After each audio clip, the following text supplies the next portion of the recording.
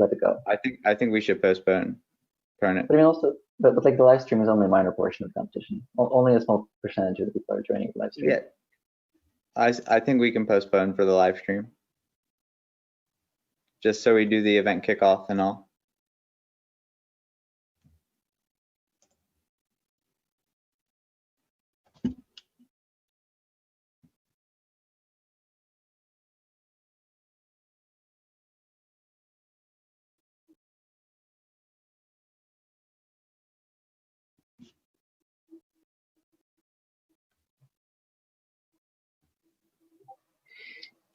Well, there's a lot happening on these right now.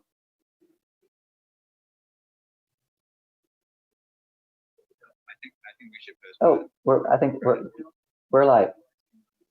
Hey, can you guys hear me now? Appears to be working. The blind hacker. Should be working. Sorry about that. Can you fix the display with the screen display? Seems like the slides are only half displaying. You are correct. One more moment, please. All right. I think what's going on here is my Twitch stream is set up to stream to 1080, but I think this channel might only be set up for 720. But I will fix it. One more second. All right. And Roman, are you delaying the start of the competition in the thing? I really don't think we should. I know. Go for it.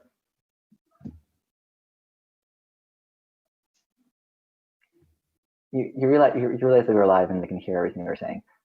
Yep. Yep, it's fine. So we're trying to decide if we should postpone the competition because of the live stream, and we're not sure what to do. Let's see.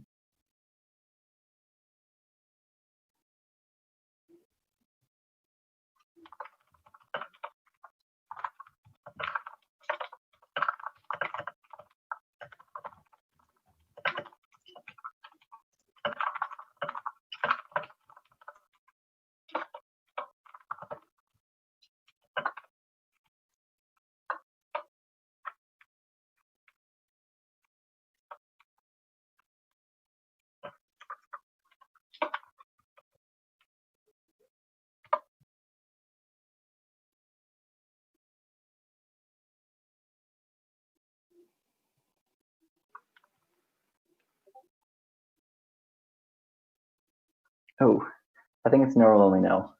Well, we'll just keep it cropped with the window open, maybe.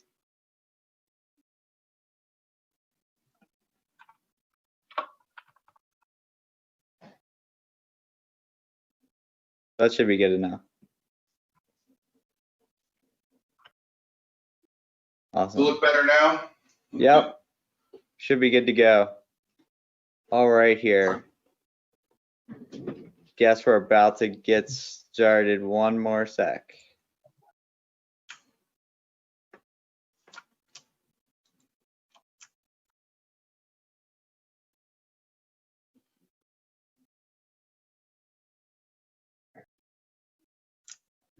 Alrighty, so we're going to be pushing the delay. Sorry for the technical difficulties this morning. Technology is hard, no matter what you're doing, it seems. We're going to push back the start probably like 15 minutes or so. So the CTF challenges will be open at around 12:15. Let's do it only 10 minutes. Because I mean, a lot of people said no. We'll get it. They'll be fine, Roman. Okay. All right, so we'll get the challenges open here in like 15 minutes or so. Welcome all to MetaCTF. This is going to be our 6th annual CTF.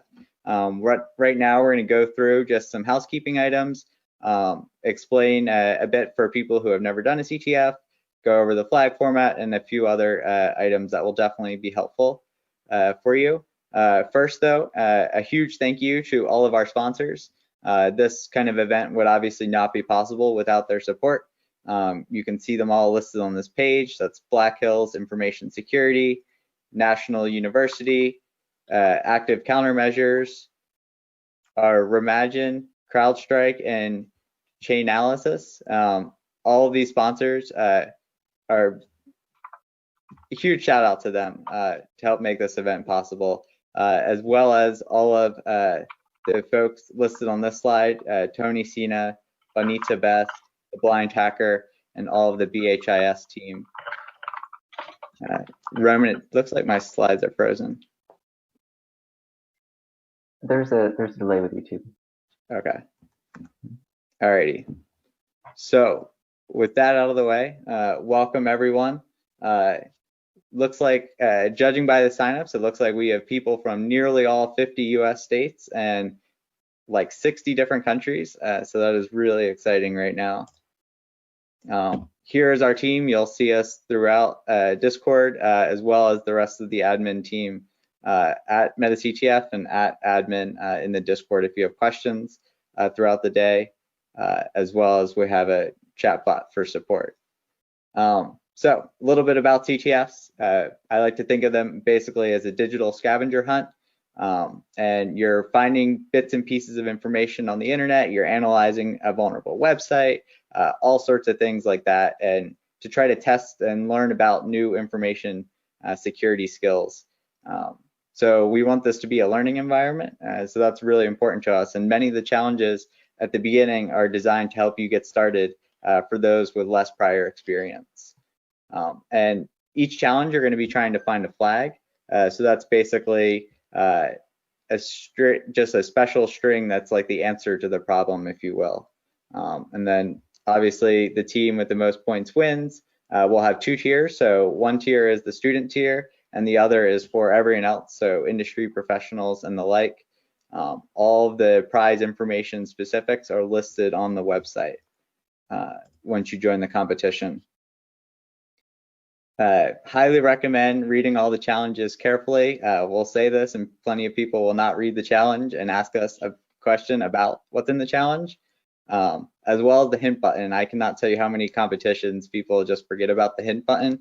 It's right there. It's the little question mark right next to each of the problems. It's a free hint, so make sure to click the hint button. And then the flag format is generally going to look like that. So basically a string of words separated by underscores. Most of the flags will be separated or surrounded by a MetaCTF and then a curly brace, but some of the challenges, it makes them a bit trivial if that's the case. So it should tell you in the problem statement what the exact flag format is going to be if it differs from what you see on the slide here. Couple of rules. Don't attack the platform or other players. That's illegal, so should go without saying. And you should not attack the competition infrastructure in any way. Any of the targets that you would be attacking are clearly designated as such, so like we'll link to it in the problem statement if you're supposed to be attacking it in any way. No sharing flags between teams or anything like that. We have systems in place to catch that, so we will find you. And the other thing is no outside direct help. So the point of the CTFs is obviously to learn. So using Google and whatnot is highly, highly encouraged, but you should not be reaching out to people to ask questions outside of your team about how to solve a specific challenge. And keep in mind that ethics is very important. So we're learning skills to hack into systems, to assess the security of different computers, and whatnot. But at the end of the day, we're using these skills to help secure all of these computers and find vulnerabilities before they can be maliciously exploited. So always make sure to use your skills for good and make sure you have permission. So like you have explicit permission to look at the challenges and assess the security of the websites linked in the problems. But in the real world, you have to get permission before doing that. Otherwise, it will be illegal. So different types of challenges. First is reconnaissance. So that's like open source intelligence. I like to think of it as basically finding things on Google, whether that's looking through social media to find information and correlate it, whether it's looking at websites and like what headers they send back, looking at the website certificates and things like that. Next is cryptography. So that's your classic codes and ciphers. So like everything like you might see a very like a base 64 type encoding. all the way up to like understanding how encryption, like RSA encryption works, and how those encryption standards, I guess, are used everywhere throughout systems. Next is web exploitation. So that's basically, it's pretty self-explanatory, looking at websites and trying to hack into them. So some types are like SQL injection or cross-site scripting, so finding those vulnerabilities in websites. Next is binary exploitation. So that's basically modifying programs and giving them different input that is, I guess, unexpected in a way, and making them do things that you want them to. So you could make the program crash, you could make the program spawn a shell to give you access. You could make the file or the program read a file in the system when it's not supposed to. So that's kind of the binary exploitation ones. Next is forensics. So that's the kind of concept that you're responding to a breach. So some sort of attack happened and you're doing analysis to figure out exactly what the attacker did, maybe what kind of data they stole, and things like that. Next is reverse engineering. So that's taking a malware sample and figuring out how it works, putting it into a program to like IDA or Ghidra to decompile it. All of those sorts of things just to help you understand how the malware works, and then you can begin to write signatures for it and better detect the malware. And then our other category is a cyber range category. So these will be deploying out a bit later this afternoon, but basically you'll have a full in-browser VM to work on some associated challenges with those. So it'll be like you're working on like a Windows or Linux virtual machine. And then there's a couple miscellaneous challenges. So obviously the schedule got pushed back just a bit. So the CTF is actually starting here at 12:15. So I guess pushed everything back like a half hour or so. But we'll have a Q&A right after this ends if people have lingering questions, and we'll also be available in the Discord. And then throughout the rest of this afternoon, we'll have various sorts of trivia mini games that we'll be doing on the live stream, various talks from different folks, and different things like that. And I highly recommend it. So if you're just starting out, John Hammond will be giving a workshop on kind of like introduction to CTFs here shortly. And these kind of events are a great way to learn new skills, especially if you're just starting out. Some helpful tips and tricks to remember: Google is your friend, or any other search engine, DuckDuckGo, Sheridan, things like that. Work with your teammates, so you're all working in teams, so make sure to use your teammates and collaborate. You'll learn a lot more by doing that. And do not hesitate to ask questions. So there are quite a lot of you and quite few of us. So try to ask your teammates first, try to look in the Discord to see if someone's answered that question already, because most likely they have. But we do want to help you. So if you do have questions, you can reach out, and we'll go over how to do that in the next couple slides. So we have a chat bot. If you DM us directly on Discord, we won't respond. You'll have to go through the Meta mail bot, and that'll just help us keep things going nicely. We've checked all the flags as far as we can tell, but if a challenge is really not working, again, you can use the Discord bot to get in touch with us, and make sure to stay within the scope of the competition. All right, Discord. Yeah, thanks, Jake. So it looks like the platform is opening it up in like about 1 minute. So if you want to open the problems on the side, feel free. We're going to be using Discord for most of our communications and questions throughout the event. Most of you will have received an email with a link, but if you signed up recently, you may not have gotten that email yet. So you can use the link at the bottom of the screen. In the Discord, we have the full list of rules. We'll be posting challenge updates, any sort of announcements we have throughout the event, whether it's changes to the schedule or answers to frequently asked questions.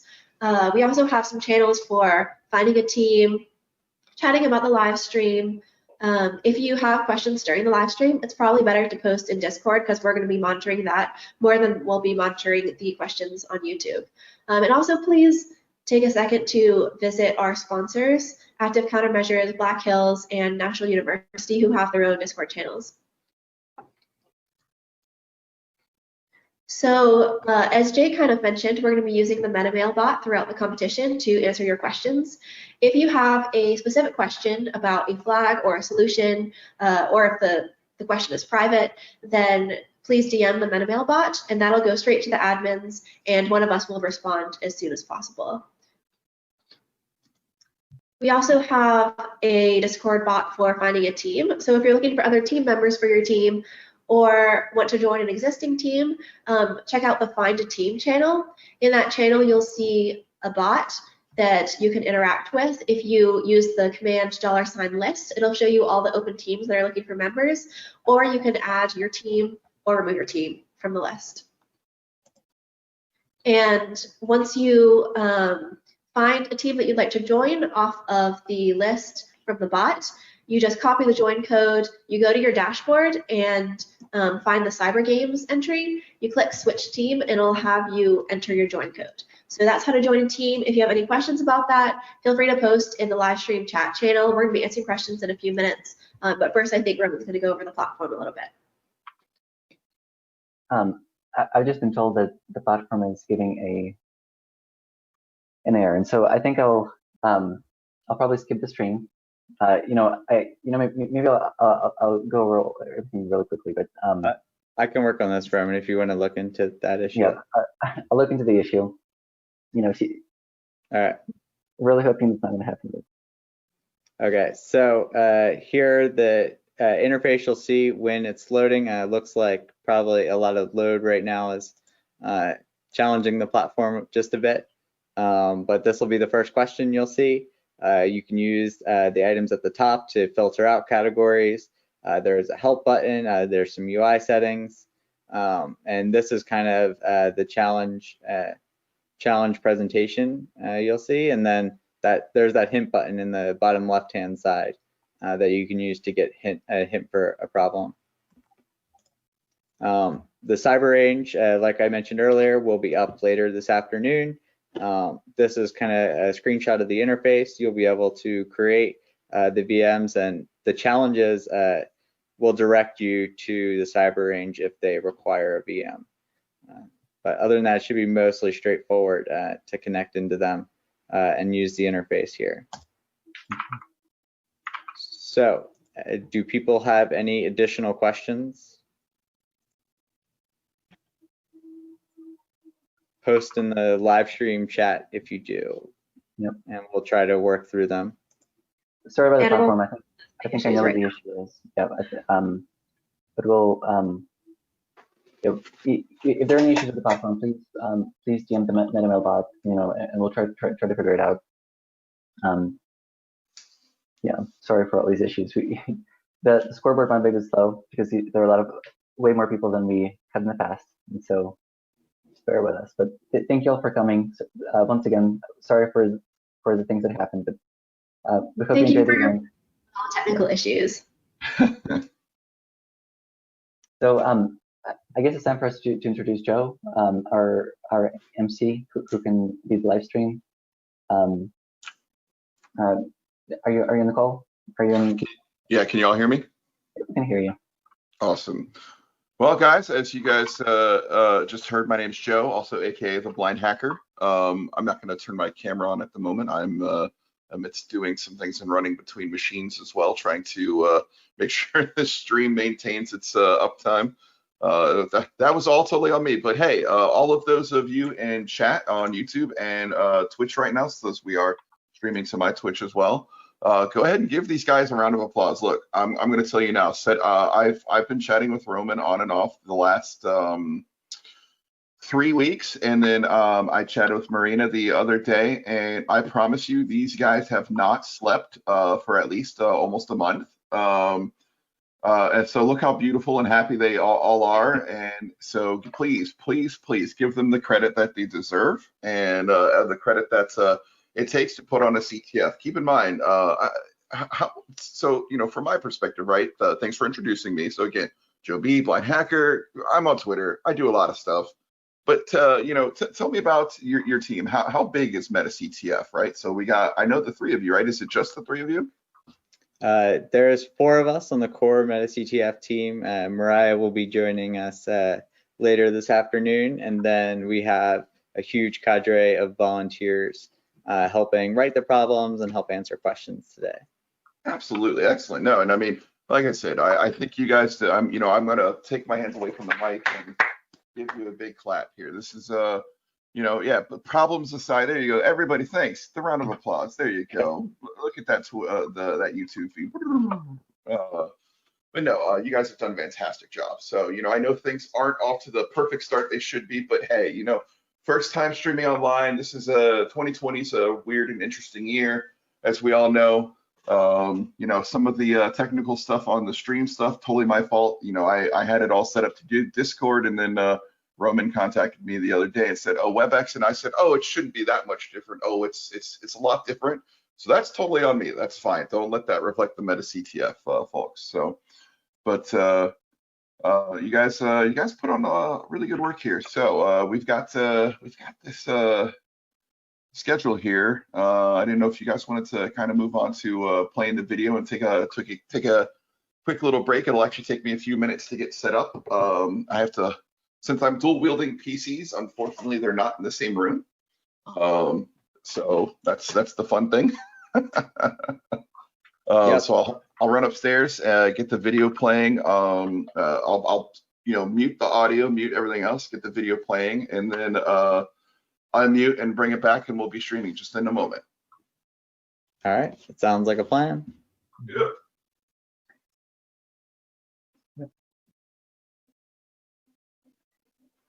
I'm going to drop the call so I can, troubleshoot some of the issues, but do you want to maybe talk?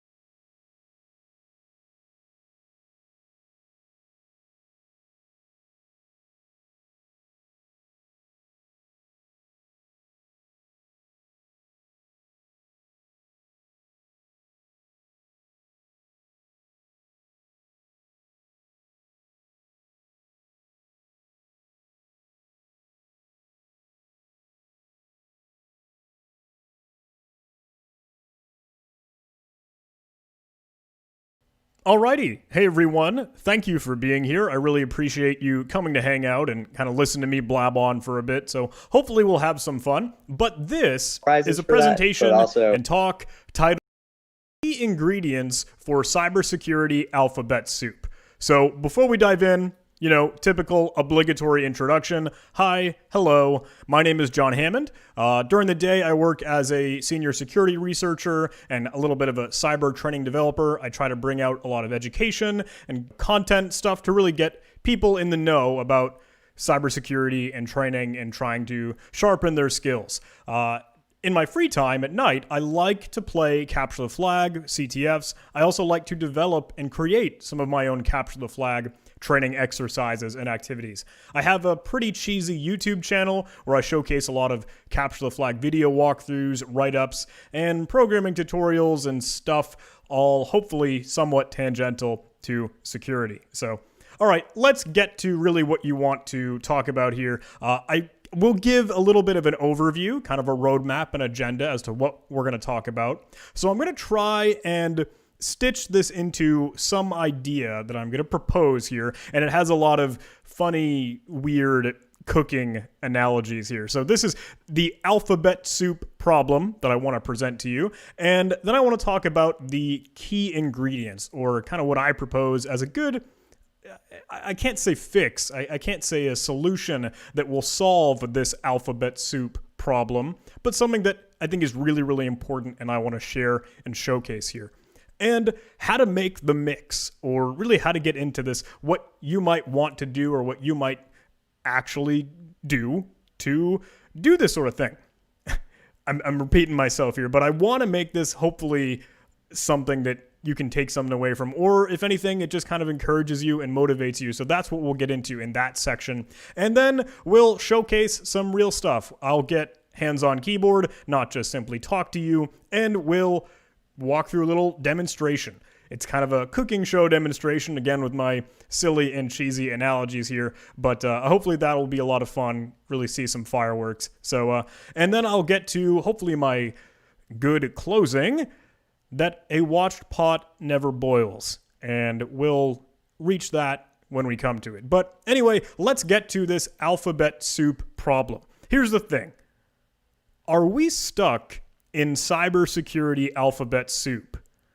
And what I mean by that is that there are a lot of letters in our industry, right? Like, there are a lot of acronyms. Like, you see, okay, LFI, SSH, RDP, NX, tons and tons of stuff. And you're like, what the heck?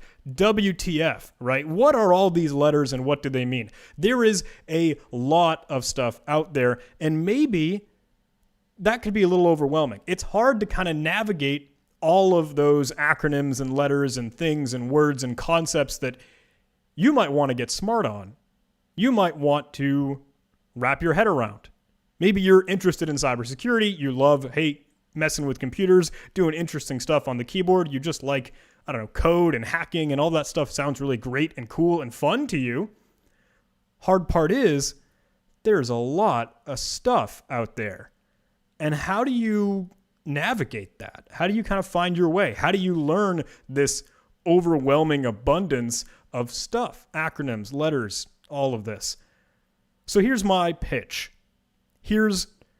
This has typically kind of been my mantra, right? But I like to think that CTF is the solution. I think this, and again, solution is not the right word because we're never going to get away from this alphabet soup. This is just what our world looks like, right? Letters and acronyms and stuff. And how are we going to learn all that? I think CTF, or capture the flag, is the best way to navigate that C. So what is a capture the flag, right? We're here, we're hanging out, we're hopefully going to be taking part in a really cool capture the flag competition, a great event. So what are we doing? Well, a capture the flag is a cybersecurity competition, or like a gamified way where you can learn, like you can practice and sharpen your cybersecurity skills. And participants, you players, are challenged to solve security problems, right? Tasks or activities or exercises. And that might require you to hack into or reverse engineer or figure out and kind of solve a puzzle, maybe defending, maybe being on the offensive. Computer systems, software, hardware, technology. And that, I think, is really cool. And I love, and I pitch capture the flag, and that I'm sure some of you that might know me, you're like, hey man, I sing this, I tout this horn a little too much, right? I think capture the flag is the best way to learn because you're going to have fun. It is a game, right? It is a sport in a way. The whole thing is presented where you can solve challenges, you can solve exercises and tasks, and there's kind of a leaderboard or like a scoreboard where you can see where you might measure up against the other players, or how much have you solved compared to them. And that's fun and cool because now it really gamifies the thing, right? You might see yourself on the scoreboard and you think, hey, I could climb a little higher, you know? I can keep solving more, and you're motivated to solve more problems, to learn more, to approach more tasks and challenges. And that competitive edge is really cool and really fun when it's in the right learning environment. And this thing encourages collaboration. It promotes teamwork. It builds this and fosters this kind of community where people all want to learn and all want to share and all want to, grow together. So you can team up with your buddies, with your friends, or maybe, professional peers and colleagues, and you can get smart together. You can collaborate and learn. And the best part about this is that capture the flag is on the keyboard. It's real stuff. You're like actually interacting. You're actually operating, and you're doing it for real. You're not just kind of, talking about cybersecurity like I am right now, right? I know death by PowerPoint is a little lame, so I'm excited to get into the real cooking show demonstrations and to let you go ahead and enjoy some of these challenges in this tasks for capture the flag. So, here's the thing. Maybe you've got a capture the flag game board in front of you. Little Jeopardy style game, and you'll note, okay, there are challenges out in front of you, and there'll be different categories, right?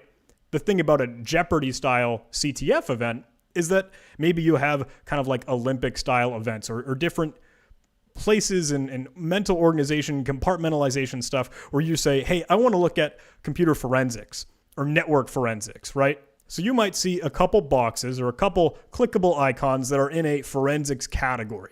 Or maybe you're more interested in web applications or website security. Or maybe you really like to reverse engineer and kind of solve a puzzle and understand how something works. Or you're really into binary exploitation and maybe taking advantage of a program, making it do something that it wasn't intended to do originally.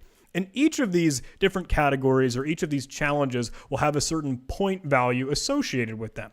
And once you solve that challenge or you capture the flag being kind of a unique string or token or something that you can present to the game board and say, look, I can prove that I have solved this challenge because I found or discovered the flag. I have demonstrated that I could solve this task and this exercise. And that's how it works, right? That's the basic gist of it. So if I were to zoom in here on like a little forensics 101 challenge, say, here's a little kind of challenge description or a challenge prompt, and maybe you could click on a file to download, and then you could do some analysis and pour through it and explore. And maybe you could recover the password or find the flag or whatever the task and the actual ask of this challenge is presenting to you. And then you would go ahead and enter it in this little submission form here. And if it's kind of a good CTF event, it'll have maybe a flag format or some specific schema and kind of standard and naming convention really for how these flags are presented and found throughout the event. So you'd go ahead and type that in, you'd submit it, and whether you're right or wrong, if you're wrong, it'll tell you, hey, keep trying, you're close. But if you're right, it says, hey, congrats. You got it correct, and you gained 50 points on the scoreboard. And that's kind of fun, right? That was a little adrenaline kick. Like, sweet, you got it. Now let's do something else, right? You could go explore a different category. You could do something else that you might be interested in. Maybe hover over, go check out this Exploits 101. And I want to showcase the duality here because Forensics 101, we saw that file to download, that hdd.img, or maybe a hard drive image that you're pulling to work with. You don't always have a file to download. Maybe you're just sometimes connecting to a dynamic service. So let's check out cheesy, Exploits 101. Maybe we've developed this new secure application, supposedly, and you can connect to it and interact with it from a command line tool. And that's fun.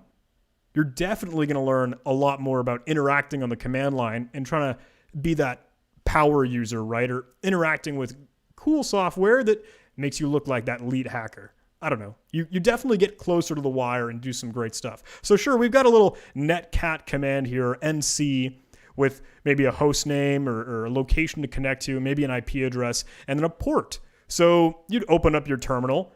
Maybe you get on the command line, whether or not you're running Linux or Windows. I guess in this example, I'm over here on Linux, but okay, let's netcat to connect to this, just copy and paste that in, and then we're interacting with that service. It says, hi, welcome to my program. Please tell me who you are. And you, right, being that smart little hacker or someone that just kind of wants to poke at things, wants to explore, you're fostering that curious and inquisitive mentality. So you try to break it. You try to give it a little bit more maybe than what it expects. Maybe you just slam the thing with a bunch of data.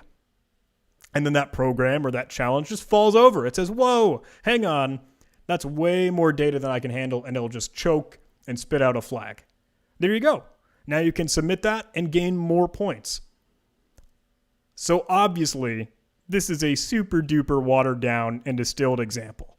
But I hope you can see that that's kind of, I don't know, it has a certain novelty to it. And you go check yourself out on the scoreboard maybe. You go hop over to see how do you measure up with all your friends or your peers or the people playing this event. Okay, maybe there you are. Hacksaw, maybe in third place or whatever. with 250 points on the scoreboard and you see, hey, this person above you is only like maybe 50 points away. You could catch him. You could beat him. Maybe if you were to just solve one more task or one more challenge, you could climb up that scoreboard and you could move up. Hey, you set a goal for yourself. Say, I want to solve maybe half the challenges, or I just want to solve one challenge. Maybe you're completely new to this and you're a little green. That's okay. The whole point is to learn. The whole point is to have fun. Maybe you want to solve 5 challenges. You could really benchmark your progress with this, and that's kind of cool. That might motivate you to learn more or do more and play. So I mentioned before some of what I think are the benefits of playing Capture the Flag, right? This is real hands-on keyboard stuff. Like, you're doing actual security. You're not just talking about it. You're not just pointing at numbers on a graph or falling asleep in a meeting. You're really looking at obfuscation techniques or real vulnerabilities or actual exploits that exist out in the world. Now, I know some people might kind of poo-poo on Capture the Flag because people say, oh, it's a game, right? It's a puzzle. And they kind of trivialize it with that. Yes, sometimes, maybe, depending on, okay, the level, the quality of the Capture the Flag event you're playing on, sure, maybe it's not, air quote, real world. I challenge that, though, because I think what you are presented with is an exercise in problem solving, right? And determination and dedication. Like, this stuff takes practice. And there's no doubt about that.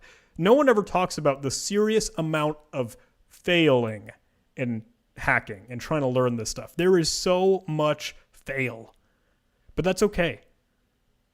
You kind of grow a little bit more stamina or grow a little bit more endurance, and you're like, man, I'm not going to give up and trying to solve this challenge. I've been banging my head against the wall for an hour, 2 hours, a whole half of a day, and I still haven't gotten anywhere. Hey, keep researching, keep learning, keep Googling. You're going to find something, and that's where that breakthrough will come through. Your biggest regret, I think, when you play these Capture the Flag events, if you look back and you're like, man, I didn't try that one thing that I thought of. Try everything. It's worth a shot. And okay, maybe it'll come through. Maybe you'll get that flag. If you don't give up, you'd be surprised at how much you can really absorb and burn through and learn. And that's really cool. One of the other great things is that Capture the Flag provides value for both beginners and professionals, right? I mentioned this thought earlier. Maybe you're an absolute beginner or you're completely new to this and you just want to learn as much as you can. You're trying to be a sponge. That's awesome. We want to encourage that. We all want to learn and grow. Maybe on the other side, if you're a seasoned professional, you're like a master of your craft. You know just about everything there is to know. I don't know. Maybe there's some people out there like that. I personally still have a ton to learn. If you're really, really into this and you've seen a good amount of Capture the Flag events or you're big in security, you'll still be presented with some stuff that might challenge you and stretch you. No matter what level of experience you have or you think you might have, you can still totally find something new and fun and challenging and engaging. And to top it off, these challenges, right? These tiny kind of encapsulated problems that have been packaged into some activity, like some whole mental process, some idea, some problem to solve is now bundled up and has its own kind of standalone package to it, right? Because this CTF, maybe you're playing a Capture the Flag event and the game will end, right? They're typically within a time-bounded window of opportunity to play and really compete on the scoreboard. But that challenge might still always contextually exist. And folks might produce blog posts or write articles or explain how they approach that challenge. And you, yourself as the player, could take your own notes and you could really write down everything that you went through, the research that you had followed up on to learn a little bit more about this. And that can live on in your library. You could have that learning experience for however long as you want.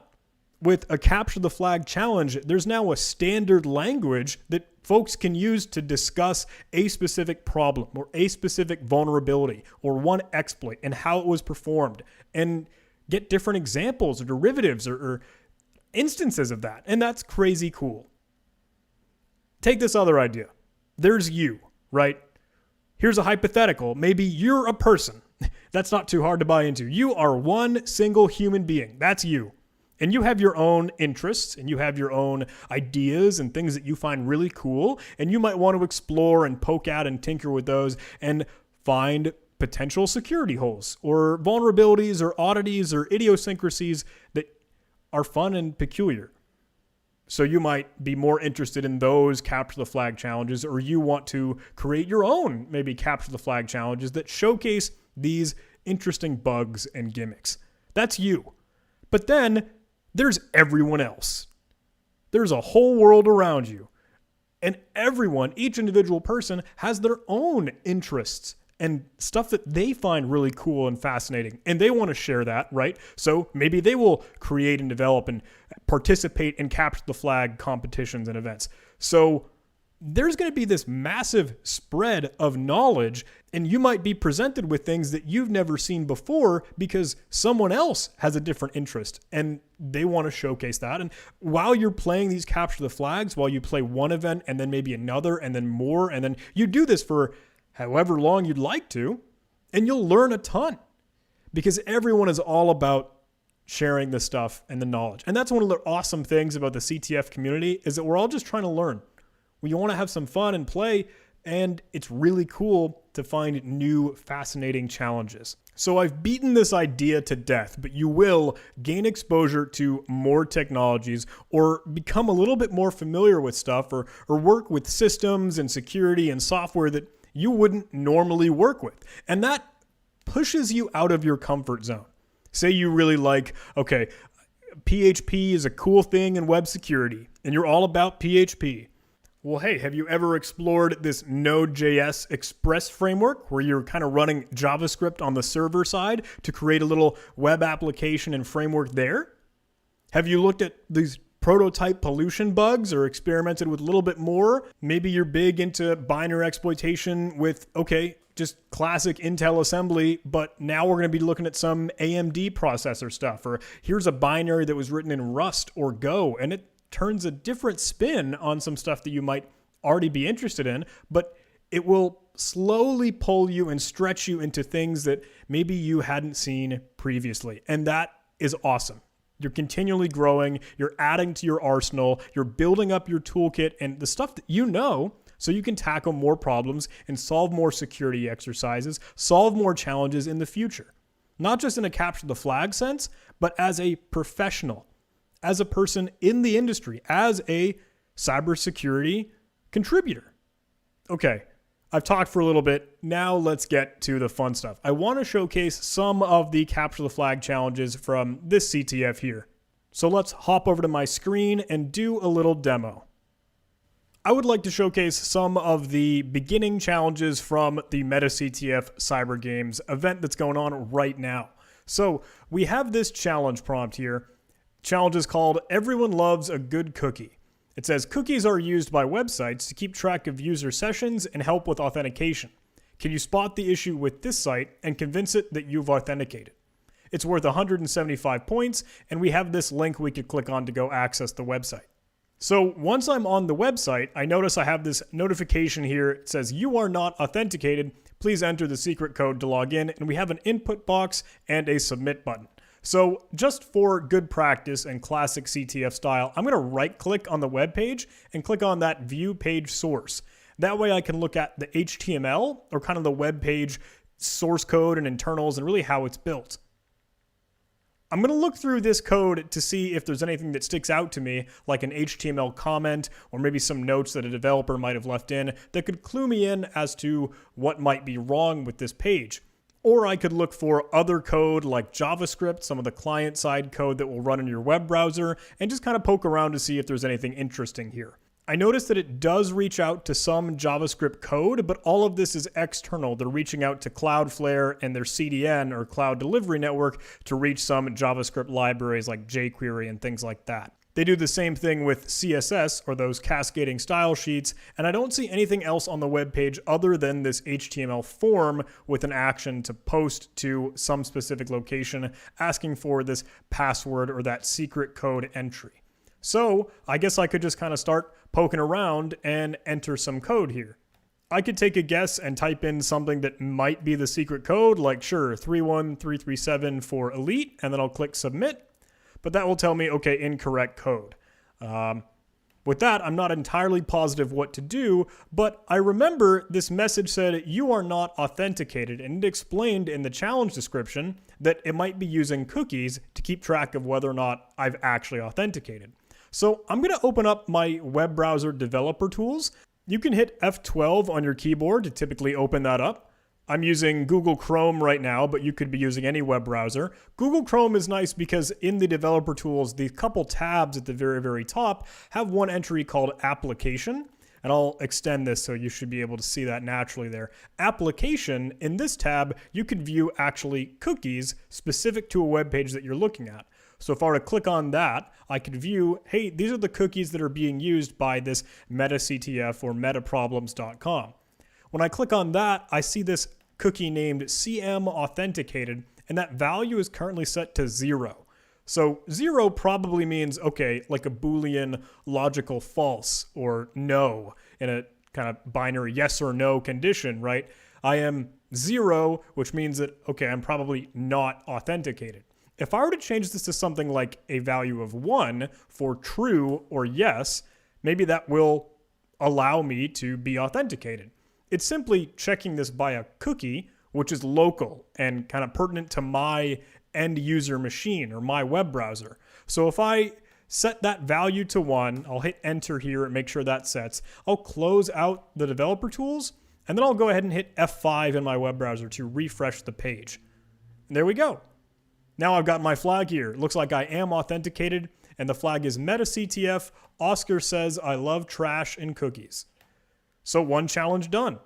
We could submit that for 175 points, and that was a quick example for some web security skills, knowing that cookies are saved locally and you as the end user can manipulate them and change them. So if a website is just trusting authentication based on the cookie, maybe you could modify it, tamper it, and then get bypass that authentication. Let's take a look at another challenge. This one's called Welcome to the Obfuscation Game, again worth 175 points. This says, during a recent incident response investigation, we came across the suspicious command executed by an attacker, and we'd like you to analyze it. Malware authors like to obfuscate their payloads to make it harder, but we're sure you're up to the task. See if you can figure out what's happening without even running it. Okay, so we're given this snippet of code, and we have this note here, hey, try and figure it out without even running it, but obviously, we're all hackers. We like to kind of bend the rules, so we'll try and run it. We'll see what it does. And I don't know if you can recognize this, but this is PowerShell code. You can see a $S, and that $sign is how PowerShell will prefix its variables. You can have a new object that's being created seemingly out of a memory stream by converting from base64 all this gobbledygook and nonsense. So base64 is interesting. It's just a trivial encoding scheme to try and represent data in a different way. Normally, you can find some pretty easy telltales of base64, where at the end, it'll have some equal signs that are used as padding. But after it's decoded this base64, it'll try and execute this. This IEX is for invoke expression in PowerShell, and it will seemingly do some gzip stuff, or another compression algorithm like a zip archive, but a gzip archive. And it'll decompress this and then read all that data. So if I told you this is PowerShell and we wanted to run it, I could simply open up PowerShell. And I will paste in that big command here. Now, if I try and run this, just whack enter, it looks like the output here says the flag is in the encoded payload. So I guess we really should end up reversing this. Well, we could try and piece this apart. We could go ahead and convert this information just the same way that PowerShell is doing. This base64 string looks like it's being processed with this convert line, and it extracts it after this trailing parentheses here. You can see this from base64 string calls with one set of parentheses, so we'll have to close it right there. I'll copy that and paste it in, and now I have all of these bytes being represented and thrown out to me. That's great, but I kind of want to be able to see the data that's there, not all these numbers. Apparently, we can assume this is going to be a gzip stream, so we can go ahead and try and decompress it. the same way that this script does, or this code does. This S object is being created from this memory stream, or all these bytes that are poured out from this base64. So let's try and step through this. I'm going to go ahead and take this whole chunk of code here with the $S up to this semicolon to denote that's the end of one command. So I'll copy that, and again, I'll just paste it. And now that variable $S has been added sort of into my environment, or it's in the scope that I can work with. So if I type in that $S, I can see that object. Looks like we can read it. We can seek and write through it. And these are all these PowerShell properties for this memory stream that we've just created from this base64. And we know these are all the bytes that have been included there. Let's go ahead and try and decrypt that, right? IEX is going to execute whatever payload comes out of this, but I want to see the information. So I'm going to try and just take this object that's being represented within these parentheses here and really determine what they are. So let's take the new object IO stream, and it's going to be using this $S variable. So if we took from that new object parentheses all the way until seemingly the end here, after we've read to the end, we can copy that, but don't include that IEX so we don't invoke it. Let's see what we get if I paste this in here.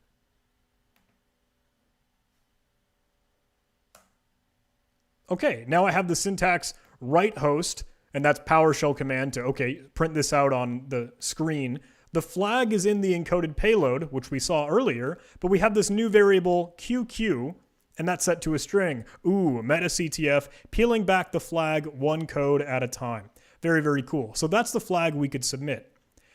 Now, we might have made this harder diving into PowerShell. We could just use a super easy online tool called CyberChef. I'll go ahead and hop over to that. Okay, within CyberChef, we can just paste in what we're trying to work with in the input section, but CyberChef will allow us to go ahead and kind of decode or take some different representations of normal things we might find in a capture the flag exercise. But we know we want to decode base64, so we want this from base64 little operation here, and we'll drag that into our recipes pane. Now, there's a lot of stuff that just came out in that output, but we want to trim that down to just take the string that we know is the base64 output. So let's remove that here. I'll remove those quotations and everything around it. Now I've got this data, which is the actual representation of all those numbers and bytes that we saw within PowerShell.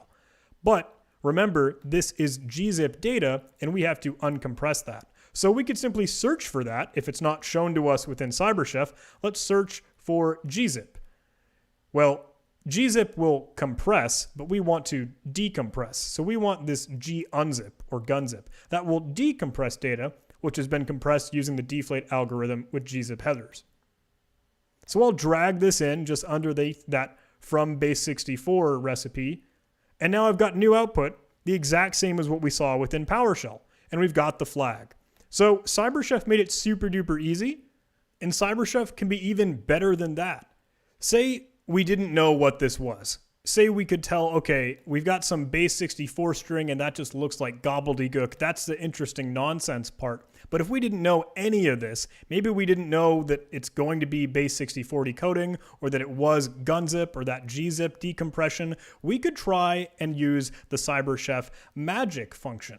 And that magic will try to detect and figure out what data this actually is. So if I drag this in here, you can see it's kind of going to run through a lot of different stuff. And it actually already immediately found the solution here. It tried to base64 decode it and then gunzip it. And it found this flag here. Now, if you knew that there's going to be a specific flag format here, you could type that in as the crib. You could type in MetaCTF. And then again, CyberChef will try and figure that out. So that's kind of neat and kind of cool. I really recommend, hey, if you find something that you just don't know what you're looking at, it's worth a try just tossing it into Magic within CyberChef, turning on maybe intensive mode or adjusting the depth a little bit. So it'll try and just figure it out. It'll churn through all these potential operations and maybe decipher something for you that you just aren't sure about. That's always worth just tossing it in. Another 175 points on the scoreboard. Okay, now let's pivot back to the slides to wrap this thing up. So you might be wondering, great, this was cool, this was fun. I hope you had some fun. How do we learn from this? What more can we do even after the fact when a CTF is over, when we completed the event? Well, write-ups are fantastic. Write-ups are the blog posts and articles that someone might produce or create after an event where they are sharing their solution and their code and their tools and what they use, their tricks and tips and techniques as to how to solve this problem or how to get past this capture the flag challenge. I really recommend to people read write-ups. Go see how other people solved it, because you might find a new tool or a new technique or something that you hadn't seen before, some really cool syntax, maybe in one of your favorite scripting languages, or you might just learn a completely new concept that you've never seen before.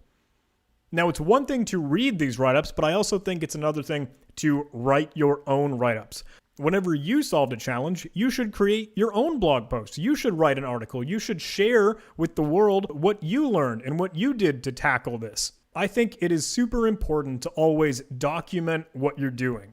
It doesn't matter how you do it. Like, you could screen record and review the footage later, or you could take some cursory notes just in a silly text file and keep track of that so you have your solution saved. You're building up your archive and library of what you can do to solve some of these different capture the flag challenges. Build out your own checklist, build out your own process and methodology.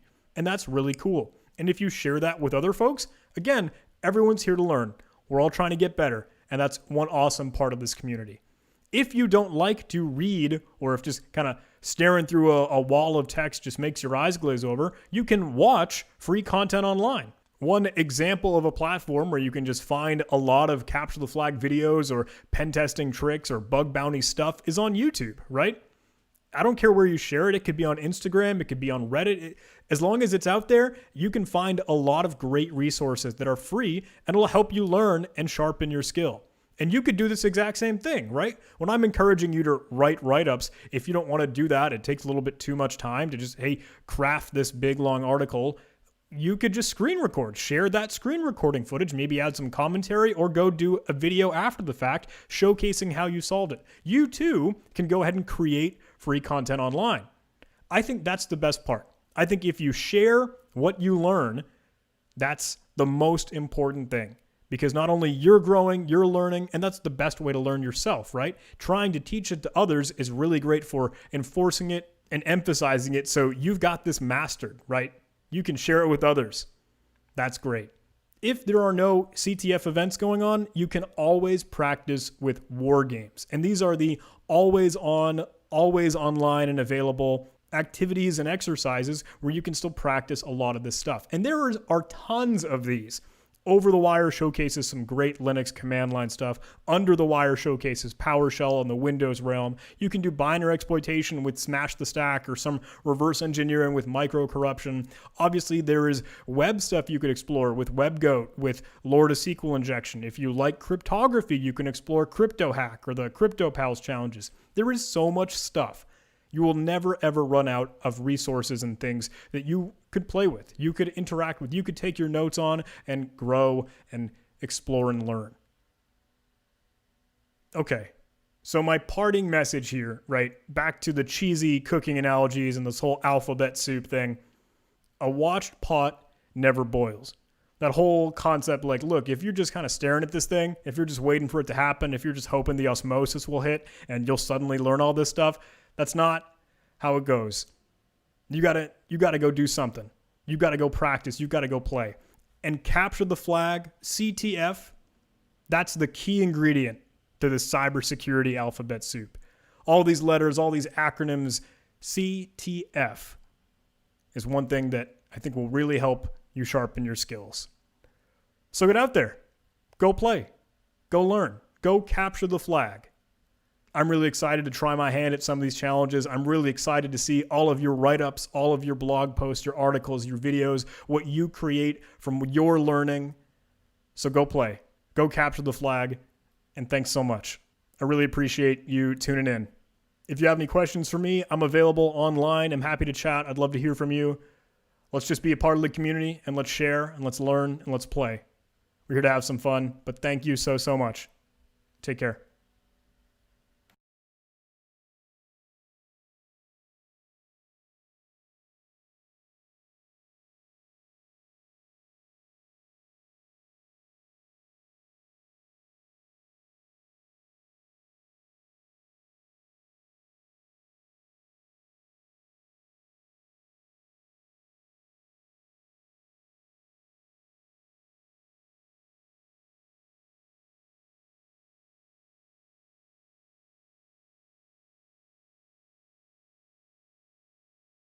And hello, we're back. Well, I hope you guys there, let me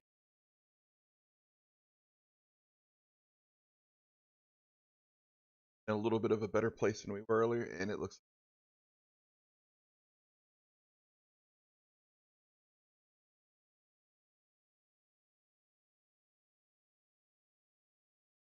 now that I'm lit better. All right.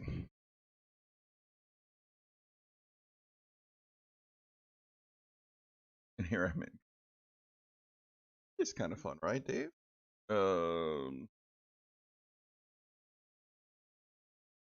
Hello, friends. How's everybody doing? So, on the schedule, John Hammond's video. We're close back on 1 o'clock. I think that was supposed to 12:15. 1.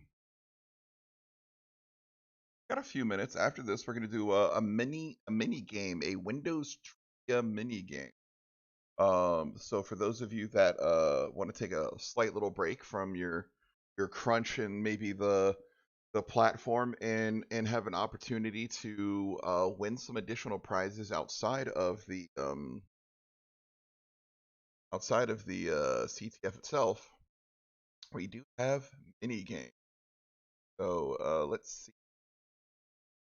You're a little quiet. Oh, well, we can change that, my dear friend. Maybe.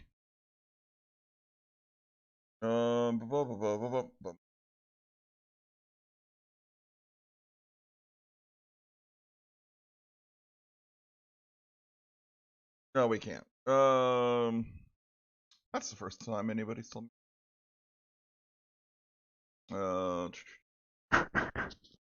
Weird.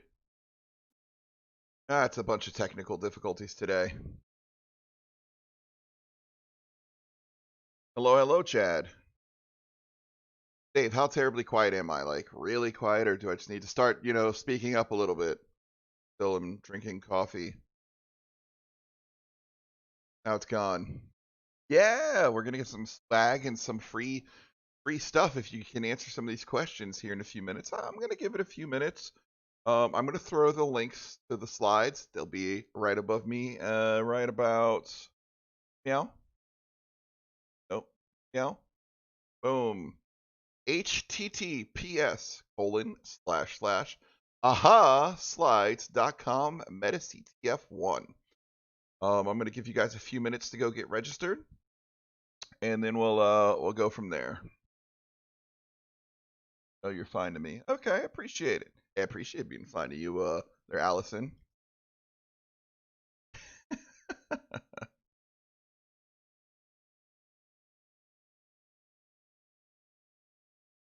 So if you go get registered at the URL above,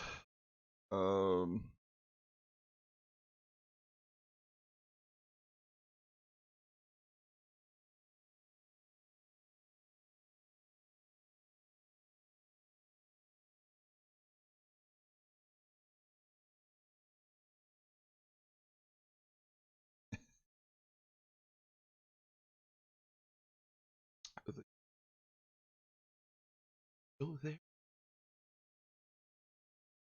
Count shortly. Oh, this is why you don't get the blind guy to do your slides, because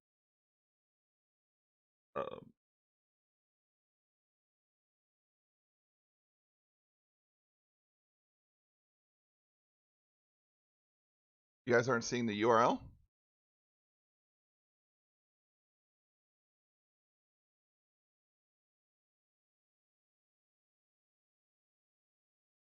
ahaslides.com/metactf1. It's not up there. The black background. I'm not coming through on YouTube. Or above. Can someone post the link? Yes. One moment.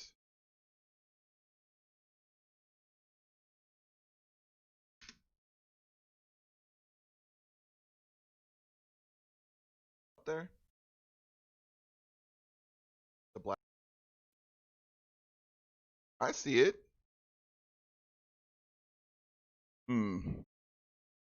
There. Okay. Works now. Weird. So if I do what is it? hs//haslides dot f. That should be it. And just totally doxed myself. Well, following my real account, it's fairly boring.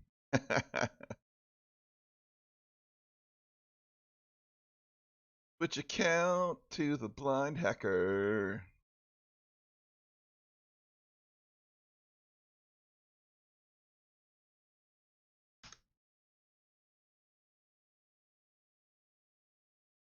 Yep, URL above.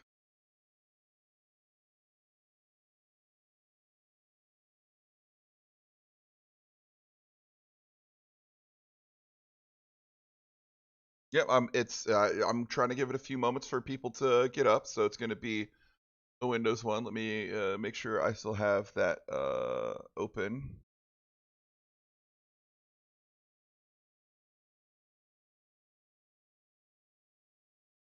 All right. I didn't get any training on this, so we're going to hope for the best. Nah.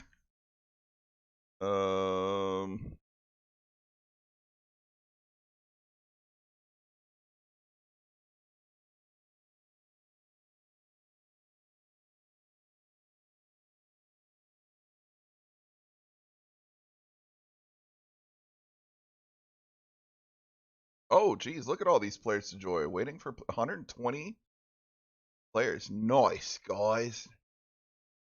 I love this. I'm really sad nobody chose the name Sus AF. All right.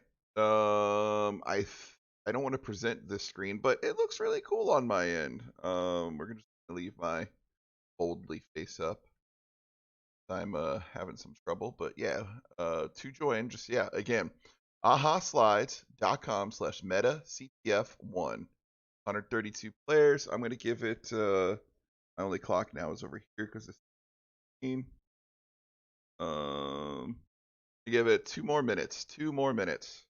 So 105 Eastern Standard Time. ahaslides.com/metactf1. Oh, 1 second. Mic off. Mic feedback off.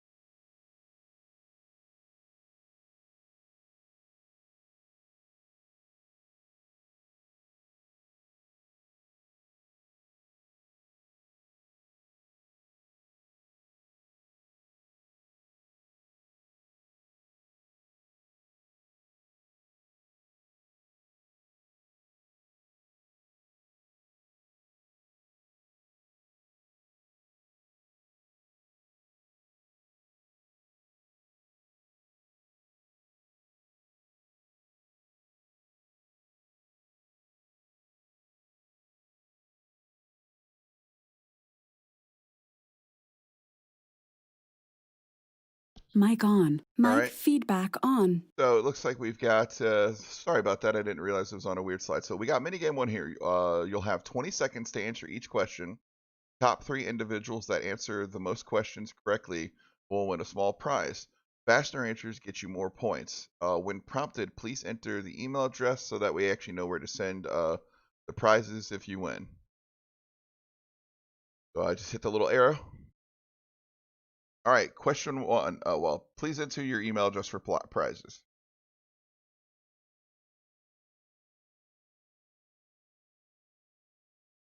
Oh, this one. Okay.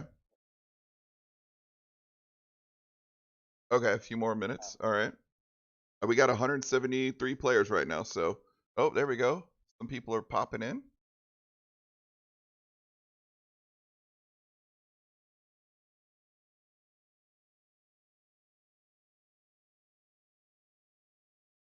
Yep.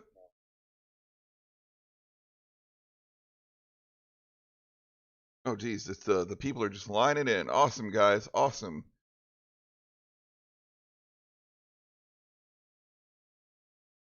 Alrighty, guys, we're gonna go to question 1. All right, I'm gonna make sure waiting for players to join, and then I'm gonna hit start quiz. I said 5, yeah. Well, we started 2 minutes ago. Let's start the quiz. Question 1.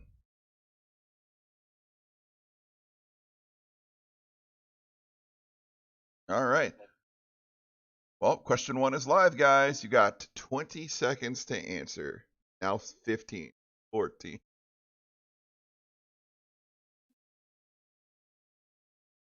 Question is what is the code name for Windows Server 20? Time's up. Woo! All right. Let's see. Each major Windows 10 update has had a code name. What is the update for the code name for? All right, man. Yep. All right. Good work there.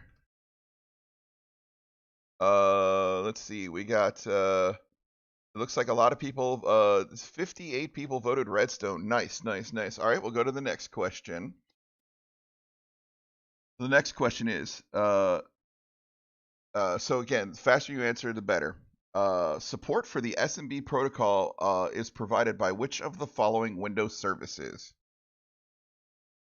Service 1, Service 2, Service 3, or 4? Woo! Look at you guys answering. 3, 2, 1. Time's up.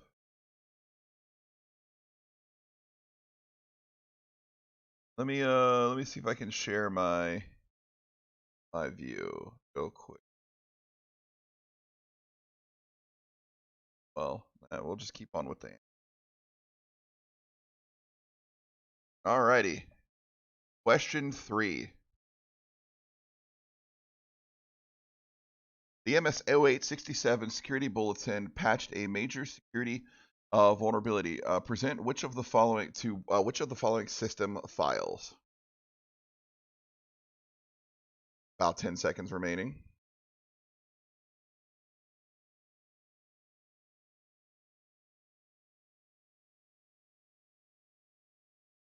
Time's up. All right.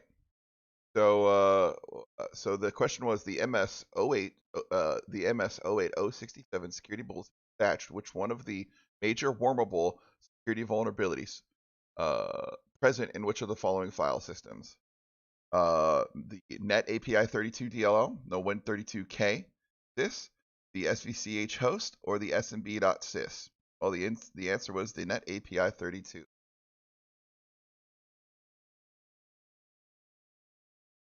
Three questions in. Ooh, we got a huge lead here for Luke. Char. Hey, Charity. If that's the same Char I know. Sour's in 3rd. IMS is in 4th. Sarah's in 5th. N2X4 6th. 7th. RB's with a avocado. Love that. 8th, Time 4T. 9th, Celia Martel. And 10th is Zachary. All right, we're going to go to the next question. Question 4 of 10.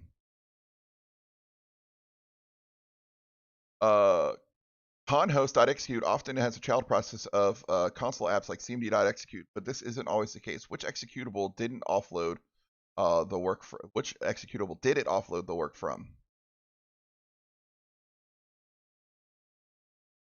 8 seconds remaining.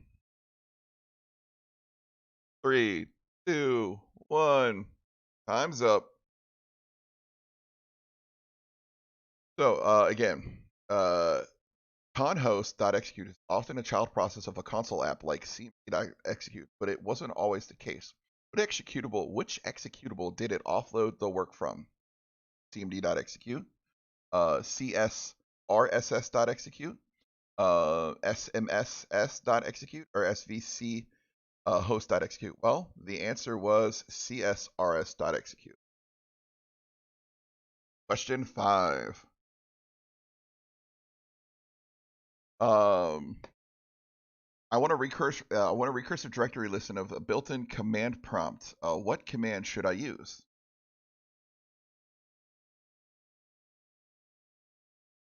Ten seconds remaining. Hey, John, are you here?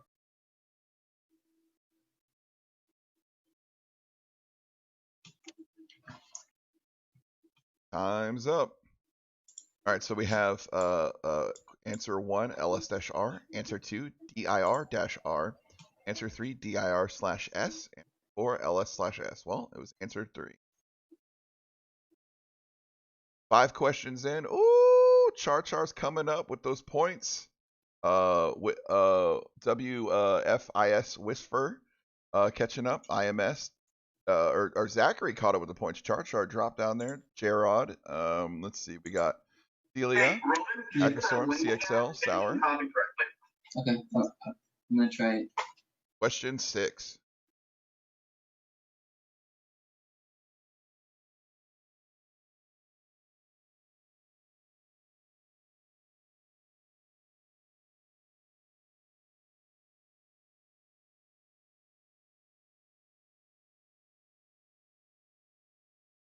Ten seconds remaining. Oh no, you're question 6. Oh no, you're under attack, and it's time to turn the firewall on your Windows XP system. How do you do it? Net sh ADV firewall set, all profiles share on, IP tables enabled.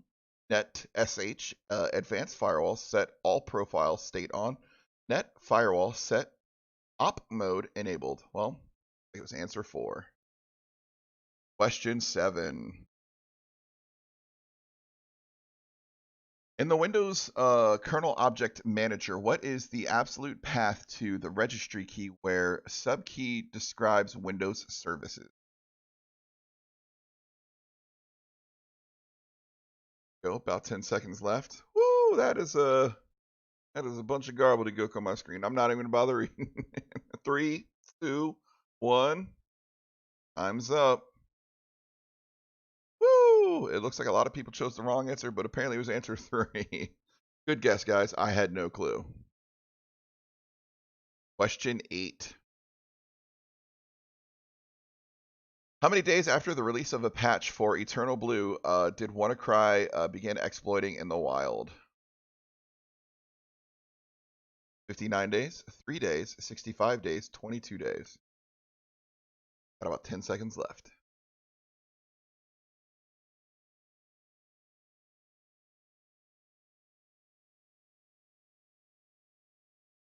Time's up.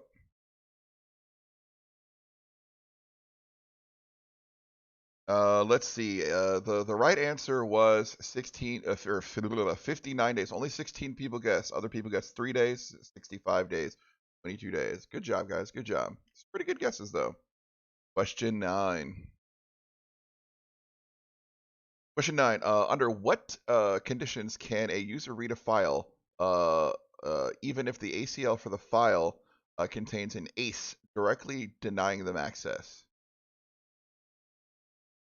About 10 seconds left. Never. This is an administrator. The allow rule was applied afterwards. The deny rule is inherited. 3, 1. Time's up. All right. So the correct answer was the deny rule is inherited. Good job, guys. Only 20 people voted for it, though. I have you guys muted. Recently, the source code for Windows XP was leaked online with complete comments. What was the following was actually found in the comments?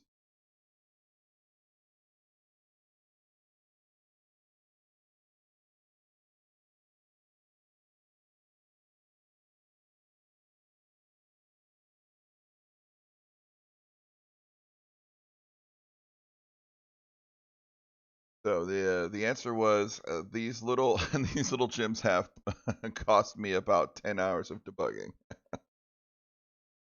All right, thanks for participating. The winners will be on the slide after the next, and but there's a bonus for participating. If you there's some codes here, so the top 3 winners will get to pick their prizes.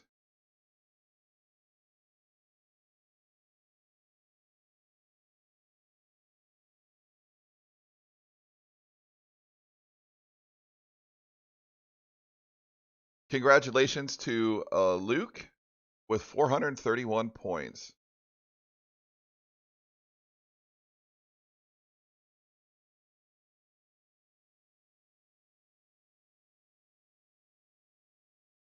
Alrighty. Got some people here. And you should be on, Roman. You back?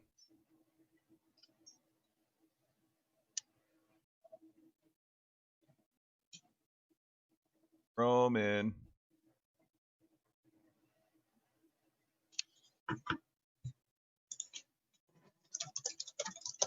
Oh, geez. Audio not connected. Oh, look at all these troubles. Hey, Roman. There you go. I sure am. Okay, so I just heard on the live stream that we're live. So, yep, no, you're live now. Yep. Can you guys hear me? Okay, Joe, can you join us? Can you unmute yourself on for the webinar? John, are you there? There we go. All right. I don't have the cameras up sure am. at the moment. Okay, so I just heard on the live stream that we're live. Yep, yep. So, I think we're live. Okay, Joe, can you join us? We took our first step into Google live streaming. There we go. About all 3 right. days ago. I don't have the cameras up at the moment.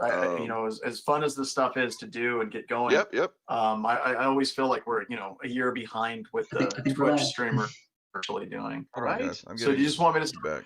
We took our first step into Google live streaming about 3 days ago. Jason and I did.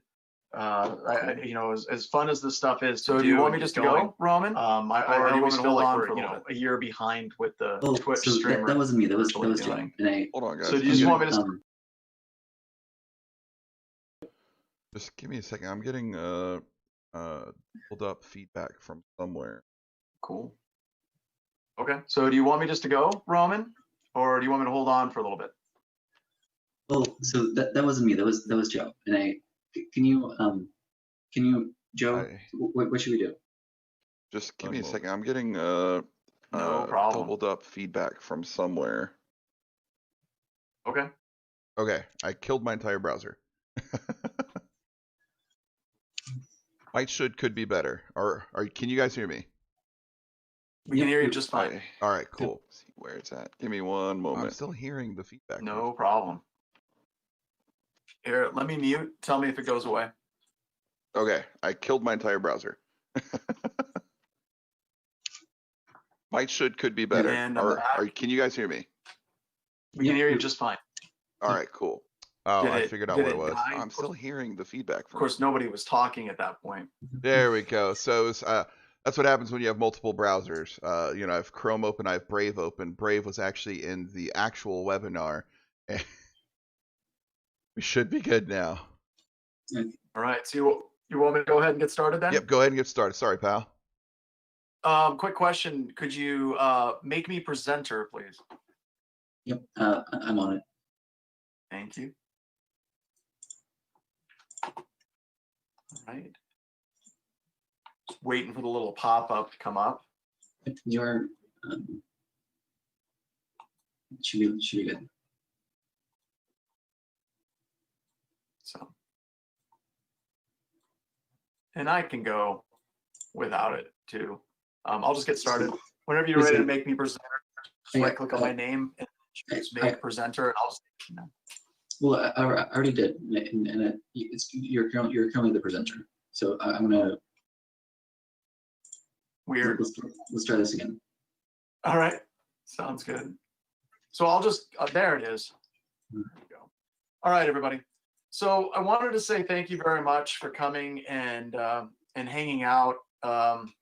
Mic off. And doing this, because off. I believe that these types of challenges that MetaCTF is standing up are so incredibly important for the development of not just new cybersecurity talent, but also for people that are even seasoned, right? Because we can all learn things.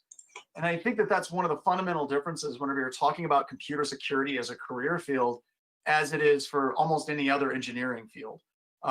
My wife is a structural engineer, and she's got these books, right? So we got all these codes, right? You know, on how to design concrete, and it's filled with all these formulas on how you can design concrete. And then I've got a steel construction manual with tons of formulas and all kinds of different things. But here's the deal, though. Whenever you're looking at engineering as it exists in many other different fields, you're learning about something that doesn't change that rapidly. And I know that they're constantly coming up with new materials and better designs and things of that nature, but the vast majority of the architectures that you deal with for buildings, they're going to stick with the tried and true formulas that they've been using for a very long time. Now compare that to what you're doing today. Whenever you're learning cybersecurity, we're literally engineering on things that change every 5 years. So we're doing brand new coding languages, we're working on the cloud, we're working with containers and different types of virtualizations, new API frameworks come out all the time. And it's literally, we're trying to develop manuals for engineering, and we're trying to do it on the fly while the things that we're engineering on are constantly changing. So this is good and this is bad. This is great because it means you won't be bored in this career path. It's great because it means that those of you that are here today and you're doing this Cyber Range Challenge with MetaCTF, you're already exhibiting the skills, the key skill mainly, that is going to be required for you to be successful in your career path in security, mainly curiosity and the ability to constantly take on new challenges like this Cyber Range. So these things are absolutely essential to your development as a security professional. And for that, as AC/DC would say, for those about to rock, we salute you. The other thing I want you to know is as you're moving on this journey and getting started in computer security, I hope you don't feel alone. I hope you don't feel lost. I hope that you feel that you're part of a community that is supportive. And I hope that you also understand when it comes to training and education, there's a lot of organizations out there that are willing and are able to help you get started in your security path without it being thousands and thousands of dollars in training budget. And for that, I would like you all to take a moment, if you don't mind. I'm going to share a link here with absolutely everyone, just organizers and panelists. But the website is wildwesthackingfest.com/online-training. And you can just Google Wild West Hacking Fest training. I'm not trying to sell you training, but what I am trying to sell you on is the idea that I will be teaching 2 classes that are pay what you can. For those of you that are students, it's easy, it's free. If that's all you can pay, that's all I care about. You know, if you just show up with nothing but a smile and a great attitude, that's what I'm looking for. So I have 1 class that's getting started with security with Black Hills Information Security, MITRE ATT&CK, and me. And it's 16 hours of basically 2 days of core security training. Like, what does it really mean to actually secure an environment? It's not comprehensive. We're not getting into the Linux command line and Windows command line and all of those different things, but it gets you into EDR. It gets you into working with firewalls, gets you into endpoint security bypass techniques, gets you into network threat hunting. The 11 things that are the most important thing that every security professional should know. So that is getting started in security with BHIS, a MITRE ATT&CK. And once again, it's pay what you can. It is not something that we're trying to charge people thousands of dollars for. The other class that I also have coming up with is the SOC, Security Operations Center Core Skills. Same thing, it's 16 hours, and it's going to be spread over 4 days. So it's 2-day training spread over 4 days. And there I will be covering using the command line on Windows and Linux and using, doing packet analysis with Wireshark and TCP dump. But it'll be those core skills for that frontline incident responder. And I'm doing this class because that's where a lot of you will be going. It seems to be the path in computer security today is one where you start in a security operations center and then you start to specialize. Many of you will go into offensive security. Some of you may even get into exploit development. And then some of you may get into forensics and starting doing some of the blue defensives. Both of those paths are great, but it seems like a lot of people that are getting started in security start as security operations center analysts. And I want to make sure that you're equipped with the core skills that you need to be able to do that. Now, like I said, the desire and the willingness to learn, the desire to come in and do things with MetaCTF is probably the single most important skill that you can have. Don't try to learn security through a series of books. Don't try to learn security through reading news articles. Please don't do that, because you're going to end up looking after things like, Rowhammer and the latest exploit du jour, which are really cool, but we got to focus on these fundamentals. And that is, once again, why this training, or why this virtual capture the flag that you're doing is so absolutely essential to your career. Now, the other thing I would like to say is someday soon, this conference, I'm hoping, will be a real live conference. I'm hoping someday soon, Wild West Hacking Fest, we'll be back in person with each other and we can all break bread and we can hang out. We can listen to horrible karaoke together in the various bars and clubs that we hang out at computer security conferences. We will be able to be together again. And when that happens, I strongly hope and encourage all of you to hunt me down. Any conference we're at, we've got tables. I've got a card game called Backdoors and Breaches to learn security. I'd love to give you a copy for free, give you free t-shirts, but mainly I would just like to meet you, because one of my favorite things in computer security, and doing this for 2 decades and training people in security for over 17 years, is to actually meet the future of computer security. And that's why we support MetaCTF. That's why we support what you're doing. That's why we support the destruction of gates in computer security that keep people from getting into security and truly exploding to their full potential in this industry. And I hope I get a chance in the near future to meet every single one of you. So with that, I want to say thanks again to Roman, mic on, mic feedback on, and everybody that are making this possible with MetaCTF team. And I just hope you have a great time. You learn a tremendous amount. And what is it? May the odds forever be in your favor. How's that? So thank you so much, Roman. Thank you, John. John, thanks so much, man. Love so everything whenever you do. I close out, I end webinar for all, right? No, I wouldn't do that. All right. So I think we have a few minutes spare.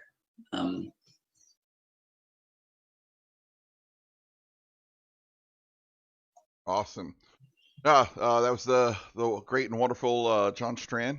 Definitely a guy I look up to. So when I actually get the opportunity to go out to Wild West Hacking Fest, and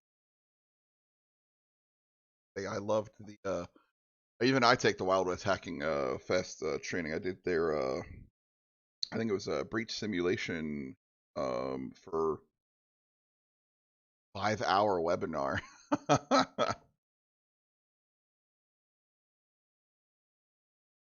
Wild. All right, so what's next, Roman? Uh-oh. We lose the... Back. So in a few minutes, Dr. Brittany the Best is hopefully going to join us. You know, so she can talk more about it. So she currently works at DTCC. You know, she has a lot of experience in cybersecurity. She's been, you know, doing a lot in cybersecurity education, helping others get involved in the field. You know, but maybe in the meantime, I can talk more about, you know, maybe the current scoreboard. So do you have access to the scoreboard? So many links, my friend. So if you log in on our website, you know, and go to and compete in the CyberGames competition, you should be able to see the scoreboard tab. Did you send it to me in a mess? Here.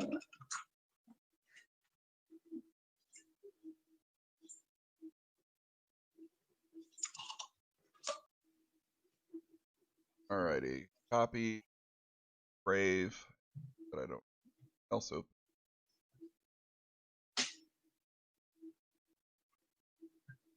I think it'll prompt you to log in first. Log in.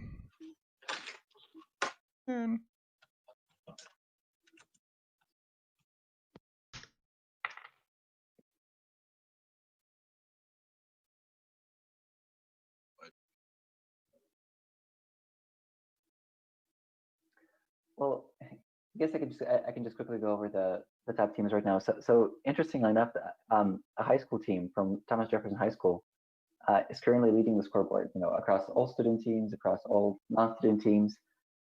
Really? Yep. Next up is Dakota State University, which is pretty close to where, you know, John Strand is based. Then there's the United States Military Academy and a few other teams.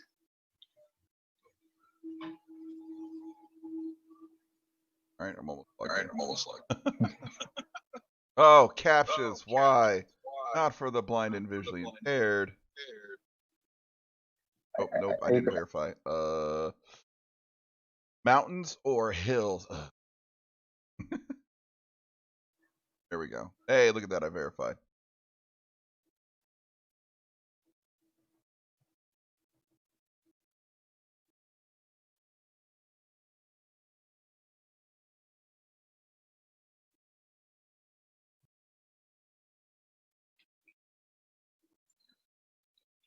Gotta verify my email, you security guys. I'm not streaming that.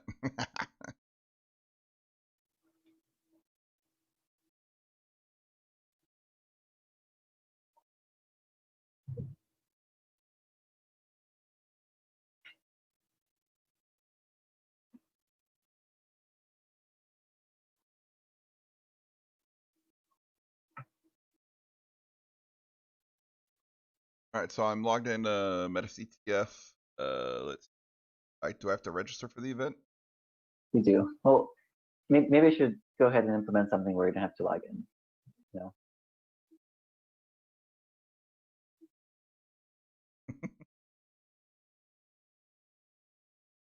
Your industry, nothing selected. I am a plumber. Background, United States.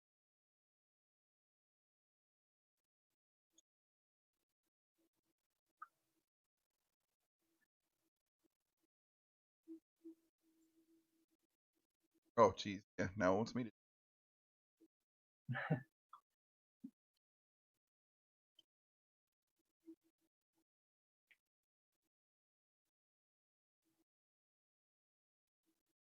So in terms of stats, we currently have 2,454 participants registered. Yeah.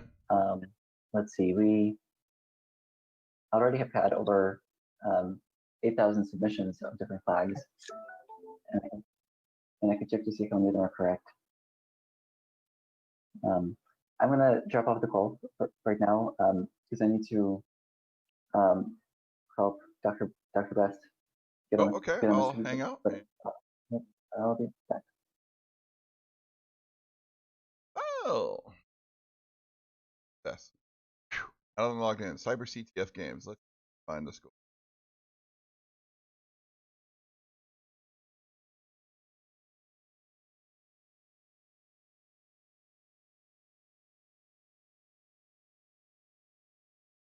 Oh man, how's everybody doing so far?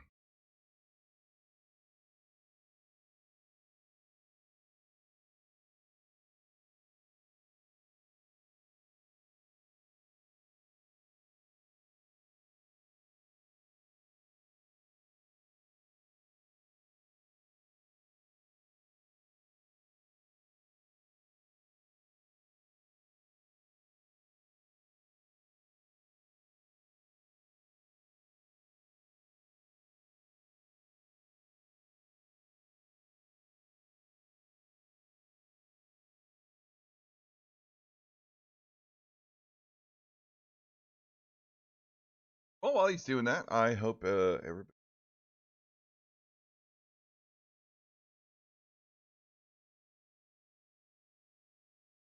Check the chat log.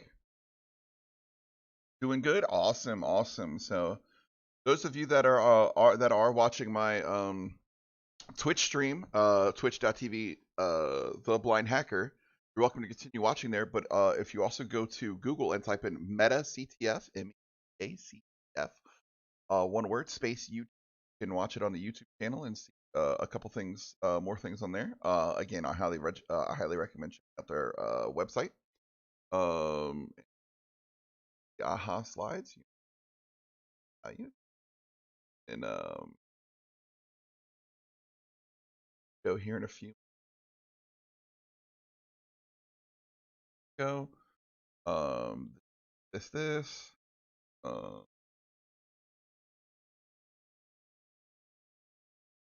I'm glad you guys are doing well. How do you think you're doing on CTF? Oh, hey, Pony Lover. Like I said, again, those of you on Twitch, my Twitch, again, twitch.tv, the blind hacker, jump over to Meta CTF room. There's a lot of people there. Forgot to actually sign up, so cannot play, but I've been to one before and don't know how to do much anyhow. Hey, that's why you got to join a team. You get in a Discord, create a Discord, get a couple people together. You're able to learn, as John Strand was saying. Some of the biggest things you can do in this in the CTFs is this literally is your playground. This is the place that, like they were saying earlier, you have all permission to hack and do whatever, and within, of course, the scope. And then you can join the Discord. You can learn, and again, so see that little icon, or I guess it's this hand over here, way down here, little Dead Pixel Sec logo. If you're ever interested in learning, definitely suggest visiting www.deadpixelsec, DEADPIXELSEC.com, and coming in there. There's also a Dead Pixel Sec Discord, which would be discord.gg/dead DEAD pixel PIXEL sec SEC.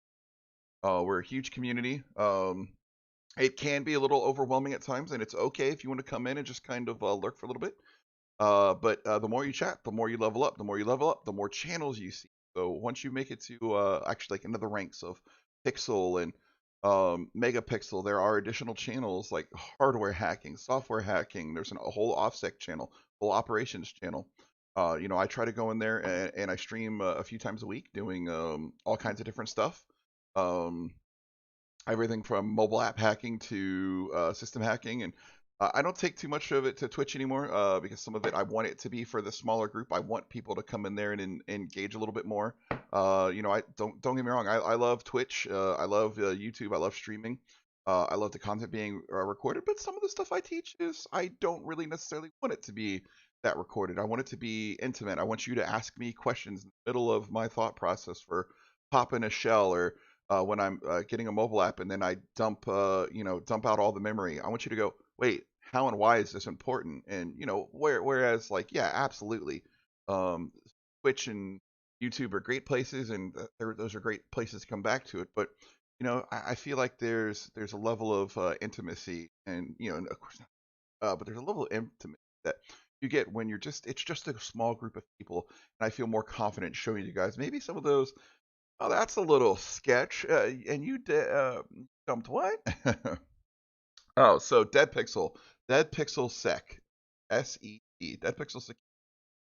It's an organization. So Dave Sec, if you could post the Dead Pixel Discord, so it's discord.gg/deadpixelsec, all one word, and then deadpixelsec.com. And then of course, again, we're out on Twitter, twitter.com/deadpixelsec, and twitter.com the blind hacker. Some self a button and lowered my DPI on my mouse once. I need to change that button. So, even if you're like, hey, I don't know much, you could have gone to MetaCTF and their Discord, maybe found a group. You could go to Dead Pixel Sec, have found a group. We are always on. We are always teaching.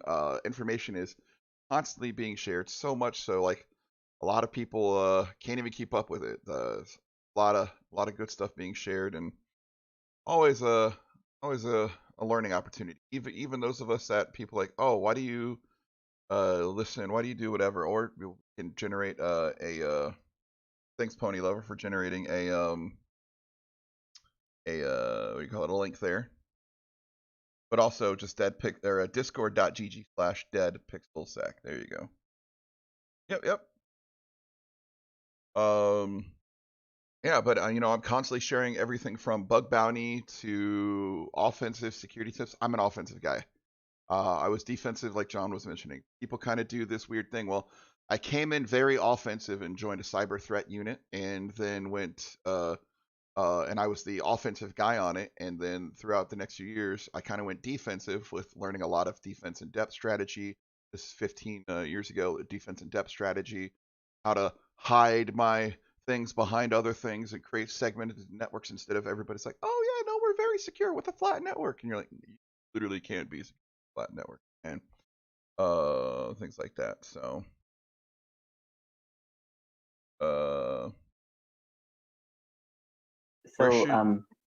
what's going on? So Dr. Bring the Best is here. Okay. I think you're currently muted. Let me see.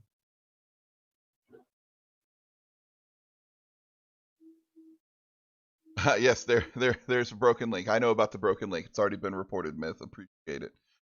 Yes, unfortunately, the link was broken. I was supposed to do it today, but this guy named Roman was like, hey, can you come help us do a run a couple hours on YouTube with our CTF? So I was like, if I have to. No, I was kidding. He came to me and I was like, oh, I'd love to. And great. Dr. Best, you're currently muted, so we can't hear you. I think you should be live. All right, can you see me now and hear me? Yep, we can see you. Cool. Thank you for joining. Yep. Oh, hold on, slides. Let me flip the screen transition. Boom. There we go. Your journey to cybersecurity. So we're gonna start this talk here, guys, and I'll keep talking about some cool community stuff afterwards. The floor is yours, Doctor. Thank you so much, and I appreciate the opportunity to Mic off. participate Mic in feedback this off. Pass the Flag Cybersecurity Awareness Month, during Cybersecurity Awareness Month. So that's pretty cool to be able to do that. I wanted to shine a little bit of light on journeys to cybersecurity. And my journey was a little different. And each cybersecurity professional you will find will have a different journey story. And so I wanted to share mine and then use this as an opportunity to kind of expose you to how this worked for me, what was my drive to get into cybersecurity, and then also talk about some careers that may not sound like a cybersecurity professional type of role. So I wanted to talk about that, as well as talk about my purpose in life that came to me when I was a kid, was to help people help others. And as a cybersecurity professional, I have done just that with my career. So I'll start back with the journey, starting back when I was in high school. I had no idea what I wanted to do. However, what I learned was that, I wanted to make sure that I made money, I can be independent, and I don't return back to my parents' house after graduation from high school or even college. So I wanted to give you some milestones and as it ties to cybersecurity and IT. Now, back in the day, way back before there was, smart computers, smart phones, the internet, we can't even imagine not having the internet or having our smartphones or any type of mobile device. Back in the time when I was in school, we didn't have those things. So in 1983, for example, this is where there was a beginning, some discussions about how we can, connect some computers together, because right at that time, computers were not networked together. So that's where we had the TCP IP, and then we wanted to do some information sharing. So we started trying to figure out how to connect computers together to talk and share information. This is where universities started sharing through a network, how to share information, scientists, and etc. Now, moving forward, I'm still thinking, all I want to do is graduate from high school. All I want to do is be independent, make my own money, so I won't have to answer to any of my parents. So in 87, I graduated from high school. And my goal was to make money so I don't have to return. You're going to hear that message throughout my journey. I did not want to return home. I wanted to be independent. I wanted to make money at all times. So I did talk to my counselor in college. I had no idea what I wanted to major in when I was in college. So that means those who are, going into college or thinking about going to college, you don't have to have your degree set in stone just yet on what you want to do. I had no idea. I just knew that I wanted to make money and I wanted to not ever have to come back to my parents' house after graduation from college. So with that, I talked to a guidance counselor. They suggested 2 careers. Initially, before college, I was thinking I wanted to be a mortician. I thought I can always make money, people always pass away, or I wanted to be a physician where I'm always, either bringing in a child or keeping people alive or something to that nature. So I wanted to give back some kind of way. Those careers always make money and it wasn't dependent upon anything else other than life. And so with that, this is where my guidance counselor gave me some jewels of knowledge. And she said, get into electrical engineering or anything engineering or computers. That's the big thing now. So thinking back, I'm like, computers, I have one at school. That may be a good way to go. I think every company, every person would need a computer. So that's why I sat up there and said, okay, I'll go computer science. So I ended up going down that path. I took on some projects because I like to troubleshoot and figure things out. I'm a tinkerer. So I like to figure things out, break things, put things together, try to figure out how to make it better. So that's what I did. Moving forward, I graduated from college, 1991. This is where artificial intelligence, was happening prior to way back in the 50s and 60s. But now people are looking at the machine intelligence, artificial intelligence. So like a physician, you have to go into specialties and etc. Now we have a word, artificial intelligence, that was coined back in 1990s. And then we moved on to the World Wide Web, the internet as we know it today. So just think back, me getting into computers, not really knowing the history, but going forward, I see that there's a progression. Hey, that means I may be able to make money and I can roll with the times. So I did. So as a technologist, I work for a number of companies. They're not traditional IT type of companies, but they all have something in common. They all have computers. They all, by this time, are networked. They're all access into the internet, and they all have some type of vulnerability or weakness. And so from that, I ended up learning about other opportunities and careers that was associated with technology And by that time, it was information technology, information security, and then later it became cybersecurity. So starting at the top left, I was at the Bureau of Labor Statistics with the Department of Labor. That's why I was a programmer. So I was a COBOL programmer. I was sitting behind these big old machines, you know, in a cold room, freezing my butt off. And I'm like, it has to be something better. But in that, I ended up learning how to code and make machines do what I needed to do and extract data. I work with economists. Who would have thought a technologist would have worked with an economist or a statistician? These individuals also played a role in technology. And now going forward, they also play a role in cybersecurity. And I'll tell you a little bit more about that. So Argonaut Insurance, for example, was where I got into system and networking. I became a network administrator, helped them with converting from going from mainframe to Windows, getting to the network. So I'm networking, I'm building our systems, making a wide area network, similar to what we were back in the day, back in the 1980s, 1990s, where we're having connected computers. And so I needed to connect to our headquarters. That was one of my major projects. Now, mind you, as a technologist, you're always doing research. You're always keeping your skills up to speed. So for me, I've never said no to a project or a job. I've always figured out how to figure out that problem, how to solve for X. So working for a work firm such as Argonaut, I ended up working for a nonprofit organization and implementing a county-wide system to support HIV and AIDS, helping people track and also get services into this particular county that I was working in. I was in Metro-Dade County, which is in Miami, Florida. So with that, I was able to not only just give my services as in a technologist, but I also was able to give back to the community and help with bringing more money for HIV and AIDS, people that are infected or affected by this disease. I ended up taking another opportunity and become a person to help with data migrations with Sears. Who would have thought I could have done something in the termite and pest control arena? Not me, but that's the way the cards fell for me. I ended up getting into data migration, building, of course, using my programming skills to build a way to extract data from other systems that normally doesn't talk to our systems.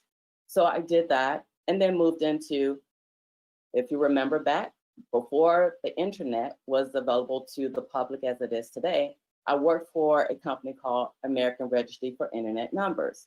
Now this is where our IP addresses. Now think about all your internet service providers, they use a whole bunch of IP addresses to allow you or your home and businesses to be able to connect to the internet because you have an IP address. So I was part of that team that helped build out a bit more of how we can issue out version 6, IP addresses, and etc. So I moved on. Again, as you will see, I'm able to continue to make money. I did lose my job after Aaron, working for American Registry for Internet Numbers, but it didn't stop. I continued on and was able to support the government. I supported a number of government entities that's listed here. One was to help some of fighter fires to get up into the air with their most latest and greatest technology so that when the attacks on America happened in 9/11, I was able to contribute by being a system administrator and a system manager and helping pilots get up in the air to help defend our borders. Moving on, I help citizens, people that need to be naturalized or people that need to come into the country to get their education or to be able to work. So I did work for INS, the Immigration Nationalization Services, and now it's called USCIS, part of Department of Homeland Security. I was part of the post 9/11 activities where we had to do a consolidation of Department of Homeland Security, getting these agencies all together.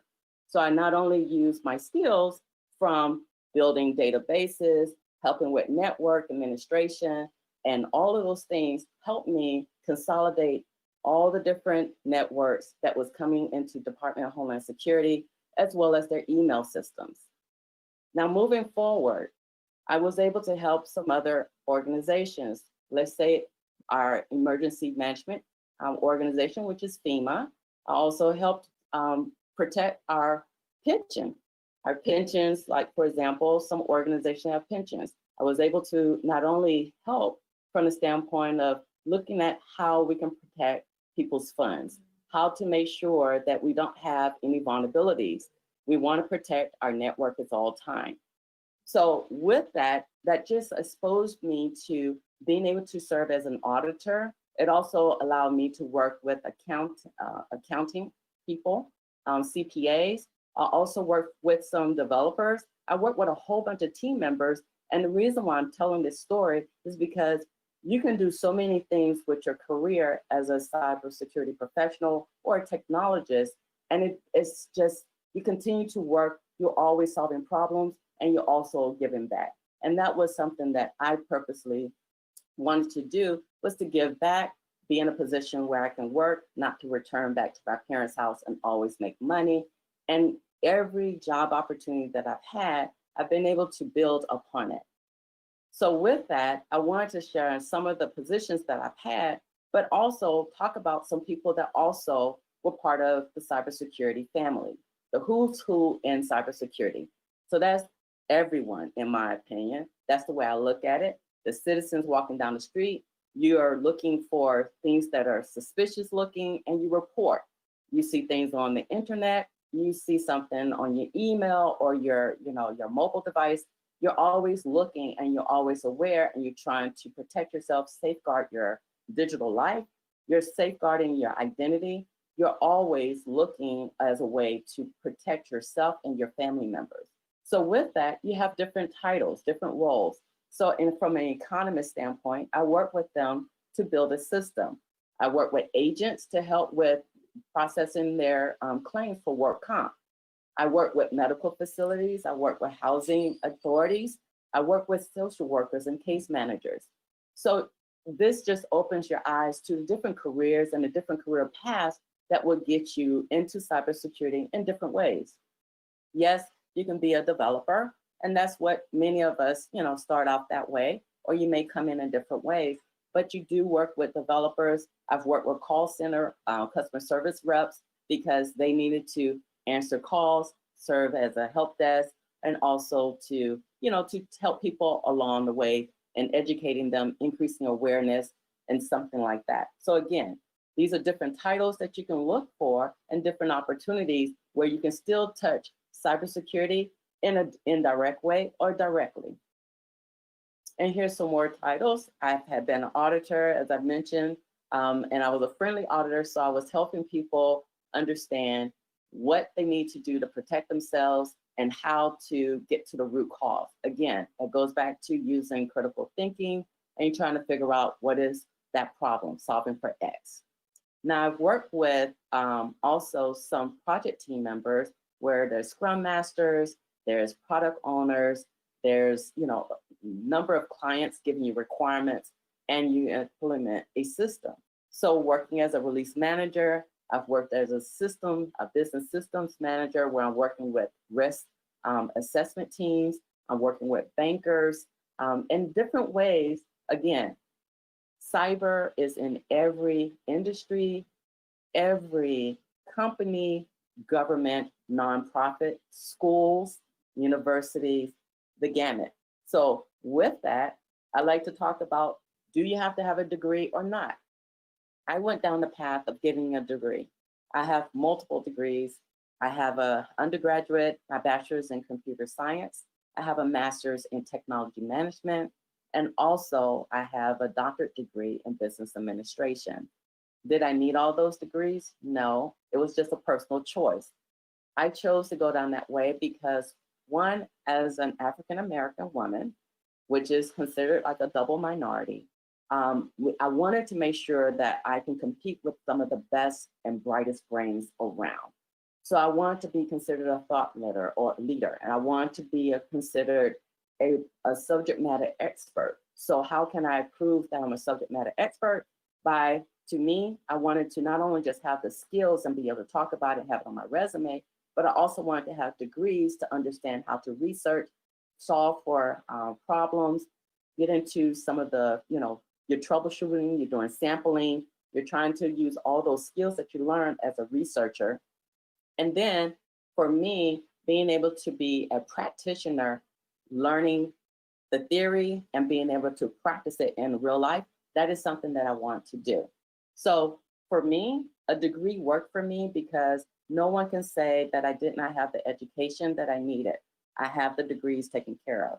Certifications, yes, I've gotten some certifications to support what I was doing at that point in time, to help me as a project manager, to help me as a process engineer, to improve processes, to help with change agents within the organization. So I looked at not only just the technology, but I also looked at processes and I looked at people. People can make or break any solution, any process. So I always took care of the people. And that goes back to my original mission and purpose in life, to help others help themselves. To help people help themselves is something that I was given as a child as my mission in life. And I use my degree to do that. So I listed for you some degrees of some of my fellow cybersecurity professionals, my peers. Some of them have degrees in computers and technology. Some have them in business administration. I have both. Some have communications, education, criminal justice, because we work with law enforcement. We work with the federal government, the FBI, CIA, Secret Service, depending on the particular initiative that we're working on. We have accountants, we have procurement folks, people that are contracting officers. Some certifications, some people choose not to go and get a degree, but I always encourage you to get some type of certification to show that you are an SME in that particular field or subject matter expert. So some of these certifications that I've listed are some things that some of my peers have in their back pocket. In addition to, some of them are just, they have graduated from high school. Some of them did not graduate from high school, but some of them have graduated from college. So it all looks different, it varies, and you're more than welcome to go down your own path and have your own journey to cybersecurity. So for me, cybersecurity helped me fulfill my dreams. It made it come true. One, I've always been able to stay employed. I've always, yes, I did get laid off, but I was able to get right back into the job market. I also was able to help give back, and that's something that I wanted to do. And also I help people, I increase their awareness. I let them know how to protect themselves from cyber criminals and scammers. So that is something that I chose to do, and I enjoy, and it fulfills my dreams. I want to let you know that cybersecurity is a growing field, and I encourage everyone, and yes, I'm biased, it can solve your problems, it can help you make the money that you want to make, and also fulfill your personal self-gratifying goals, which is to give back. And that is something that was something for me, and I really enjoyed cybersecurity. The evolution of cybersecurity has helped me in my journey. Now I'll say thank you for listening to me, and we'll open it up to any questions that may be available. Mic feedback on. I'm keeping an eye on the but I just want to say a very compelling story. I loved how you kind of invested early and went in early and really found a path that was not typical back then, and now you've made yourself an expert in the field, and I absolutely enjoy that. And I love your kind of personal mantra. I'd rather help you help you. Exactly. That is something I totally believe in. It's, my handle, The Blind Hacker. A lot of people ask me, are you really blind? And the answer is yes. I became disabled at 16. Rapid sight loss, kind of overnight, and I had to kind of do that instant grow up thing, like the rest of my life probably. And here it is, 20 years later, and I'm still like, I wake up every day going, oh, it's still there. But at the same time, I wake up every day and go, oh, it's still there. But what can I do today to help me help myself? Wow, like I said, that's why personally I love the story. Thank you. Yeah, and one other thing, I like to talk to individuals where diversity in cybersecurity is key. A lot of organizations have initiatives targeting diverse personnel. So people that normally, think that they could not get into the field, they're reaching out for you, coming in different ways to bring you in, because it's a market that is booming. This career path is booming, and they need to tap into all bright brains, all bright minds. Bring to the table your cultural needs from the standpoint of being able to deal with different people, because the internet, the World Wide Web, it connects people worldwide. It connects everyone together. So we need to be able to deal with everyone, every person that walks, on this earth. We need to be able to have a person that can relate. Sometimes you can relate better to people. Sometimes there's language barriers.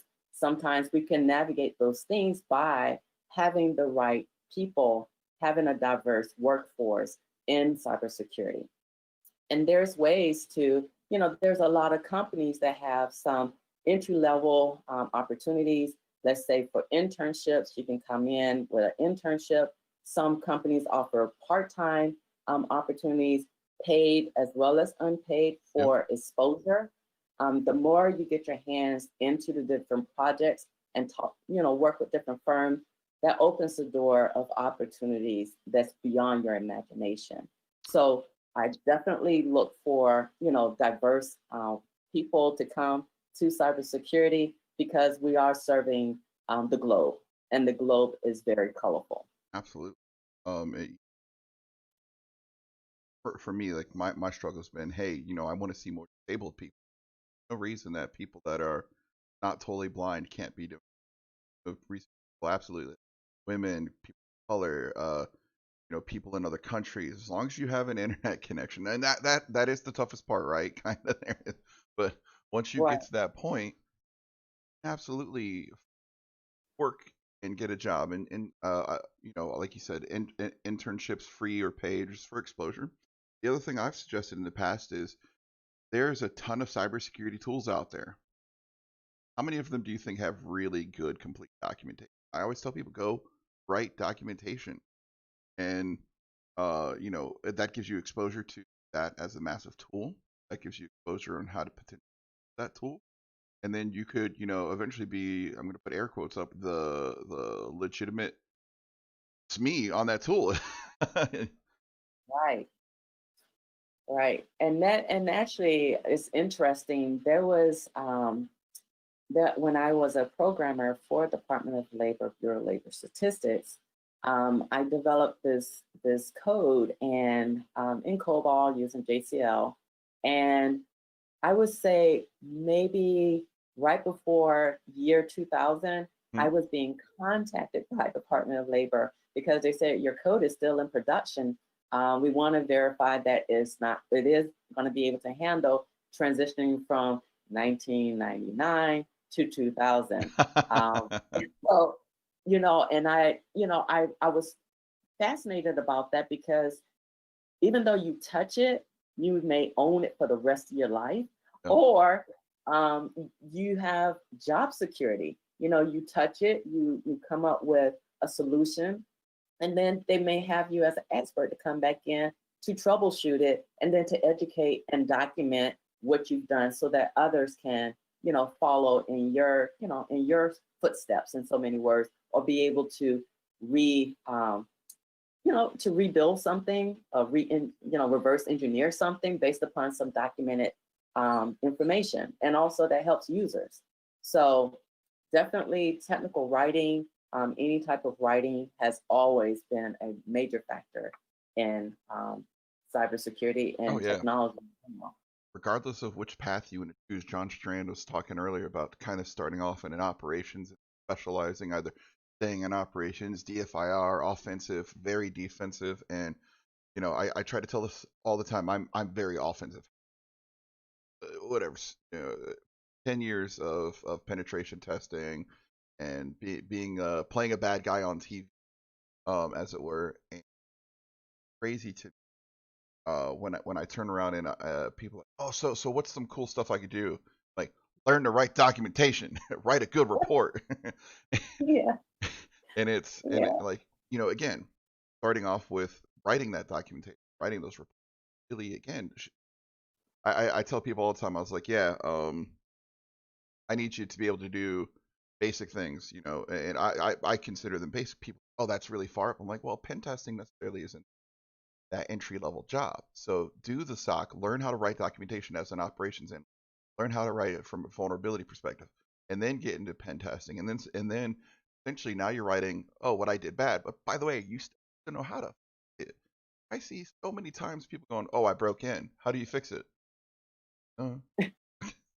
Here's this default answer from the CVE, or here's this default answer from Microsoft Docs. Like, really cool there, guys. Like, big thumbs up. Yeah, yeah. So yeah, that's one of the things that I really appreciate. I'll use, like, for example, when I was working for Sears Termite and Pest Control. One of the things that I wanted to do was to get into the field. So how can I build a system without knowing what people do in the field? So I followed our pest control technicians. I, did some, climbed underneath some houses, did some road trips, looked at the paperwork. And that was for me to gain knowledge on their jobs. And I wanted to streamline their process and develop tools to help them. So getting in the field, allowed me to build a better system, get requirements, and then secure buy-in throughout. So not only just building a system, that's the fun stuff, but really making it usable for people that needs to use the system, always get in the field. And like similar as you said, working at the SOC, doing some intelligence, doing some research, finding stuff on the web. How do you, address these vulnerabilities? What are coming up? What is new threats that's happening? You have to do the research to be able to know how to protect your organization or yourself. So you have to do the due diligence, regardless of what career path you go down. You have to do the due diligence and figure out how to not fall vulnerable, and then also how to address vulnerabilities. So one of the most interesting things, I did get a question. I'll finish up the thought here. One of the most interesting live stream, and as people jumped into the channel, I was like, and now you're welcome to the company, this is your position here. And they're like, what? I was like, we are tabletopping, and here's your new position. They're like, I've never done this before. I was like, well, welcome to work. And so it was really interesting. We had some of our people who were, like you talk about, very green, like they're like, they have interest, but they maybe never done this. And I remember I was like, all right, so you find a brand new algorithm or a brand new thing that's going on, and you've never seen it before. What are you going to do? And I love the answer. She was like, I guess document it, because if I'm Googling it and it's not out there, if I document it, that kind of puts me in a position to be the person to really handle it. And I was like, boom, exactly. He was like, but I'd probably go to the senior person. I was like, good, but learn from them. Don't let them do all the work. Sit there behind them, sit next to them, do exactly what they're doing on your system, whatever you can, and just absorb that information, because even though it's brand new, you might be the one discovering this methodology for the first time. And I thought that was a really cool exercise. So let's see, it was Quentin DeGro asked, what community / peer groups have been important to you in developing your business opportunities, developing opportunities? So I was part of the Project Management Institute, PMI. I had a membership there to help me when as a project manager and a program manager, and also as a risk manager. So PMI was something that was industry related. That was where I learned a lot about project management. Another one was the IEEE where I was able to be with like-minded engineers, where, you know, scientists, computer scientists, technologists, engineers, and they were like-minded. They had, you know, white papers and some networks and some seminars that we can, you know, attend and participate. You can even be a thought leader. So those were some of the entities that I was affiliated with early in my career, and I still pay membership to those individual, you know, those organizations. So that helped me. Also, there are some other ones that are geared towards your degrees, as well as, let's say, for example, there's some for engineers, Black engineers.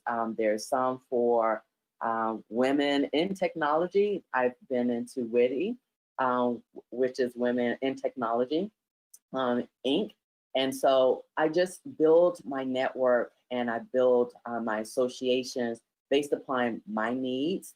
But there's a bunch of others that is very focused on your career path, as well as what you see on the surface of, you know, for African American or for Indian, for Hispanics. So there's different type of even gender specific, race specific, to help you build your network and to grow you professionally. Absolutely. I don't see any other questions. Do you have any other last comments or any additional pieces of advice or wisdom? Yeah, don't be afraid to be a trendsetter. I love that answer that one of the colleagues gave, which was she did not see something out there, and you know, you encourage her to write. Yes, you can reach out to others to see what's out there. But one of the things that I've learned as a researcher, and that's something that I really hone in with my degree and my doctorate, I learned how to research. And one of the things is to look for gaps in the community, the body of knowledge. Always look for that X factor. What is that gap, and try to solve for it. You never know where that's going to lead you. You may be, you know, getting a Nobel Prize award or something to that nature, or making money off of it for, you know, someone want to buy it. So always be trendsetter. Don't be afraid. Don't walk away from it. And I encourage everyone to do that. Absolutely. So thank you. Oh, thank you so much. Ready.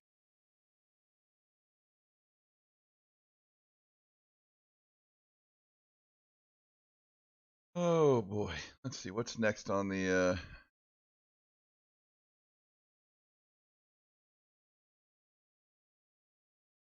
So again, you guys, that was Dr. Bonita Best, and at this point at 2:15 to 2:30, so we're a few moments late. We're gonna start mini game 2. Give me a second to get all logged in, and it'll be. I bet those of you that are paying attention will be able to figure out what the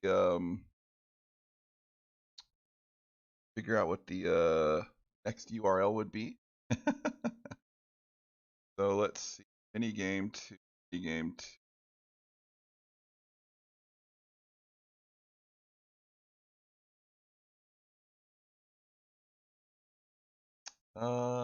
Roman.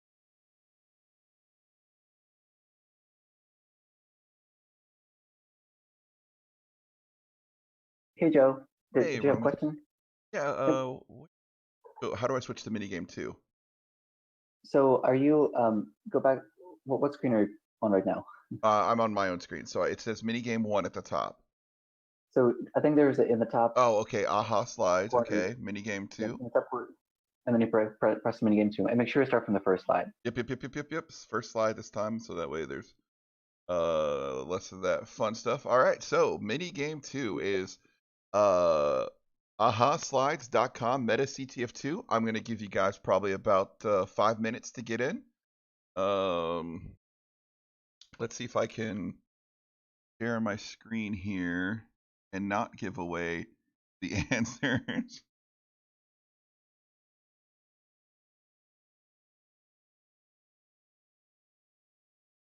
There we go. So I'm sharing it on my screen. Let me double check the stream. I think we're like 20 seconds behind.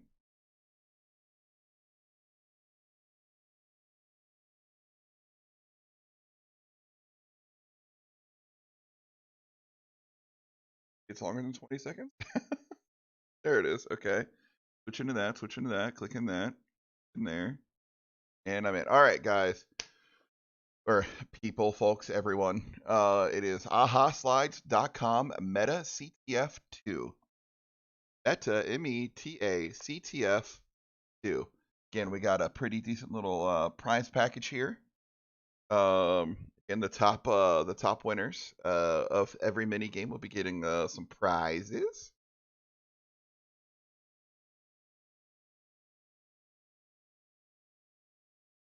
Woo! Look at you guys. 105 of you guys are getting 107, 108. Ooh, just 107, 109. We're going, one step back, 3 steps forward. www.ahaslides.com/meta METACTF and the number 2.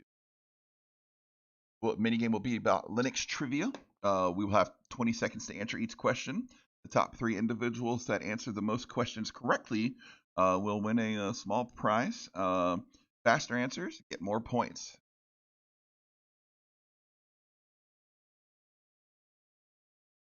Definitely recommend you putting in your email address, or you're probably not going to get a prize, or unless you really have like a severely recognized handle. But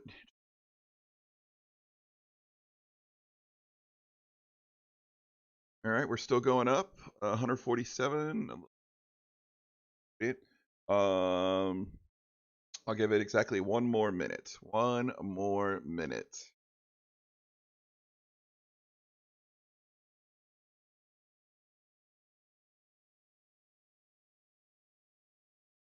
Go to the next slide. It shows everybody kind of getting in, right? There you go.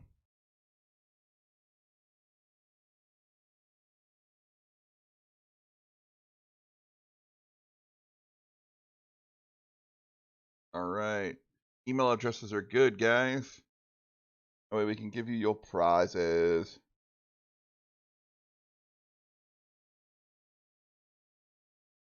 All right. We're starting.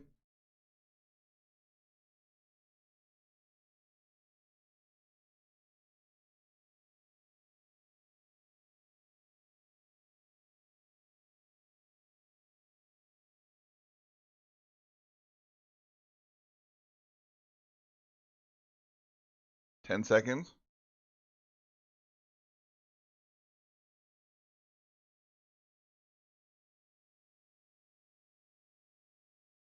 All right. Question 1 going up. This user is super user on Ubuntu system.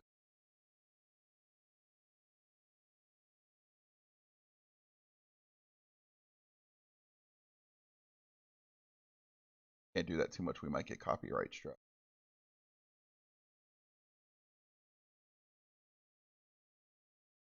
2, 1. Time's up. Oh, look at you guys. Not a single person got it wrong. 143 correct answers. Congrats to all of you. Let's see who got it the fast, or I guess not yet. Question 2. Question 2's coming up. Which Ubuntu version of is Xenial Xerius?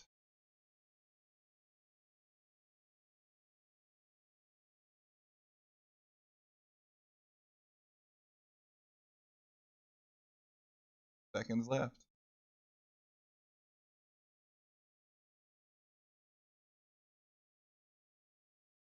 2, 1. Let's see if everybody got it right. Oh, that's across the board. But again, the majority of people got it right. It was 1604. Not 1404, not 1804, not 2004. Good work there for the 98 individuals. Good work, good work. Question 3. This file is a symlink to a binary in a process that you are currently running.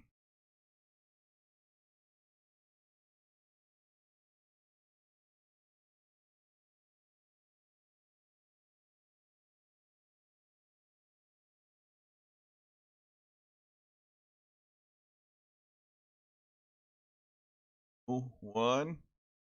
Time's up. Woo! Majority of people got it right with 63. And the name of that process is /proc/ self/self-exe. Woo! Try not to zoom in to drive you guys crazy. After the first 3 questions, look at you guys. Look at you guys. Awesome. Question 4. This is a commonly used as a non-blocking source of random data. File is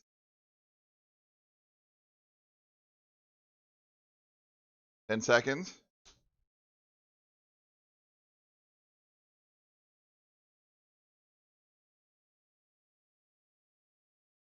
Time's up. Woo! Oh, geez. Okay. We had a lot of people go for dev random, but it looks like the correct answer was what is that? Dev u random. Good work. The 76 people that knew that. Good guessing though. Good guessing. Question 5. Netstat, a utility that lets network connections on a system, belongs to what package? I'm going to give you a hint. It has the word net in it.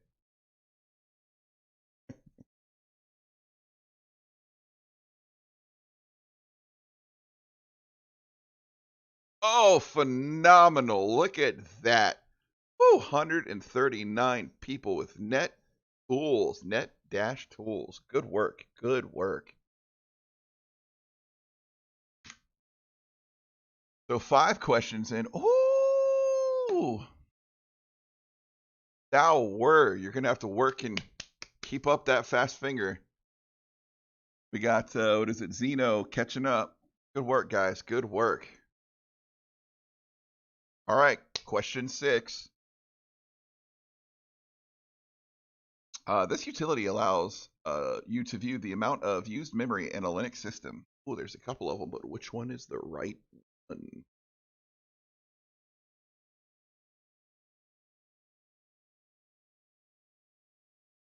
Quick hint.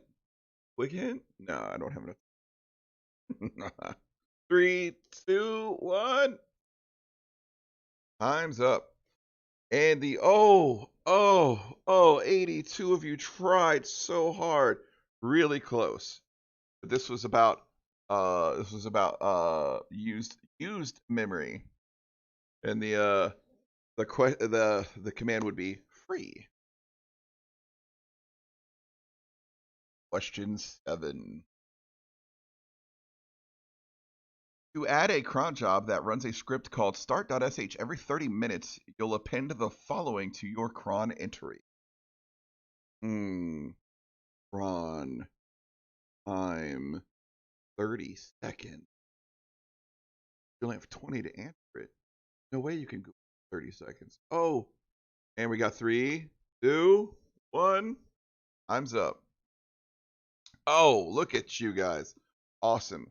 Pretty good even distribution across the spread of the board for 1, 2, and 3, but clearly the majority of you guys know that it's star 30 star.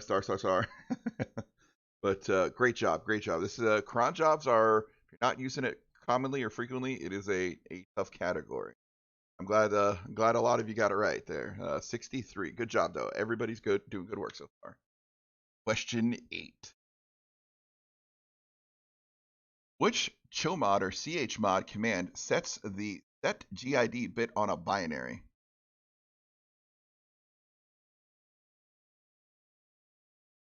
Setgid.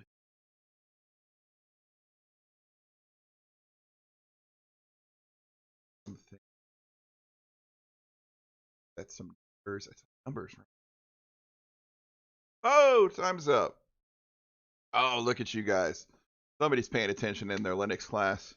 At least 33 of you are. Good job on the other guests there, guys. But no, you're You were really close, but oh, wow, was that the least answered? Oh no, really good job there, guys. The 32 of you paying attention for your class, they're very good work. Question 9. This environment variable changes what the bash prompt looks like in a Linux terminal. Ooh, what is?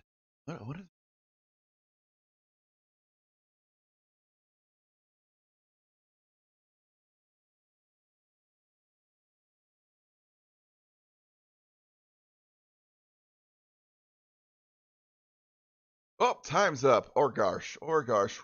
All right. Thank you for those of you paying attention.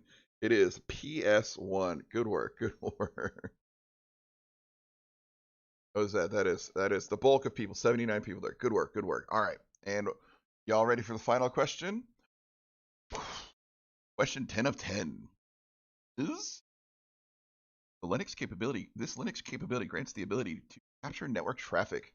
Ooh, network traffic to be captured for later use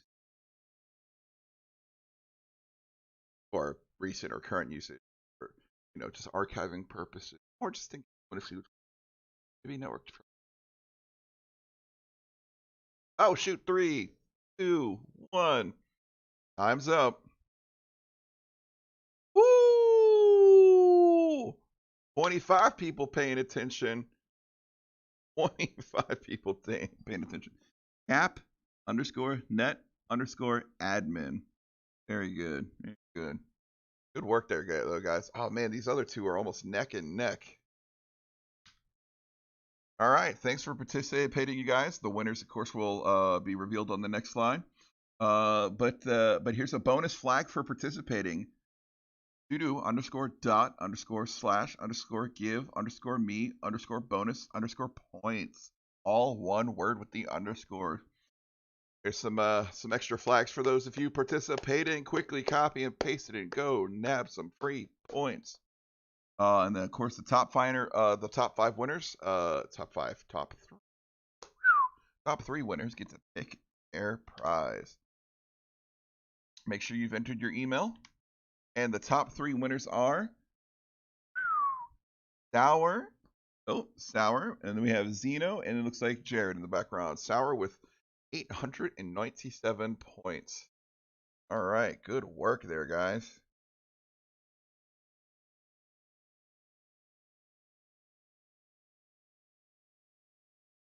Cool. All right, guys, we're about 2.5 hours into the competition, or 2 hours 15 minutes. If count. Let's check scheduled hours. So from 2:15 to 2:30, that was still mini game 2. Good work for all of you.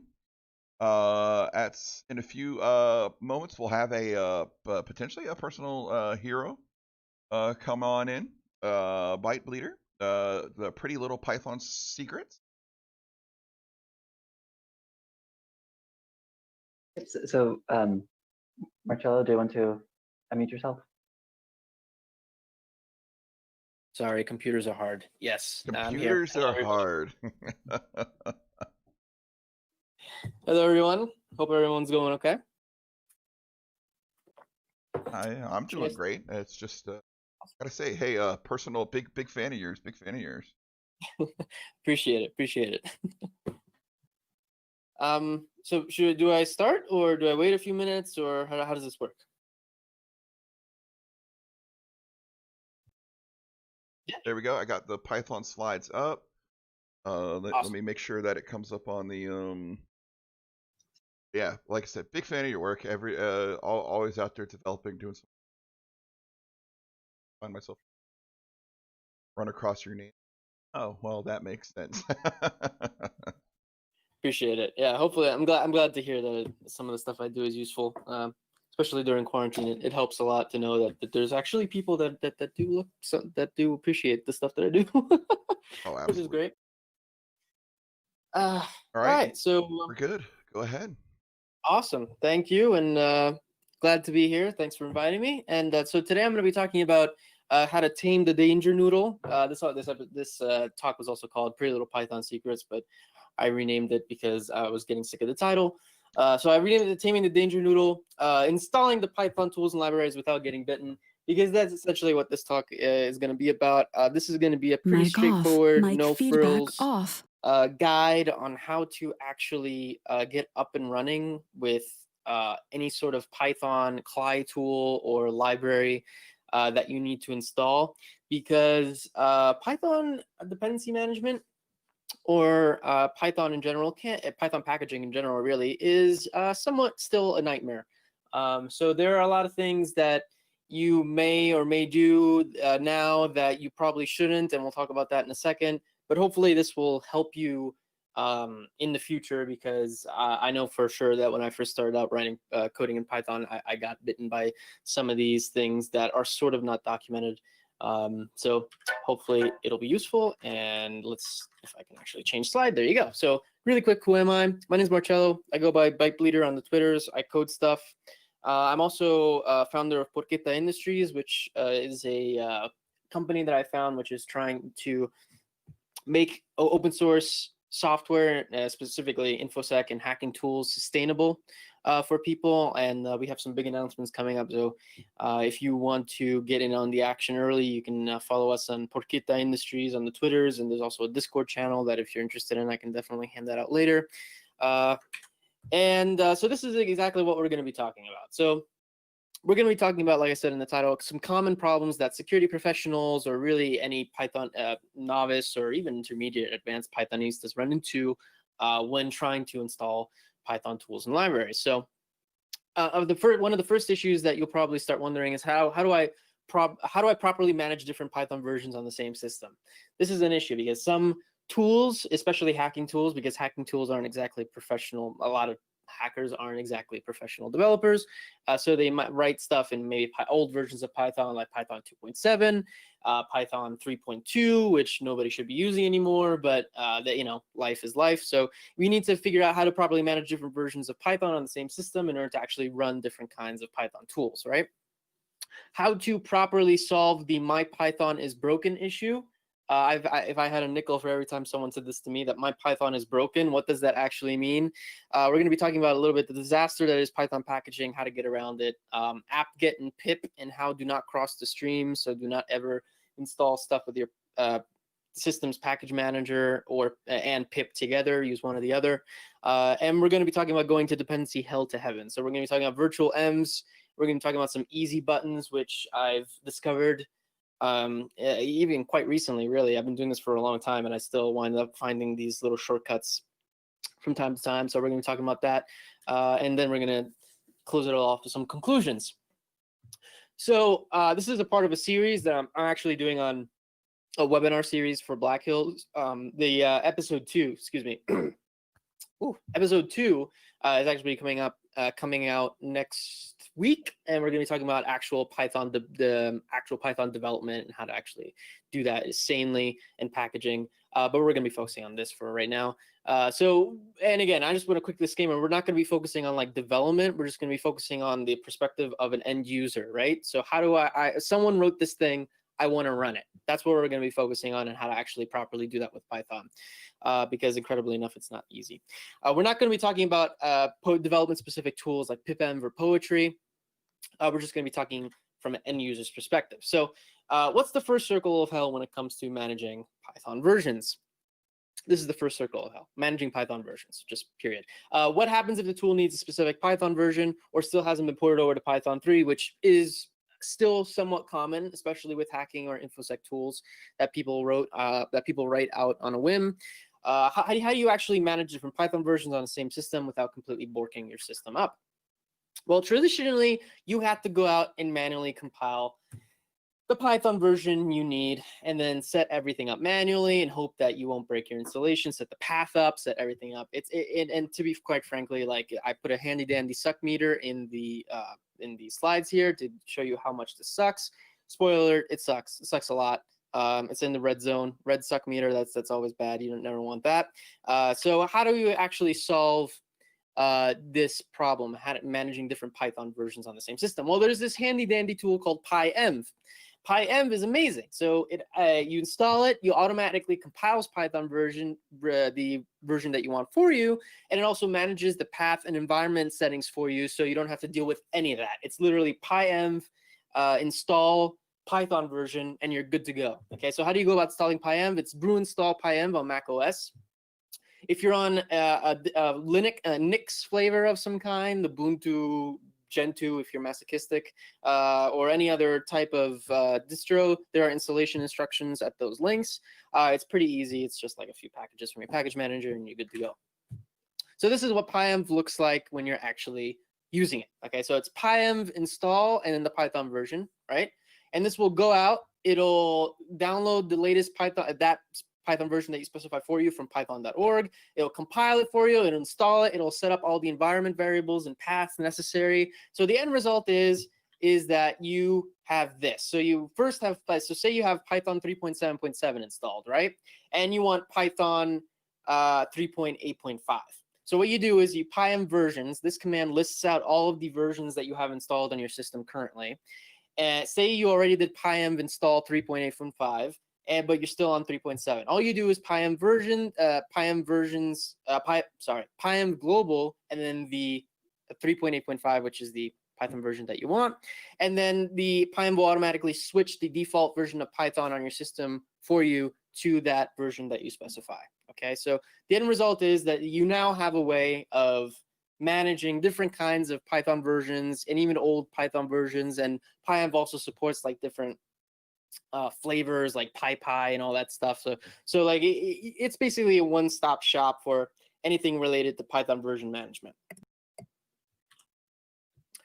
So now that we've gotten through this first circle of hell, let's go to the second circle of Python hell, which is Python dependencies, which I'm pretty sure if anyone has dealt with Python tools at all has probably encountered.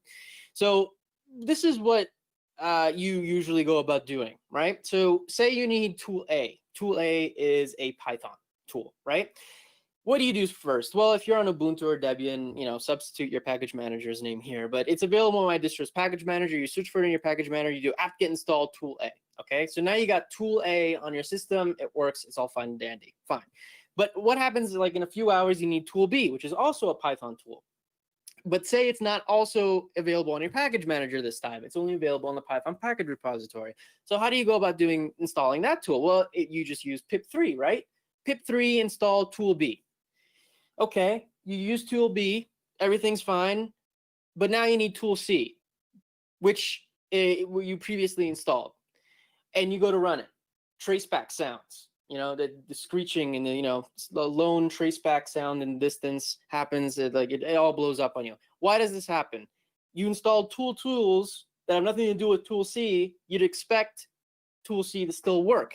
Well, unfortunately, Python doesn't necessarily work like that out of the box. Okay, so what do you go about doing to fix this usually? Well, you reboot, you revert your VM snapshot. You futz about trying to fix things for a couple hours. You get super frustrated. You get high or drunk, and then you give up. This is very high in the sec meter. Again, there's a nice meter down there to really get the point across. This really does suck. But how do we go about installing tools in a way where everything works all the time instead of just randomly throwing up, right? How do you go about doing that?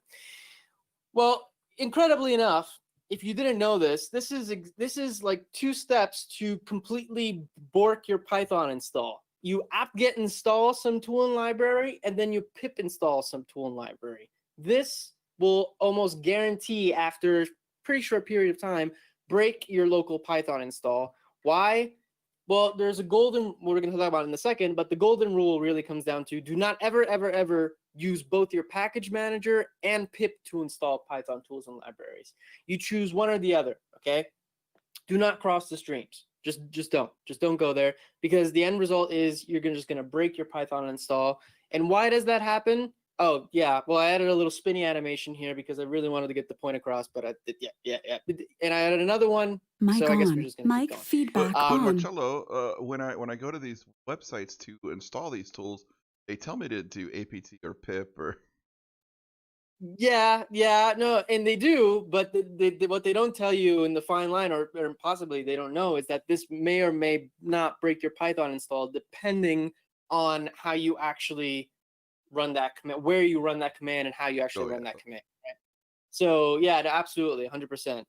Unfortunately, like there's a lot of these a lot of the instructions for installing Python tools everywhere assumes that you already know how to deal with Python dependency management, unfortunately, and which is definitely not the case for a very vast percentage of people. So it's including me when I first started out, and this is exactly what was happening. I didn't realize what I was doing. So 100%, yeah, it's not exactly straightforward as you'd think. So this is legit the cause of 80% of your Python issues. Okay, so you apt-get install some tool, and then you pip install some tool, and then things break. Legit the cause of 80% of all of the issues that you have with Python. But why does this happen, you probably ask? Well, this is why. So you apt-get install tool A, going back to our original example, and say tool A requires cryptography, which is a Python library that deals with cryptography, as mic off, mic feedback off. 1.5, right? Then you pip install tool B. Tool B requires cryptography 2.0, okay? Well, pip really is like the honey badger of package managers in the sense that it just doesn't care what else you have already installed. Like it'll overwrite the previous cryptography install with whatever version tool B wants of that cryptography library, okay? But obviously, like you're not keeping up with the latest and greatest API changes of every single Python library that's out there. So say unbeknownst to you, there have been some breaking API changes between cryptography version 1.5 and 2.0. and or bugs introduced. Well, the end result is now tool A is broken because when you installed tool B with pip, it overwrote that cryptography 1.5 dependency with cryptography 2.0, okay? So this is legitimately what happens almost in 80% of the cases when people try to install different Python tools on the same system. The problem is that their dependencies aren't isolated. You have to isolate dependencies in Python because otherwise you'll just keep overriding other tools libraries that other tools use, and you'll wind up with nothing working in like the span of maybe like a month. You'll wind up with literally zero working, and this is the cause of why people, for example, always have. I had a coworker that legit had a VM snapshot, a Kali VM snapshot, every time he installed a Python tool because it used to just break everything. So this is legitimately the cause of 80% of your problems. So how do you go about solving this, right? Because this is obviously a pretty big issue. Well, sometimes you have to understand that a lot of this sometimes is unavoidable, right? It's not always your fault. You might run a bash script that installs Python stuff and then it just breaks stuff. Like it's not always your fault. So how do you actually go about fixing this? Well, you need to isolate the dependencies of each tool and library, okay? So you install tool A.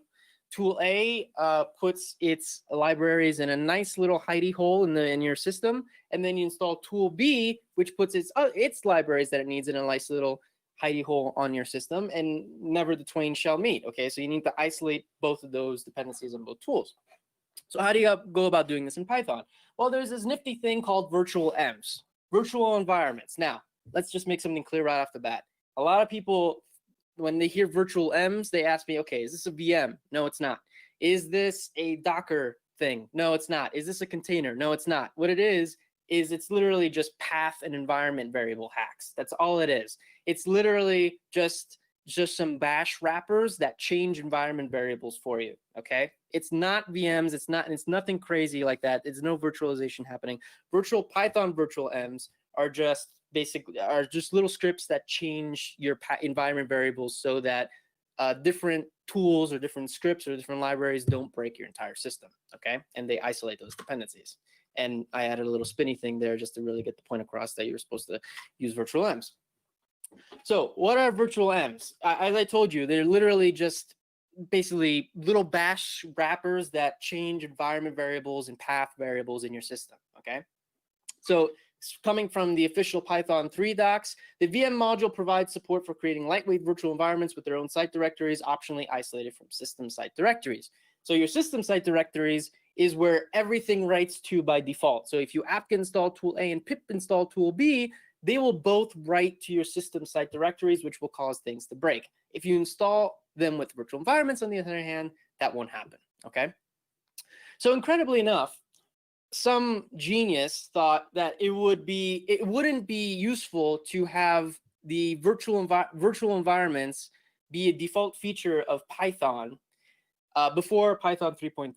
Okay, so before Python 3.3, you actually had to go out and download a third-party tool called Virtual Env Wrapper in order to actually set these up.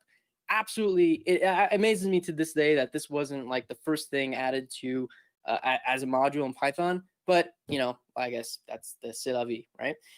So as of Python 3.3 and above, this is actually included by default with every Python installation, which means you don't have to install anything else. You install Python and it's available for you, which is fantastic.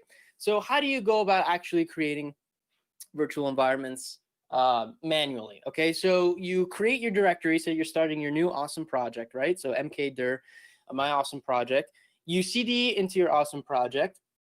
To actually start developing and installing dependencies to start actually coding on your awesome project, you just execute this little command here. So Python 3-m, the -m mod flag, if you give it to Python 3, will tell Python to actually run a module. There's a lot of interesting modules, by the way, in Python that are very useful. So I encourage you to check those out. But the VM module particularly allows you to actually create these virtual environments. So all you really do is Python 3-m VM, and then you give it the folder that it should create to actually install the virtual environment. Okay, so in this case, I'm installing the virtual environment to a hidden directory in the same folder called my awesome project VM. So this folder is where all of these dependencies for your awesome project will be installed, and they'll be isolated from everywhere else. Okay. And that'll automatically set a lot of things up for you that you really, I'm not going to get into because time, but at the end result is that installs stuff for you. And then to actually initialize the virtual environment, all you do is run the source command and you give it the activate script, which the VM module previously put there for you, okay? And once you do that, you'll see that your prompt, your actual prompt, bash prompt will change, or ZSH, or whatever you choose to use. It'll actually have the name of the virtual environment pre-pended, as you see in the slide, to the prompt. And that means that you're now inside the virtual environment, and everything Python-wise you do will be installed in that virtual environment, isolated nicely for you. Okay. So for example, here I'm just pip installing requests. That requests library won't be installed on the system. It'll be installed in that little virtual environment, which will cause things hopefully not to break. You never know, because computers. Okay, but that's fantastic, you're probably wondering, but that's a lot of finger mileage for an end user. Correct. I 100% agree with you. The fact that if you're expecting like end users to do that is kangaroo court, so we should probably figure something else out. But thankfully, there's pipx. Pipx is a third-party tool which is specifically made for installing CLI tools in virtual environments isolated from one another. Okay, so this is literally the easy button. Like if you need to install a library or a tool rather that exposes a Python tool that exposes some kind of command line tool, you use pipx, and it'll go out, it'll download that library or tool, and it'll set up everything in your path. It'll isolate dependencies, and it'll expose the tools that that Python package exposes, the CLI tools that Python package exposes in your path. So it's basically just completely seamless. You don't even know it's actually isolating stuff for you, because it's as if you're installing things with pip, only that it's pip on steroids. Okay, so it's basically the same as pip, only that everything is isolated environments. It installs everything in isolated environments for you automatically. Okay, and again, this is meant for Python packages that expose command line tools. This is not necessarily meant for libraries that don't, right? So say Impacket. Impacket is a good example of this. Impacket actually does expose command line tools. So if you pipx install Impacket, you'll see that a lot of the, if you're familiar with Impacket, you'll see that a lot of the command line tools that you'd expect, like NTLM Relay X and other stuff like that, is exposed in your path. But it's isolated. Everything is isolated, which is fantastic. So this is what it looks like in practice. What you do is you pip install pipx, which sounds a little weird, but yeah, pip install pipx. You then run to actually install pipx, and then you run pipx ensure path, which actually sets up pipx. and then pipx install, and then your package that you want to install. So it'll go out, download the package that you specify from the Python package repository. It'll isolate all of its dependencies, and then it'll expose the command line tools to your path. So the end result is that you'll just have the tool that you need in your bash prompt ready to go, and you could just execute it and it'll just work just fine, okay? Sometimes, though, this isn't enough. Sometimes you want to make a Python app semi-portable. So we talked about like how to actually install stuff that other people wrote using pipx in an isolated environment way. But say you're developing your own tool and you haven't uploaded it to the Python package repository yet, but you need to run it on a separate machine, okay? So this is the slides for you if you're thinking about doing that, because there are a lot of ways of doing this, but this is, I think, by far the best way to actually not make you want to just curl up in the fetal position and just wish you didn't even try this. So sometimes you need to make a Python app portable. So the example here is you have tool A installed on machine A with all of the dependencies nicely isolated, right? I now want to take tool A and run it on machine B without going through the hassle of installing it in a virtual env or setting up pipx on machine B, or maybe it's not even on Python packages because I'm trying to test it on machine B.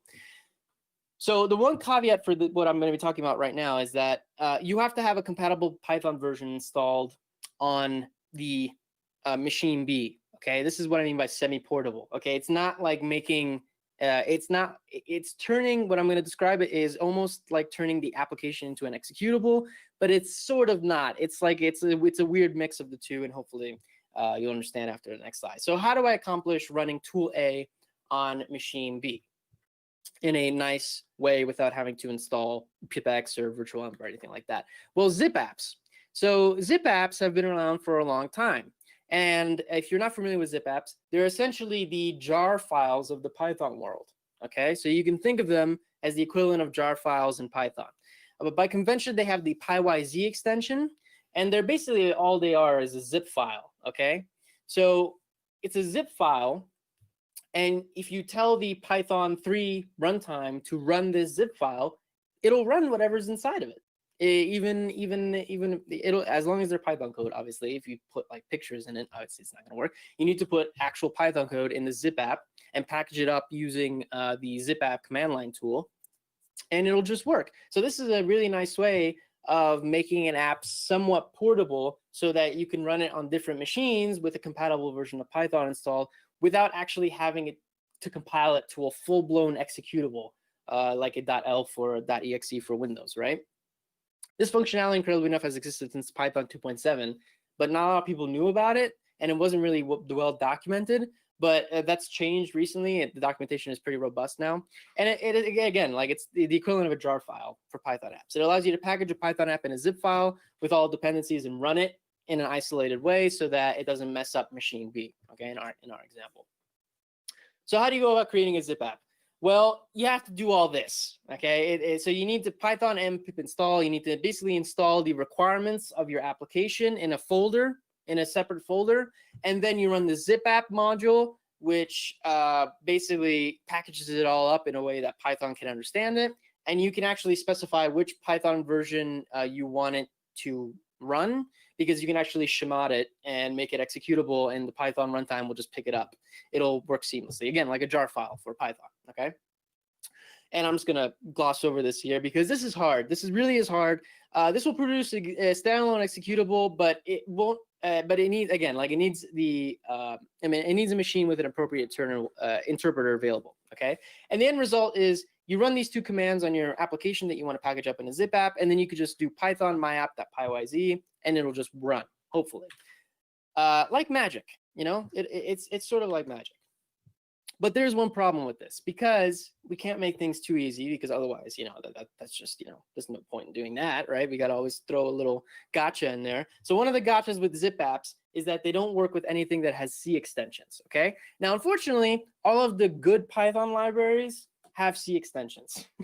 So like unless they're doing like, if they're doing like low-level cryptography, or they're doing anything that that usually makes your life easier, They almost 100% have C extensions for performance reasons. I'm not going to get into what C extensions are, but just suffice it to say that zip apps won't work if your Python dependencies have C extensions.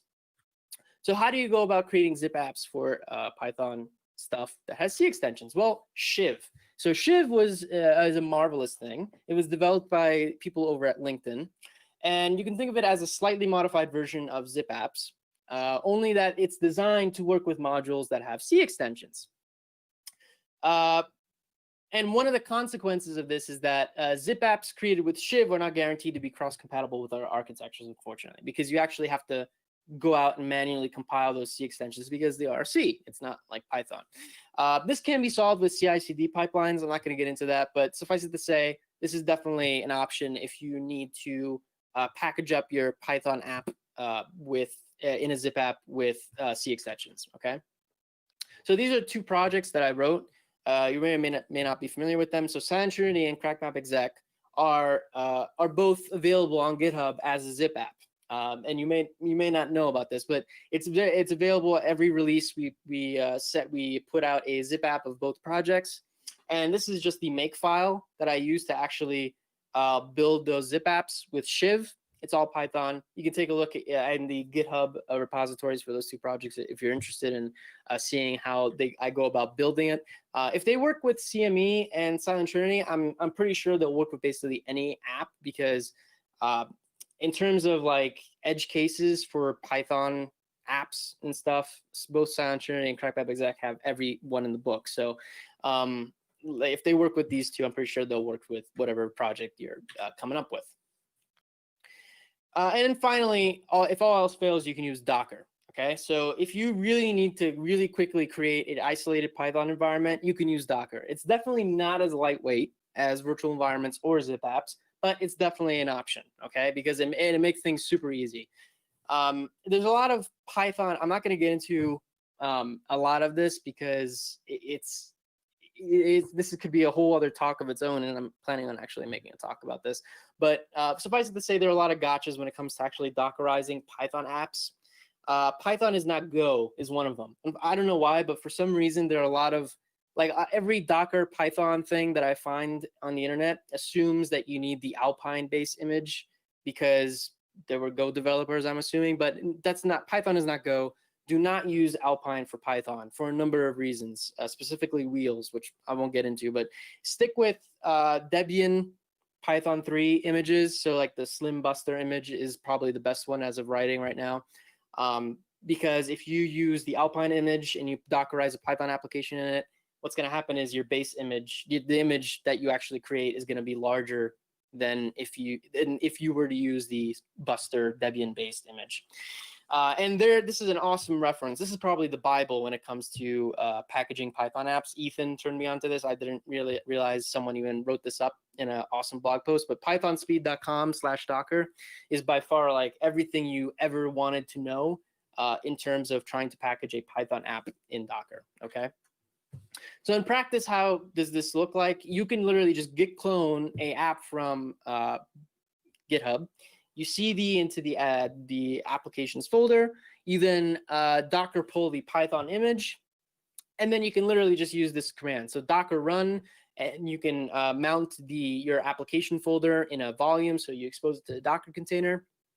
Then you give it the image ID, and then you run the bin bash interpreter, and it drops you into a bash shell in the Docker container. And now you have a nicely isolated environment, and you can install your application, and it won't work up the entire rest of the system because it's a container. Again, it's not lightweight as virtual environments, but it is definitely an option.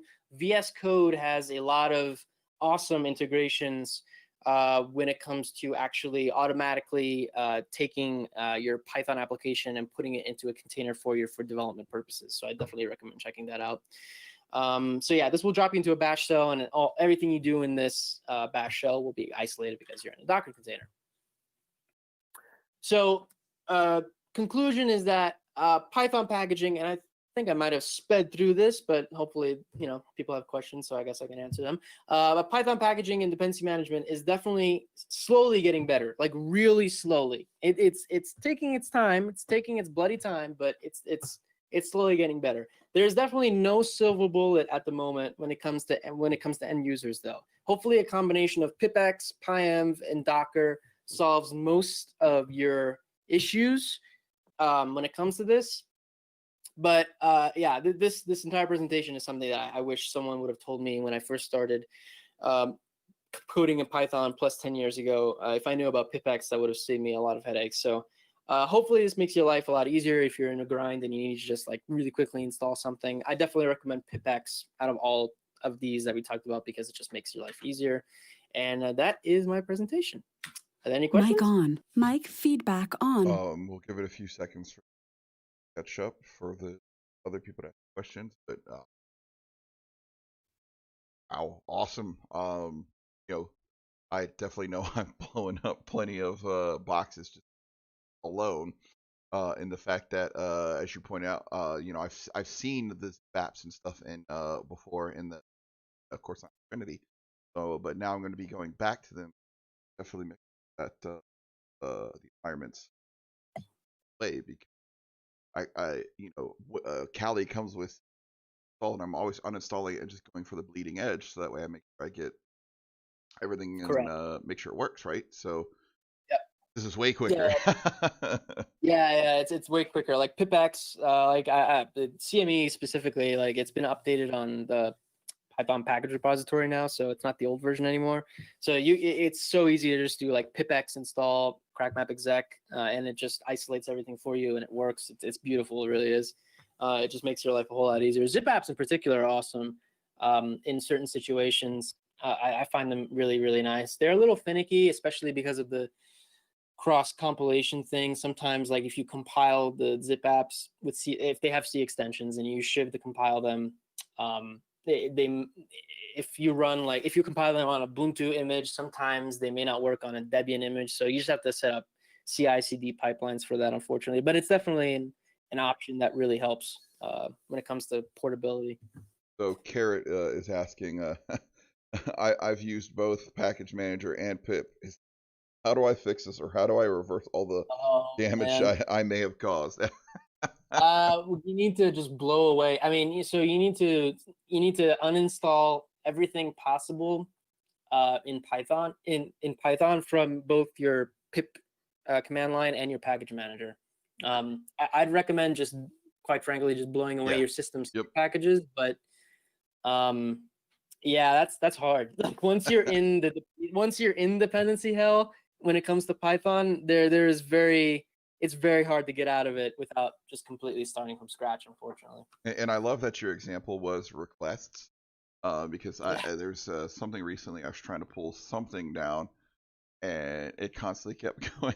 You don't have requests, and I'm like, I just installed it, and so literally borking the things, because then I'm like pip. And I'm like, must not be getting the right version. I'll just apt installed. So now I'm looking back like, oh Jesus, had I known this a week and a half ago, I probably would have saved myself, I think, 3.5 hours, which eventually just ended up resulting in me literally just spinning up another image and then getting it to work. yeah. It really is horrible. I mean, I'm quite frank, I've been coding in Python for like 10 years at this point, and I still find myself just like cursing profusely every time something like this happens. But yeah, no, like if all else fails, use Docker. It's definitely a learning curve if you haven't used Docker before, but it's definitely like one of the most straightforward ways of legitimately just creating a bare bones environment where you can do everything and it won't be affected by your system or anything. So I highly recommend it. Yeah. I mean, there are actually projects out there that have just ported a large number of pen test tools specifically to Docker, but then you have to, manage your Docker, you pull them all down, and then, either you get them all up and running or you run them individually. So, I mean, there's, total lots of nuance to that, as opposed to, Python, VM virtual environment, and then kind of stringing some things together there. But, I mean, I guess it depends on your workflow, like you said. But I don't see any other questions coming up, but hey, man, again, honored to be able to hang out with you on the MetaCTF stream here, and definitely will be Did you publish these slides anywhere, or is this still some hush hush Yeah, for the moment? Or yeah. So they're on. So if you go to the BHIS Discord, I know for a fact that they're published there. They're probably on the Black Hills website. If I had to guess, I should probably put them on my slide GitHub repository. But if you just Google this Pretty Little Python Secrets episode 1 in Google, and you go to Black Hills or YouTube or Discord, like you'll probably find the slides pretty quickly. Excellent. Yeah, I don't think I'm seeing. I'm hitting refresh, not seeing anything else come up. Thank you so much. Hey, you know, it's really great that even after the years of me doing this stuff, I get to come away and learn from people that I look up to and go, oh, this is such great work. Who did this? And then I go, oh, of course. So, you know, now this additional great work here, I believe will save me untold hours in the future. Which, awesome. Yeah, go back in the past and tell my past self this would be great. But hey, you know, this is fantastic. That's awesome. Yeah, appreciate it. Thank you for inviting me. And yeah, hopefully, if anyone has any questions, you can hit me up on Twitter or anything else, and I'll be glad to answer them. And are you gonna kick me out, or should I just leave? If you want to go ahead and leave, that's on you, man. And have a great rest of your day. Awesome. Thank you. Yep. Have a good day.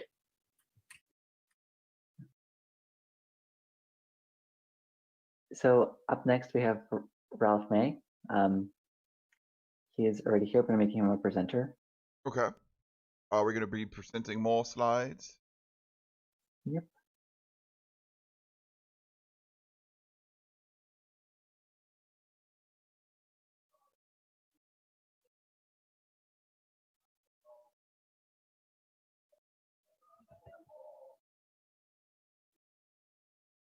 All right. Can you see my screen? Everything good? From my perspective, yes. Give it about 5 seconds, and I'll tell you on the stream. We don't see your webcam though.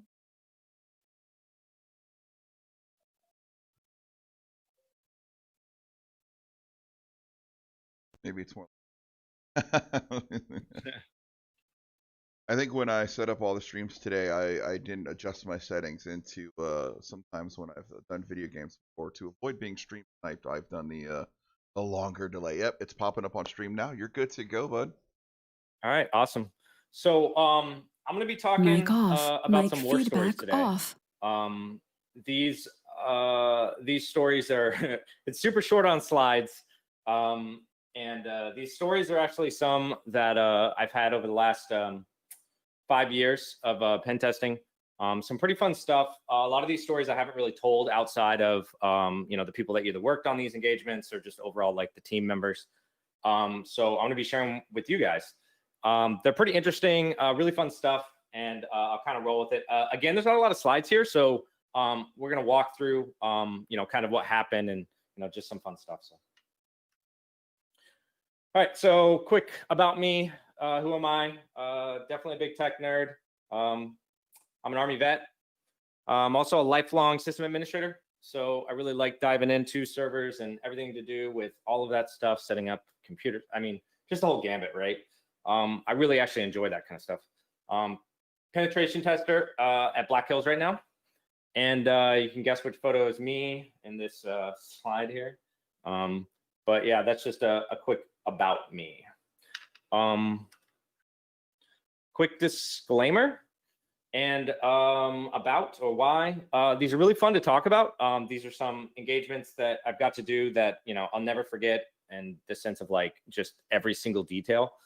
I might exclude some details, mainly just to protect the customer's identity.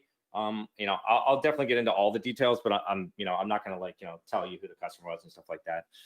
And then the other one was no photos. I actually started putting this together and I had all these really cool photos and stuff.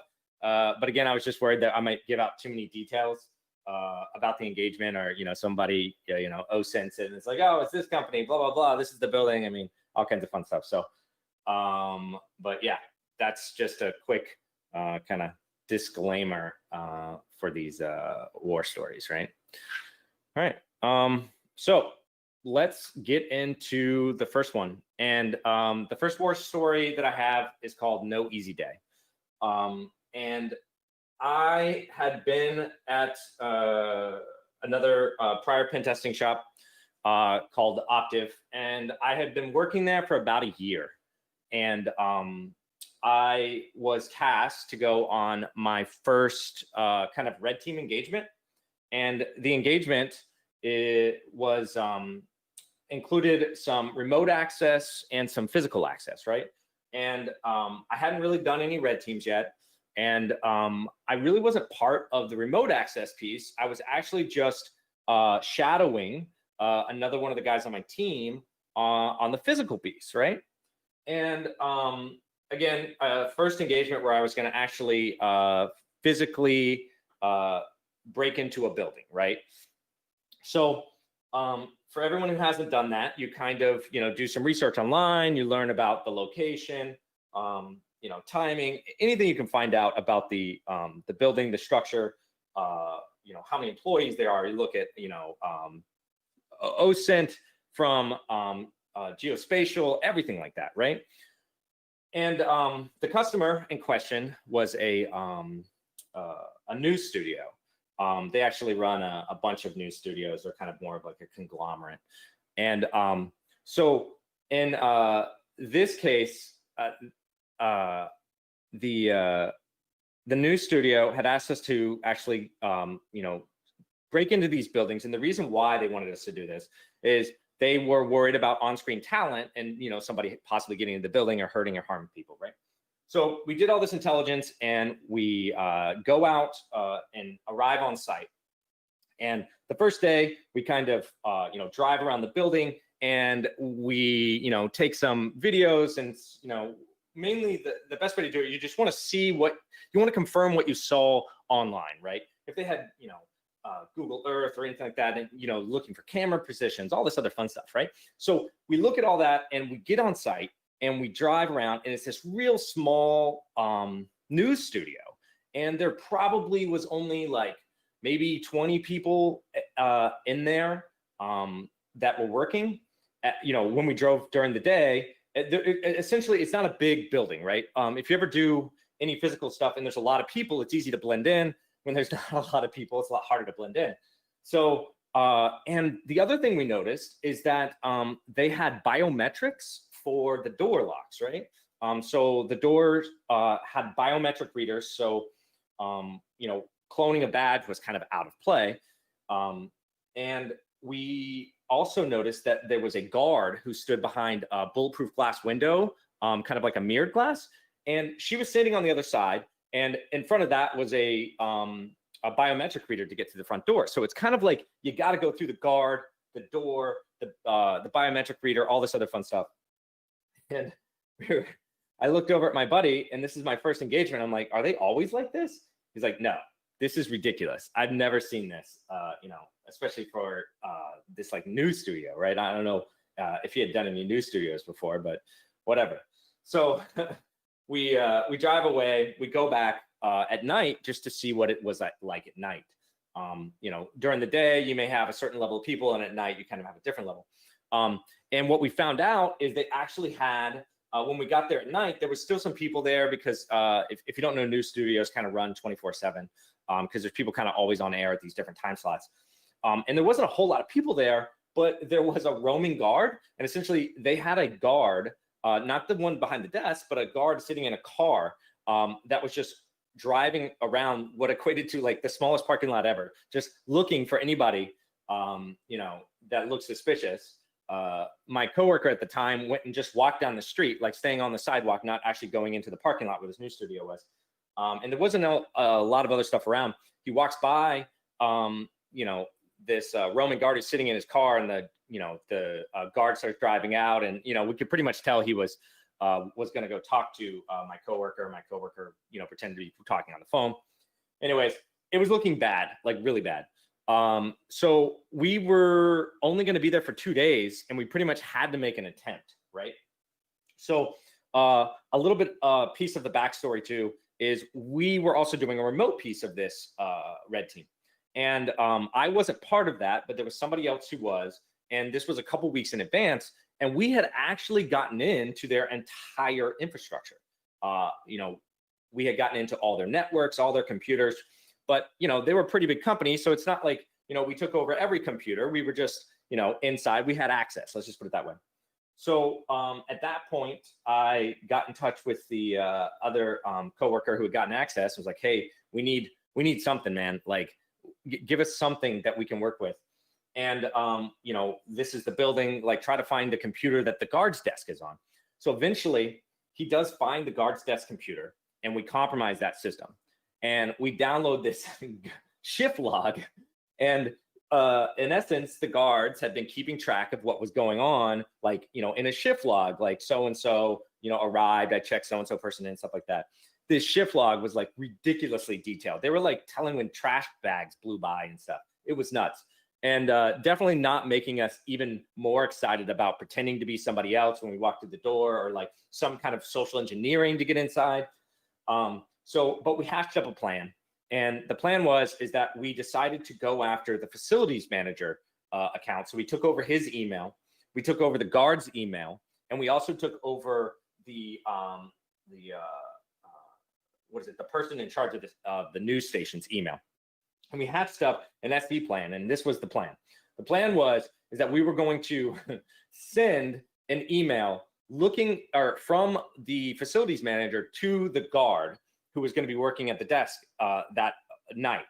And that email was going to state that we were with a facilities management company that we had saw the one day, the day before when we were driving in the parking lot. We saw a facilities management, like a van for a company that does work for them. And so we pretended to be from that company. We sent an email, saying we sent an email from the, this is where it gets a little tricky. We sent an email from the facilities manager to the guard stating that this company that there were some people that were going to be coming by tonight. There was some emergency maintenance that needed to be done, on some, in a server room that was overheating. And the guard got the email, goes, oh, okay, no problem, blah, blah, blah. And, she was like, all right, that'll work. And then that night, so we sent this email, waited, and then immediately that night we show up, and we call right before. We're like, hey, what door do you want us to enter? She's like, oh yeah, just come through this door. And the guard was an older lady, and she let us in. We signed in a little workbook. We put a fake name in there or whatever. We signed in, and she escorted us around the entire building, right? And then when we get in there, we're like, oh, we're looking for this, and we have like this, we have like a heat thermometer meter, just pretending like we're looking for some hot server. She has no idea what's going on. And so we're walking around the facility. They have unlocked workstations. It's just like a field day. Somebody asked her who we are, and she explains to it, like, says, hey, they're with this company. They're supposed to be here, blah, blah, blah. They talk down the whole situation. And then she's like, oh, well, I got to go check on something. You guys are going to be okay by yourself. And so we just roamed around for the next 10 to 15 minutes inside the facility.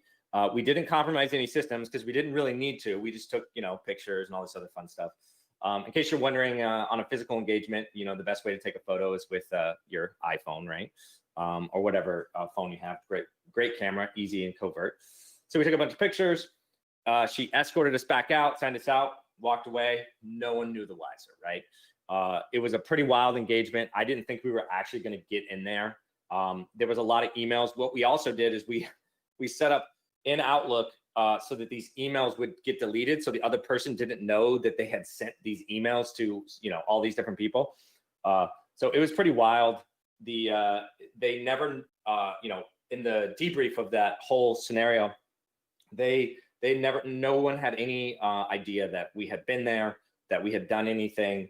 It was pretty crazy. And in fact, just to add, we actually did a couple more facilities, and the next facility that we did, they didn't have any of the same security controls.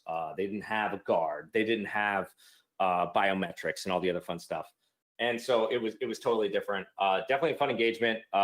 One that really highlights kind of how physical engagements can go, especially when you have remote access to systems and you're able to see things.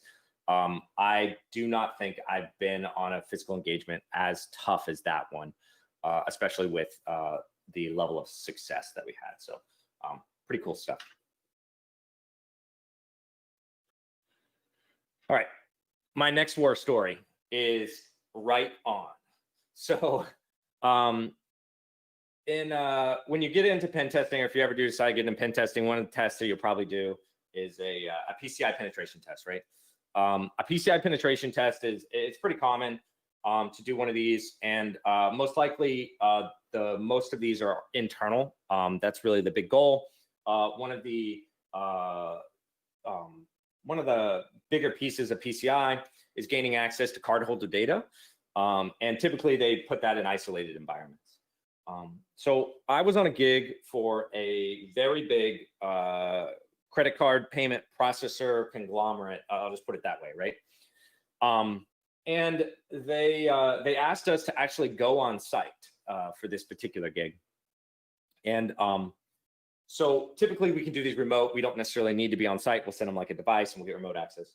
On this one, they asked us to be on site, and we actually had to work at night on this particular engagement, which was kind of wild. So we go to their facility and we show up as 10 o'clock at night or something. So it has to be on off hours testing. This is pretty rare in my last 5 years to have done something quite like that. Some customers do ask you to be, off hours and stuff like that, but to go on site and off hours was pretty interesting. But we get there, and I'm actually with another consultant on this. This is not a physical engagement. This is just us, sitting in a conference room, plugging into their network, seeing what access we can get to. And in this particular engagement, they wanted to see if we could get into their cardholder environment. And they were utilizing, we ended up gaining access to their regular network. I believe it was pretty much a NTLM, a net NTLM hash that was getting passed around at a certain time. I think we captured it, replayed it, and escalated privileges. So we were domain administrator on the, on the kind of like corporate network, right, where everyone works. And once we had that access, we were trying to get into the CDE environment. And what we found is we started compromising some systems for people that we thought possibly might have access to this environment. A lot of the employees did, and we found out they were using a VPN. So we just logged on to, I think it was only like maybe 2 or 3 computers till we found somebody who was logged into the VPN. And what I mean by logged in is because of the hours that we were doing the testing, like a lot of people weren't at their workstation, but I guess some people would just leave it on and have their VPN logged in. So we found a user, we got on the VPN, and we used that box to proxy into this cardholder environment. And so at that point, we're kind of, feeling pretty cool about the engagement. Hasn't been super difficult or anything, but I start investigating the environment, right? So we're looking for card holder data. So this is credit card information or any other sensitive information that would be inside this environment. So I find a bunch of servers, and I'm looking through Active Directory, looking at groups and permissions and all the other fun stuff. And I find this group of servers related to a very, very big retail customer, okay? I'm sure you guys have all been to their store. Let's just put it that way, right? And there are probably, 20 or 30 web servers for this customer. And there's also a SQL server with like a terabyte of RAM. It's ridiculous. The SQL server is huge. And so at that point, I'm super interested. I'm like, wow. This has got to have some sensitive data into it. So at that point, we had compromised some administrator accounts in this other cardholder environment. And I had kind of full access to these systems, but this is kind of like where the next stage of just because you have access to something, it's kind of like that next piece. So, we wanted to get, clear text, maybe credit card numbers or whatever it was. And so we went on the box, and I gained access to the SQL server because that's where the data is at. And I, start running some SQL queries. And the first one I did was just see how many lines we had. And I think, and I mean, I'm pretty sure it was like over 25 to 30 million unique lines, or more importantly, users, right? So it's like 30 million users in here. I'm like, whew, this is big. And attached to that are sensitive information, credit card numbers, I mean, everything, just all kinds of sensitive data. But it's encrypted, okay? So what also I thought was very funny and super interesting about this engagement is all the passwords for all the users were also encrypted. For anyone who doesn't know, that's a very bad no-no. You hash passwords. You do not encrypt passwords. There's a bunch of different reasons why, but we'll get into that. So now it was the next phase of this engagement, which was, hey, I got this encrypted data, I have access to it. Now you need to decrypt it. So it kind of went down a rabbit hole of investigating this ASP. It was a .NET web app using a tool called DNSpy. If you've ever need to evaluate code for something like a .NET app, DNSpy is the go-to tool. So we actually start taking down some little pieces of the code and start investigating it with DNSpy. And we start looking at to see if we could find an encrypt or decrypt function and so on and so forth. We eventually do find those functions, and it's what do you call it? We're able to decrypt and encrypt the data, right? So we find the function, but we also find out that what they're doing is that in this web application, they're using the Windows security API. So in essence, the Windows account is actually encrypting the data.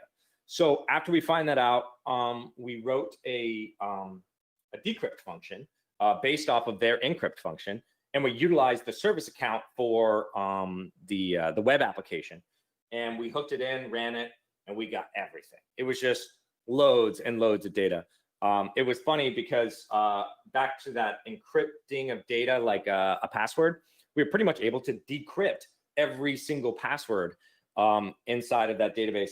I know that personally, I had family members who were in there. There was a bunch of interesting stuff inside of that. So pretty interesting, fun, like story of really kind of getting into a big, customer's database and kind of seeing what's going on and stuff.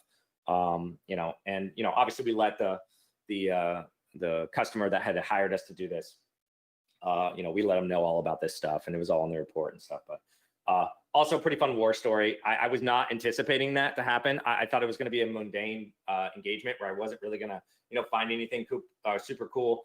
A lot of times these companies aren't, holding the keys to, everyone's information. So pretty wild. And I guess my last one is too big to fail. So this engagement was also pretty interesting. The customer is, without giving again too much detail, they are a very, very large, they're not a Fortune 500, but if they were, they'd be like Fortune 10. So a really big, what do you call it? A really big company, right?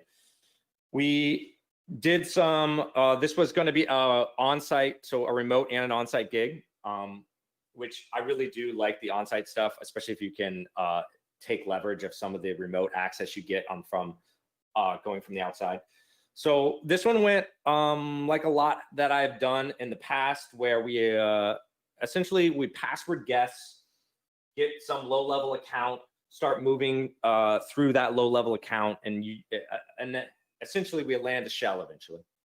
And we get access to one computer, and it kind of spreads from there. I don't think that from the perimeter security was that great. I know we didn't do any social engineering in this engagement, so we did get access pretty much from the perimeter onto the box, no phishing emails, nothing like that, mainly just weak passwords and misconfigurations. We once we got on the inside though, we kind of had it took us about let's say a week to finally escalate privileges inside of their internal network. Obviously this was without getting detected as well. So we're moving slow, we're kind of finding stuff, and we eventually get access to, you know, the domain administrator or whatever. And this is kind of like the only one piece, because their company's so big. I mean, I think they had like 100,000 workstations or something. It was nuts. So whenever I've been on engagements like this, it's kind of like wading through the ocean to find systems, and like you don't know what's going on out there, or you know, the computer's names are super cryptic. It's like putting together this big puzzle. I think it's super fun, but it can also be a little hard to find things. Let's just put it that way. So we had all this access, and we felt great about the current engagement of, like, you know, us doing it so far, but we had to go on site. This is where it gets interesting. So we show up to their kind of we fly out to their main corporate headquarters. This was supposed to be the site that they wanted us to break into. And, you know, we do our recon again, driving around, kind of checking things out. And their corporate location was pretty locked down. I mean, they had tailgating controls, guards, all kinds of other fun stuff. We didn't even really move too close, you know, to make any kind of thing. Like, another common attack that you could do from a physical perspective is doing something like a tailgate. Some things that works really well. But sometimes you just need more, access. You need something to really, you know, turn that to make that kind of access happen, right? So on that engagement, what we ended up doing is we're in this huge time crunch. I have no idea how we're going to get in. So it's either SE, I can't tailgate because they've got tailgate controls. You know, I don't have time to set up like a big SE engagement, meaning like pretending to be somebody, you know, on the fly and all this other fun stuff. And I know that we need to, again, make an attempt that night, okay? Or within the next 2 days, pretty much.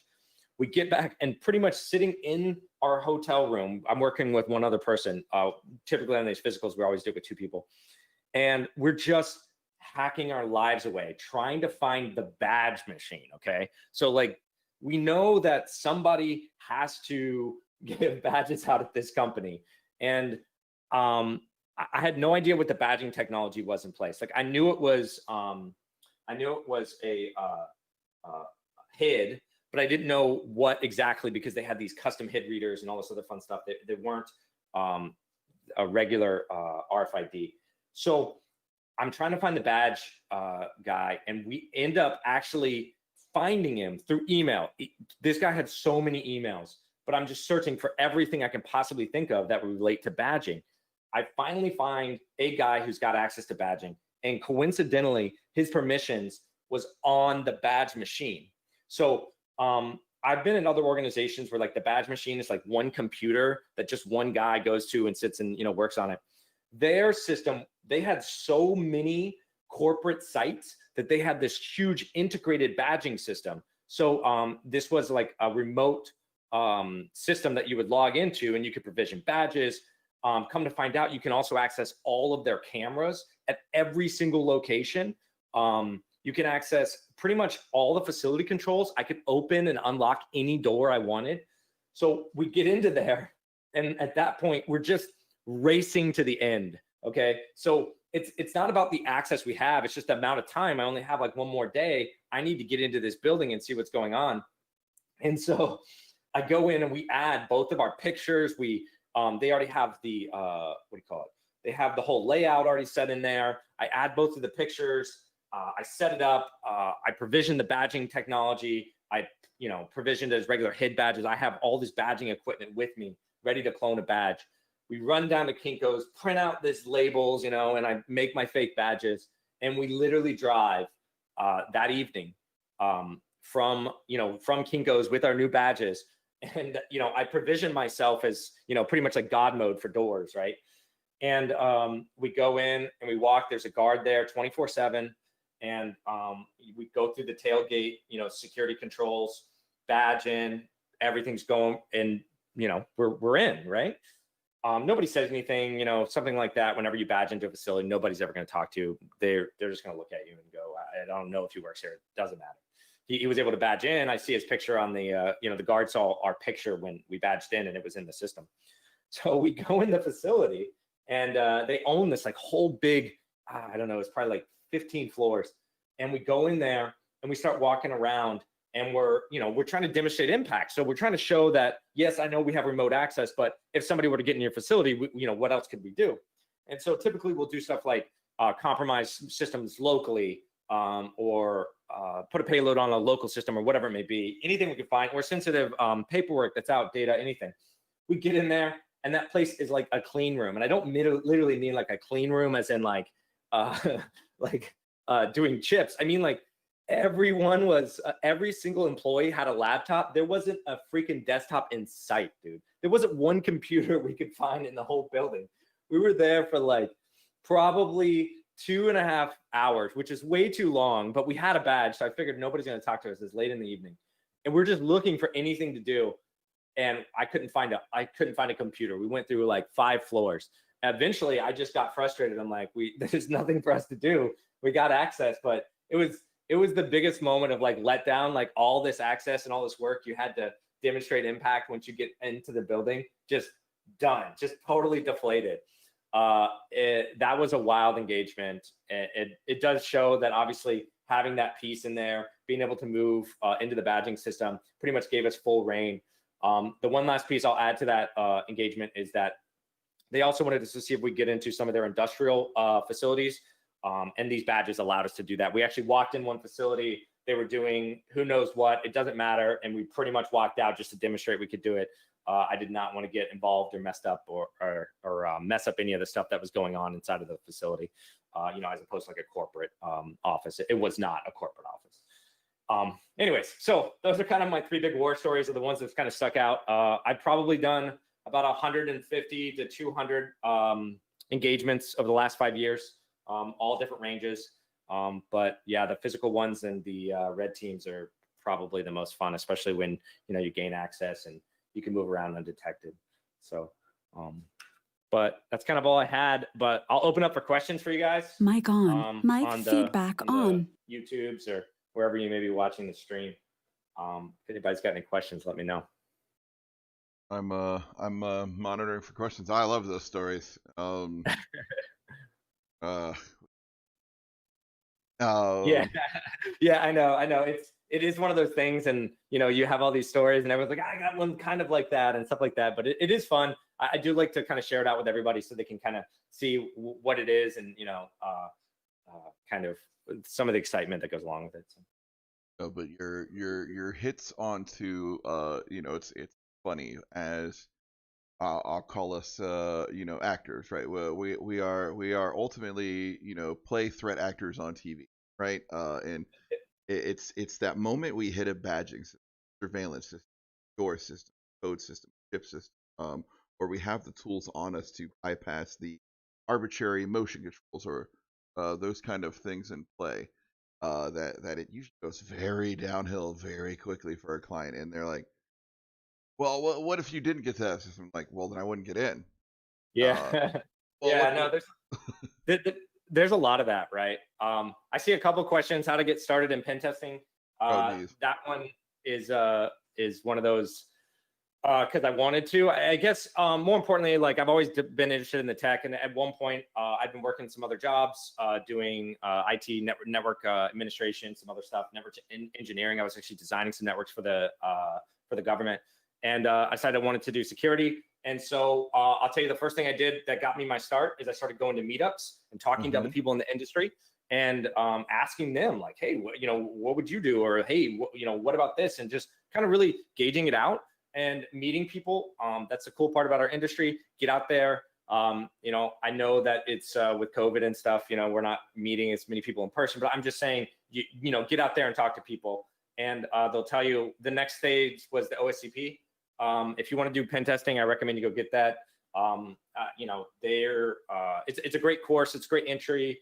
Kind of get your feet wet and learn how to learn, is I like to call it, because they don't really give you too many hints, and you kind of get that process going. So, yeah, absolutely. How did I get my first chance to shadow a pen tester? Well, I was already on the team. So I was just shadowing him on a physical engagement. Physical engagements are kind of difficult. So it's also rare. You got to definitely be a company that either specializes or does it in the past. It's really hard to go, oh, let me join insert cybersecurity firm here, and then all of a sudden, yeah, I'll be on physical engagements. They have to have a specialization, and there are significantly different rules to do. For sure. Another question too I see is, do I need to learn any language for pen testing? My first recommendation is learn Python or learn Go. Actually, I don't. Those are my two recommendations for like languages to learn. As you go through the process, you're going to learn a bunch of things. But my general thought is that you're going to need to at least get good at one programming language. You don't need to be great at every programming language. That's ridiculous. Just get good at one, because you're going to need to program your way out of something at some point. Okay.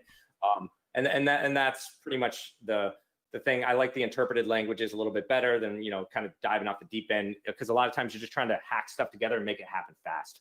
So, and no, I am not one of the famous people from the red team video going to the US Power Grid. None of the stuff that we have done has been publicized or pretty much like put out in events. So, yeah, I mean, we've, I've done, a lot of engagements for a lot of very big customers. And so, they usually typically don't want to be, publicized that way. So. Awesome.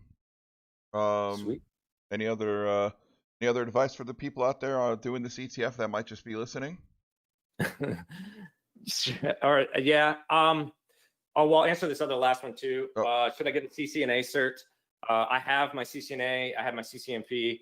I wouldn't get those to become a pen tester, but I will recommend that learning the fundamentals of networking is going to be essential for doing anything in security, right? So that's definitely something you don't want to get. So.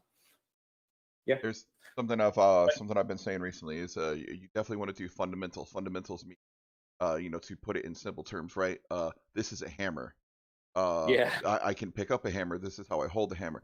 Foundational knowledge means, okay, now I can swing a hammer. I know to hit nails, not doors, glass, things like the appropriate use of the hammer. And then there's expertise. The other thing goes into the stuff we do. Yeah, and I was going to say the other thing too is that really focus on the fundamentals, guys. Like, totally. Get away from the tricks. Okay, so I know when I first started, I was like, oh, and then you could do this, and that's the way you get in, and then you do this, and that's the way you get in, and then there's this vulnerability, and that's the way you get in. You gotta eventually you start realizing that those are tricks, or just like a technique. But if you learn the foundations of how those work, then you can start making your own, right? And you'll start being able to be a lot more successful as opposed to relying on others to provide you that next level, right? And so just understanding the fundamentals of how this stuff works. I will tell you the other thing too is a lot of the stuff I end up working with is a lot of enterprise stuff.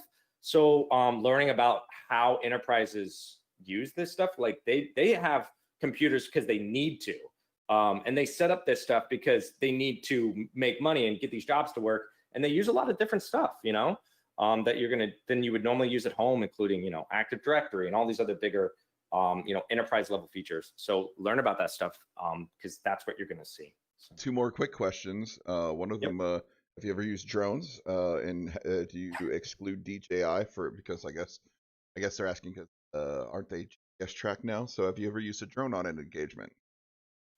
In the very early days, there was some interest in using drones. With geospatial, you really don't need to per se. But the other thing too is that some of the laws have kind of changed for flying drones and permission to fly them and other stuff like that. I believe one of the guys on our team did get a FCC license, like a commercial license to actually fly drones and do that. But honestly, the value is just not there for most engagements. For 95% of engagements, there's just not a whole lot of value in flying a drone around. So. The other one, you were mentioning how you broke in. There wasn't much there because all the laptops were gone. So I kind of had this question, like, why didn't you come with your own Raspberry Pi or piece of hardware? So this question is, do you have hardware on your physical engagements? Yeah. So we didn't bring any drop devices on that particular engagement, and the real reason why is because we already had access to everything. Yeah. So it would kind of have been like superfluous somewhat. Another thing is I usually do shy away from drop devices nowadays, mainly because NAC and other kinds of networking stuff kind of hits it off really fast. So it's kind of a quicker detection item.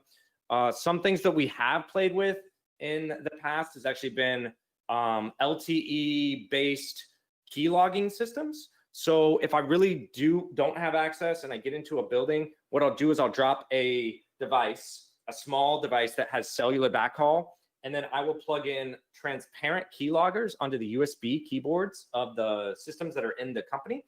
And those transparent keyloggers will actually communicate via Wi-Fi to that drop device that's in line. And then that drop device will communicate to me via LTE. And then I can actually start listening to see what they're doing on the computers. So, which is a great way to capture some credentials and use those. It is extremely hard to detect too. So, which I think is really funny on engagements where we actually did that. People would change their password and we would get their new password immediately, and then we'd start using that again. So they were extremely frustrated with their inability to keep us out at that point. So. What specs do you need as a laptop in a real interaction? That's also subjective, but as big as and bad as you can. Yeah, I actually made some slides about like I had a whole presentation about like what I wish my my future self could tell my past self before I got started in pen testing. Yeah. And I think one of them was about what kind of hardware do you need, and the thing is that mostly a laptop's going to do, but my recommendation is that pick up a cheap server or something at some point in your career as you start to progress, and throw your VMs and other stuff to play on there, so that you stop trying to build this bigger, badder one computer, and you just kind of offload that. That can give you some help in the future. You don't have to spend a ton of money on this stuff. It can be an older desktop that you had or whatever. Just offload those to another device so that you can interact with them wherever you are, and you stop trying to like run it all on your own, on one computer, right? So. Oh yeah, I mean, you were talking about the had people kind of remote, and then you're like, guys, can you get us access or things like to find the guard's computer? Yeah, I mean that's totally the thing you want to do. You wouldn't want to have that VM on your laptop, because what if you needed to take your laptop on site, and then you get on site and now you're booting up your laptop and you have this dynamic DNS. I've done this before. You have a dynamic DNS, and so you got your super hacker at duckdns.com, and then you're pulling down your own payloads from your own machine. Or I could have just stood up something DigitalOcean, had it sitting there all the whole time, and yeah, definitely use the cloud. We definitely use it a lot for our engagements. We usually mainly use it for attribution, so that in essence, we can come from all different IPs and change stuff up. But you can use that for setting up stuff quickly. But today, a lot of those IPs are getting blacklisted and all this other fun stuff. So it's a changing world. It evolves all the time. So yeah. Well, thanks for the talk. Again, any other last minute advice or anything? No. I think I talked a bunch, but I appreciate you guys having me on. Let me share some of these stories. And I hope everybody out there enjoyed listening to them, and kind of got a taste of some of the fun stuff or interesting stuff that's happened. This stuff is happening out there. So if you are interested in this, get out there, expose yourself, talk to people, and be open to learn. And I think you'll be successful. Totally. All right. Thanks. Dig it, man. Thank you so much. Yep.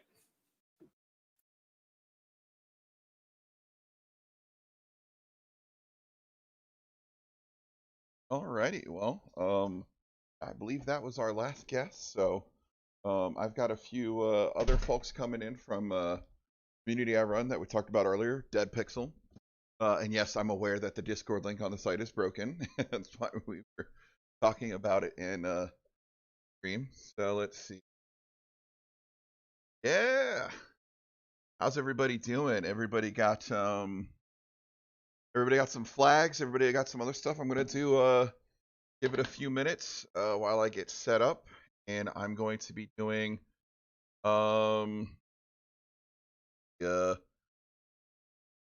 test number. What do we have here? 1, 2, 3. This one will be on binary exploitation. 1, 2, 3. Yep. So I'm gonna get in. Present. Back over. All right. Oop, that's not. There we go. So now we are on mini game 3, guys. Go ahead, start getting logged in. I see 9 of you already in. Nine people already kind of guessed and paid attention. So we're gonna go ahead and start trivia section number 3 in just here in a few moments. That would be slides.com. What is it? MetaCTF 3 for the third trivia section. That would be slides.com/meta MEFCTF. Again, standard rules apply. We're gonna have 20 seconds. The faster you can answer, the more points. Awesome, awesome, awesome. I'll give you guys a few moments to get signed up.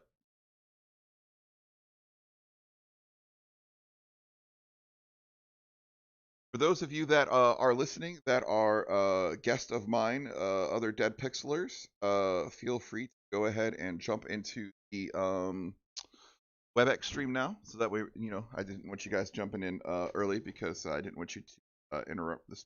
But if you are listening to my voice right now, now is a good time to jump in. I will we'll be chatting after we do this giveaway here, this trivia here. Again, that would be AHA slides SLIDE.com/meta F3.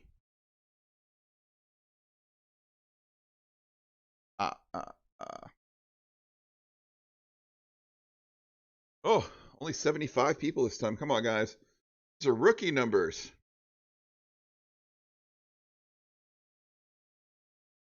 Roman, if you're still here, if you want to tell people in the Discord that we are going live with the tribute. Hey Joe, I'm here, but I didn't hear what you asked. Oh, if you want to let people in Discord know that we're going live with mini game 3. Yep, I actually just made an announcement 2 minutes ago. Oh, perfect. Give a few more additional jump in. I'll start the game in, how about just 2 guys, a few minutes to get in. Take a break from the CTF. If you guys have been crunching on it, you know, if you're winning, great. Even better, take a break. If you're in last place, who cares? Go learn some stuff. Take a quick break. Maybe come win some trivia here.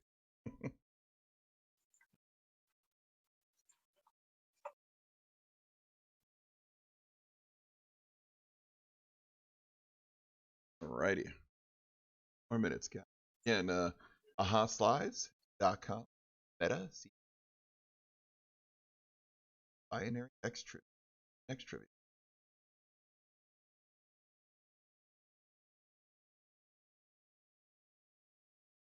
Remember, those of you that end up participating, you guys get a free flag. Very in there. Not I don't think I'm going to read it out this time. So those of you listening who expect to just get a free flag, I'm not going to read out the free flag this time. Might want to come to trivia. 10 questions, guys. 20 seconds, 10 questions. I mean, we're looking at 5 minutes max. Take 5-minute break. I'll get some free. Look, as soon as I said that, the numbers go boop, boop, boop, boop, boop.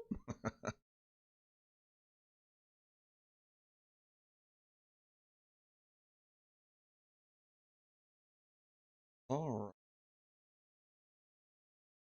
Call it minute.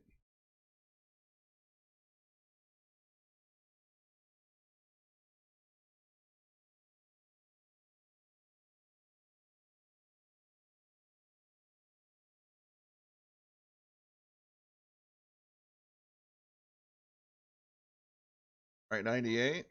Come on, almost. We can make 100. Come on, let's get 100 people in this game. Let's make it a good game.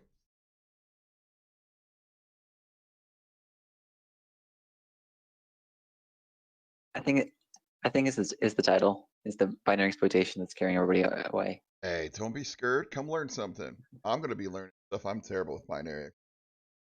kind of what I do for a living. Right. I know it's the scary topic, but I promise like 4 and 5 will be great topics, especially 5. It's just a random InfoSec trivia. Kind of into that. Yeah, we'll do the 5th one tomorrow. But, oh, tomorrow? Okay, well, 4th one will be great today then. Come on, guys. Come learn some binary exploitation. Learn with me. I'm going to be looking at these questions going, hopefully somebody knows the answer.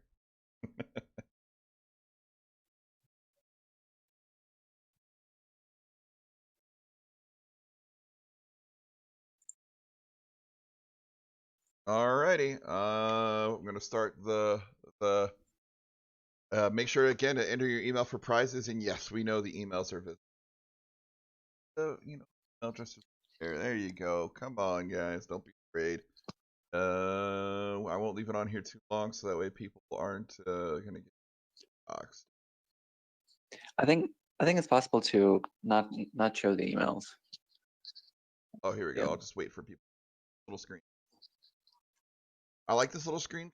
Play Among Us. It kind of looks like the imposters with their little, you know, person with their little name, and kind of now they're running around doing tasks. Gotta find the imposter as they join by the treasure trove. All right, and we are starting in 3, 2. Question 1 of 10. Whew, let's see if I don't mess these up. Which memory protection causes the memory address of objects to randomized upon each execution? Whew, I have no clue.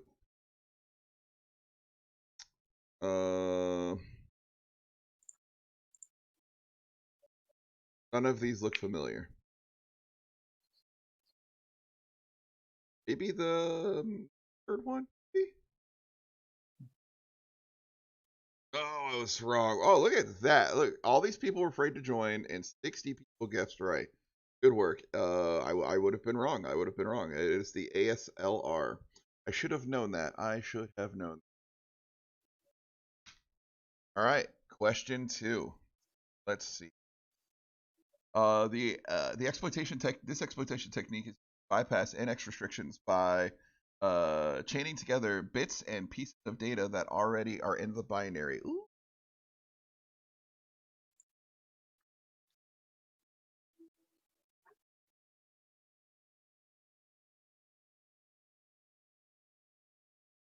I think it's you. I was right that time. So there you go. Another 60 people. Good. 60 people knew this. Hey, the rest of you guys, you're learning. You're learning. Good things to take notes. It's recorded. You can go back and look at it. Question 3.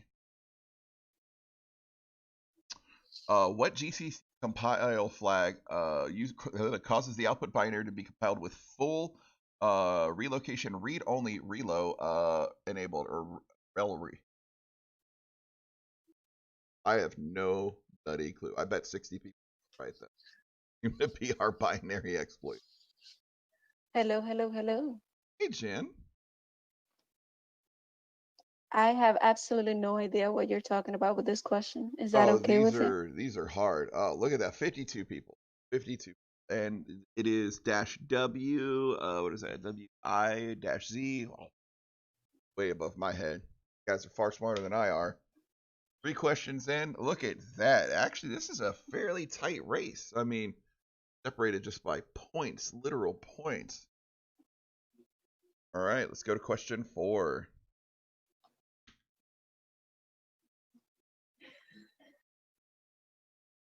What heap exploitation technique uses an arbitrary free vulnerability to a free vulnerability free a fake chunk and free the fake chunk to insert into binaries? I know, but the word that I want to use. Oh, it's actually the name of the exploit. House of. Woo! Look at 25 people know this. Those are the guys you got. All right, question 5.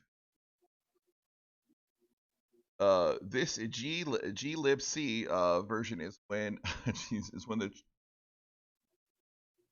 cache a locator is first introduced. Woo! I can read. Oh, glib.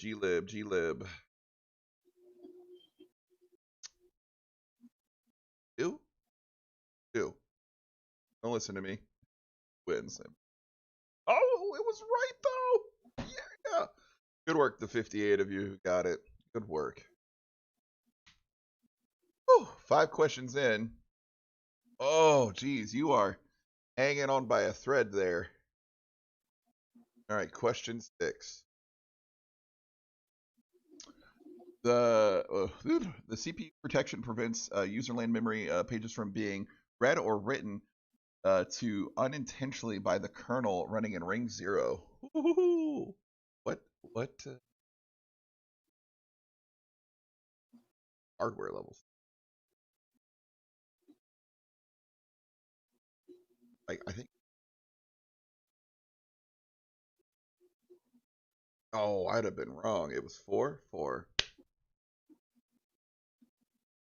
Oh, okay. Well, go. Hey, 34 of you know. Remember, these are hard. We're gonna stuff. Gotta learn more. Question given. This exploitation technique uses speculative, blind, return-oriented programming to detect kernel randomization protection without crashing the kernel. Hey, it literally kind of gives you the error. I know this vulnerability. There one. Oh, it was one. No, it's none of them. Oh, look at that. Oh, what is that? Blindside. A blindside attack allows you to get on the non-speculative random. Hey, man. Question 8. The syscall instruction in x86 has the following OP code.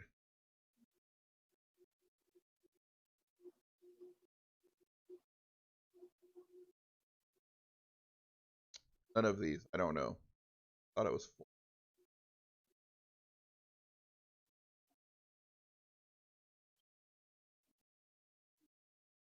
Cool.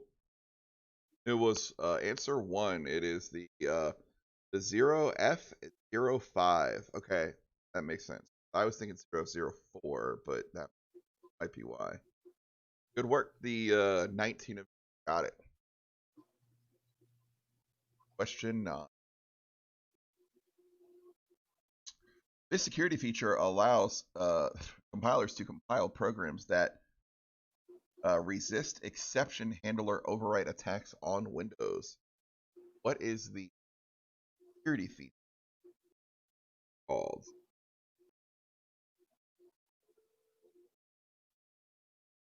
I think I know this one. Number 4. Oh, I was wrong. Safe SFH or SEH. Safe SEH. 44 people knew better than I. All right, final question. This series of ARM instructions allows ARM v6 processors which execute from ARM thumb mode and vice versa. I am no clue.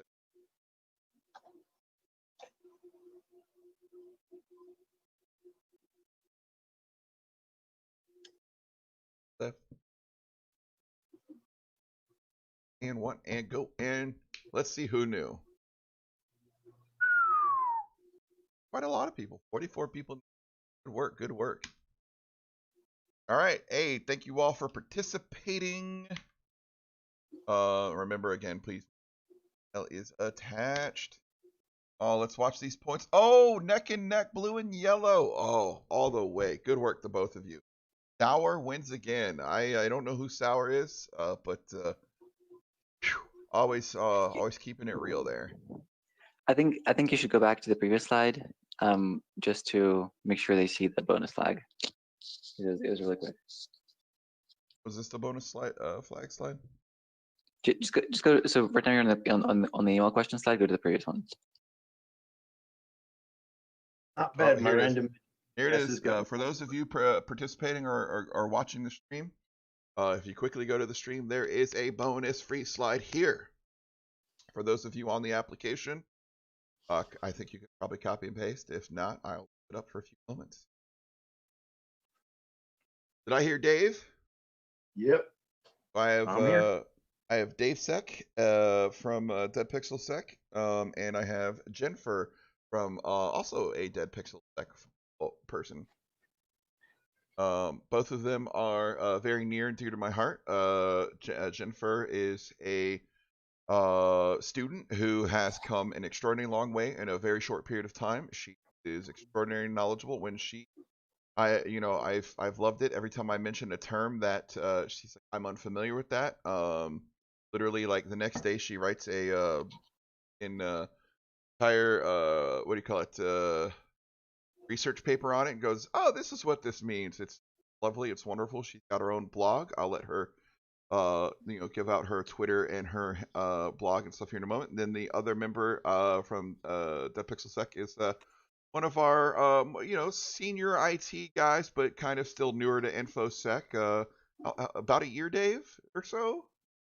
Yep, little under a year right now. Little under a year right now, and but many years of IT. Very smart guy. Has also turned around and kind of shows the adage, when you put your mind to it, you can still do it I don't want to pick on Dave too much, but you can teach an old dog new tricks, right? Yeah, I was just gonna say that. Puts that adage to shame. Again, 25 years of experience, if I recall. Yep, 26 in December. 26 in December years experience, and then in the last year has picked up cybersecurity, has done SANS certifications, is doing OSCP certifications, is doing has said, you know what, I wanted a career path, I wanted to change, and I want to do some awesome stuff, and he joined Dead Pixel Sec, and in about a year, has turned around and has a job in the industry, and has really relied on the resources and people, and realized that communities are the way to grow. Ahead and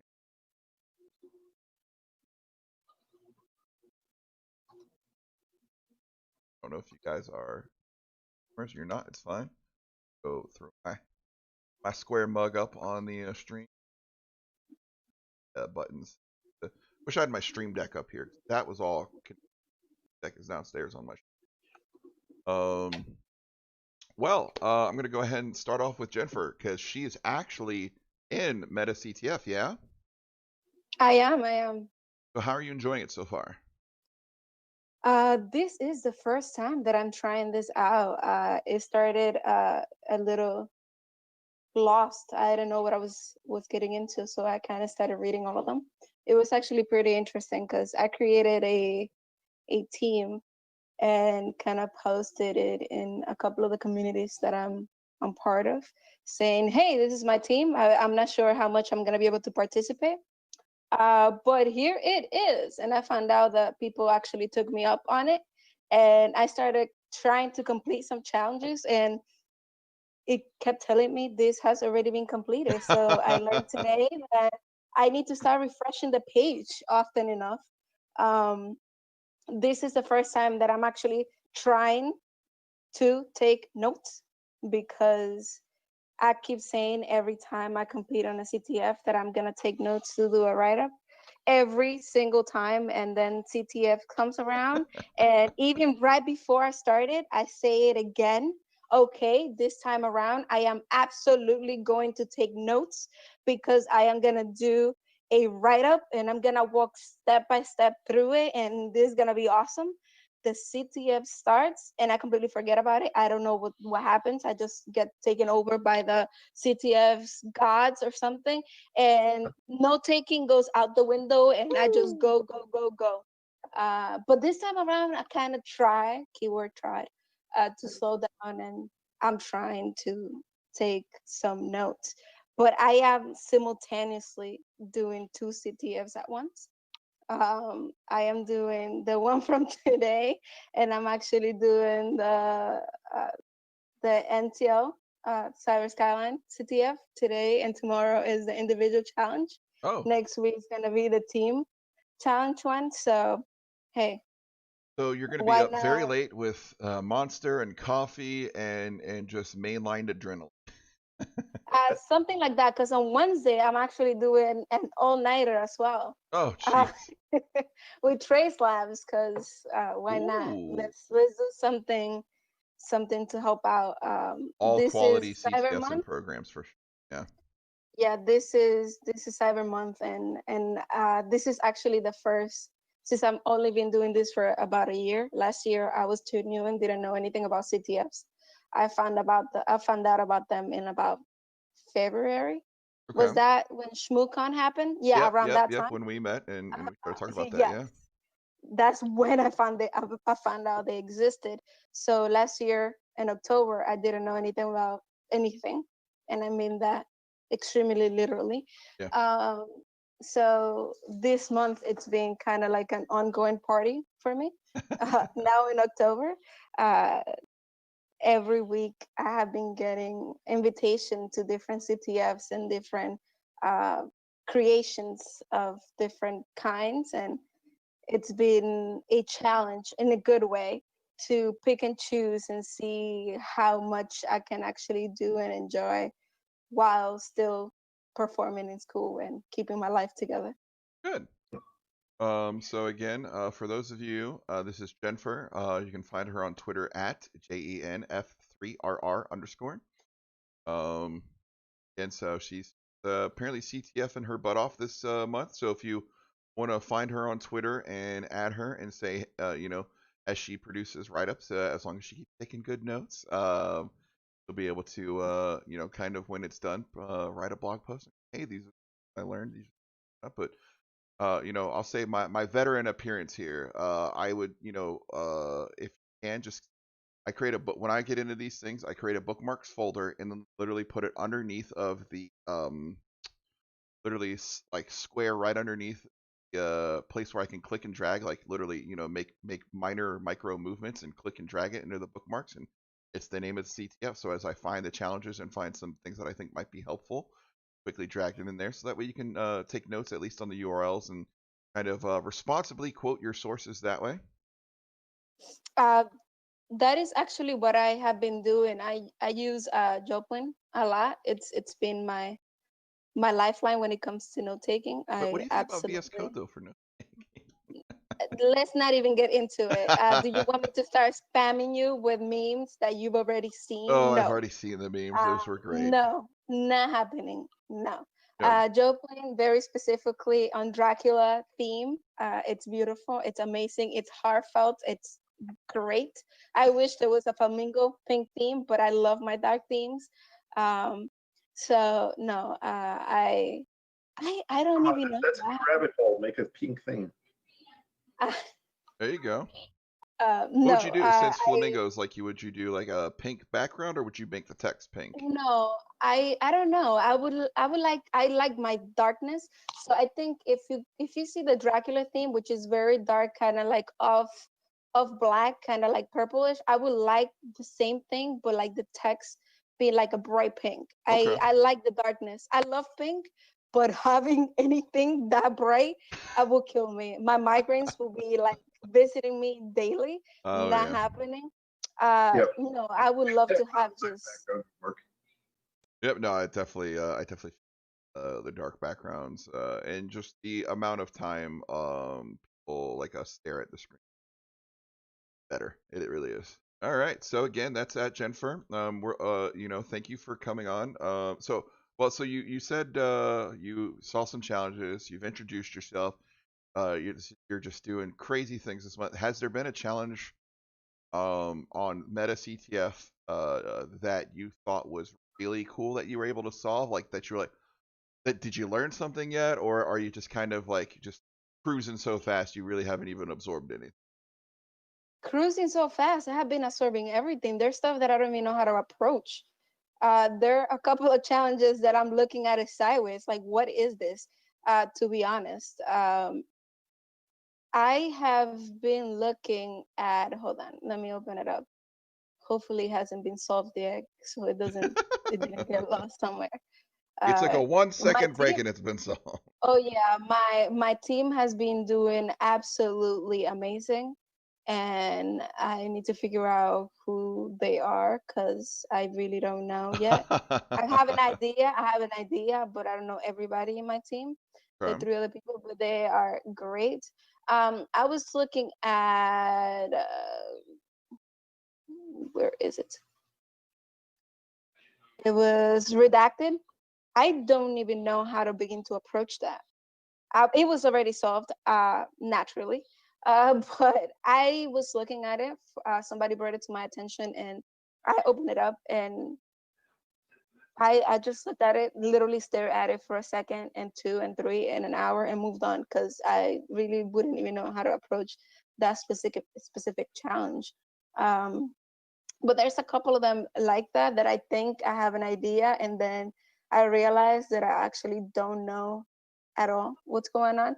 So when I find myself in those situations, which is more often than not in CTFs, I usually try something out, move on to the next challenge, and come back to it, because I think I am not really good at CTFs. What I'm good at is Googling.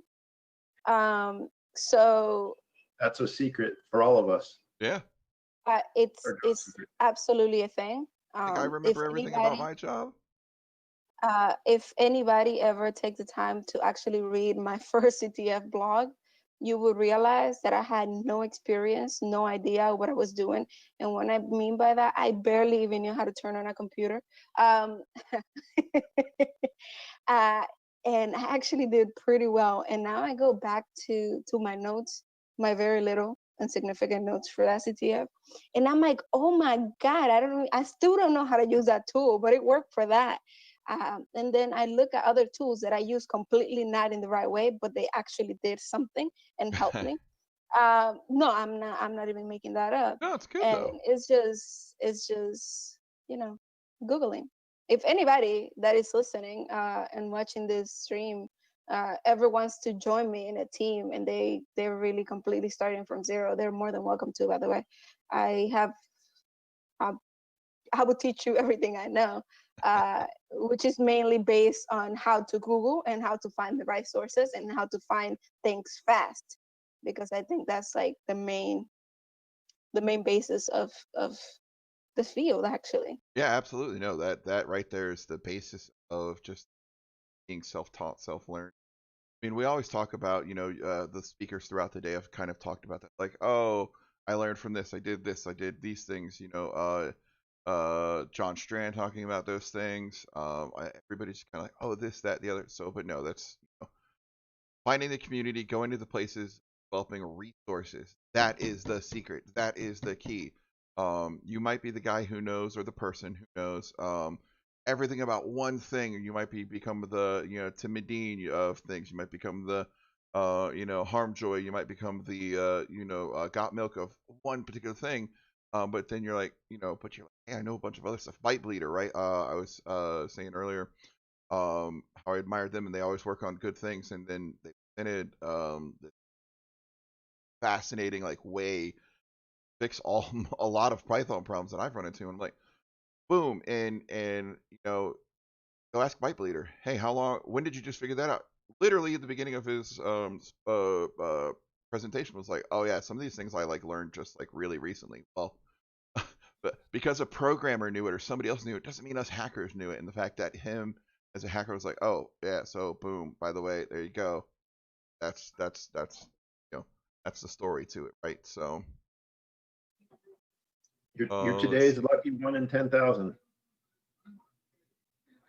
So big LDP. No, I am not part of the MetaCTF team. I'm just here to what do you call it? MC. Just big face guy who can come on here and talk while they do all their stuff in the background. Yeah, you can post it in the Many Hats Club. I mean, if you want to get more people in, I mean, it's partially over, some number of hours over already, but go ahead. Let's see. Yep, somebody posted the points there.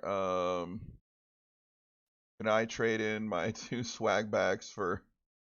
Oh, gee. No, that's gonna have to leave that one alone.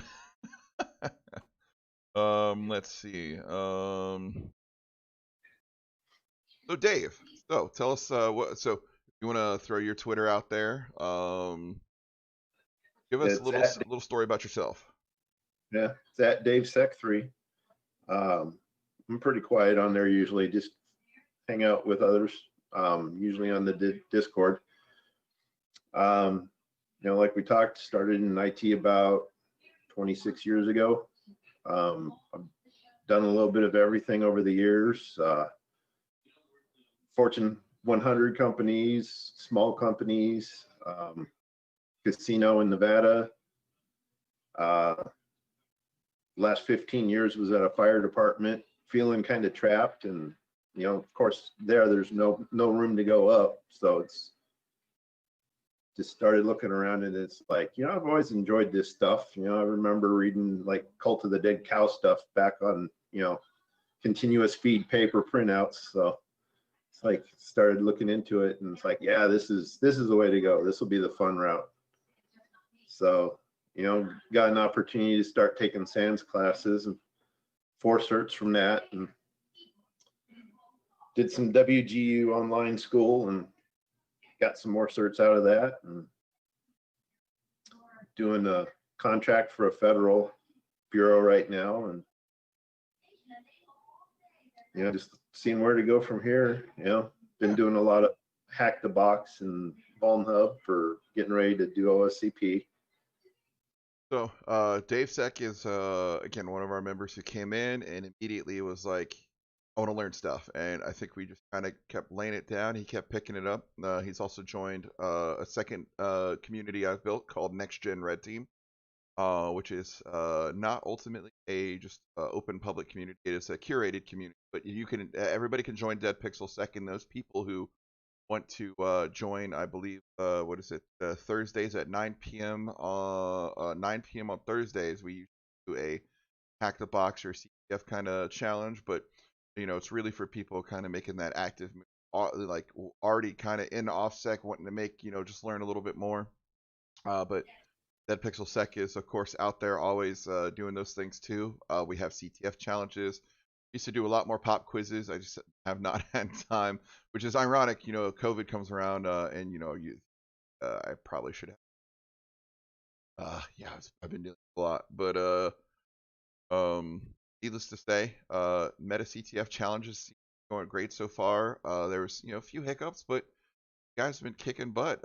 Anybody on the stream that's chatting right now, if you guys want to talk about any CTFs or challenges you got down there, let us know. But again, but thanks, Dave. I mean, so have you?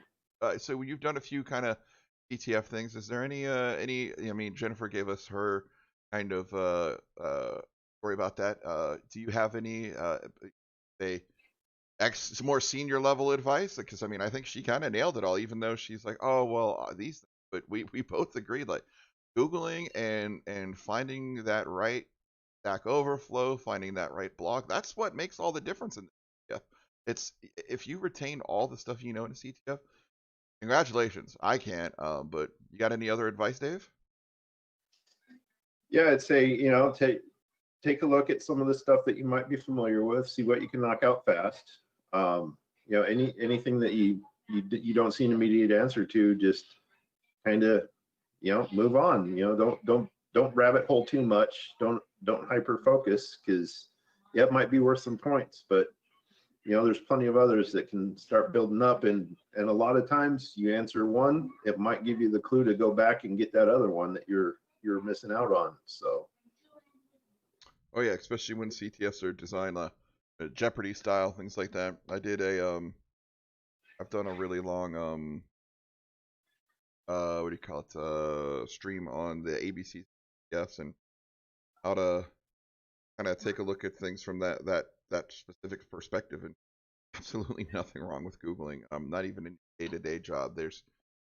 That's a huge retention of knowledge. But you know, the best way to do it is as you do CTFs, document it, because you never know that time you're doing a CTF challenge and it's so obscure or arbitrary that you might actually run into that product or program in real life.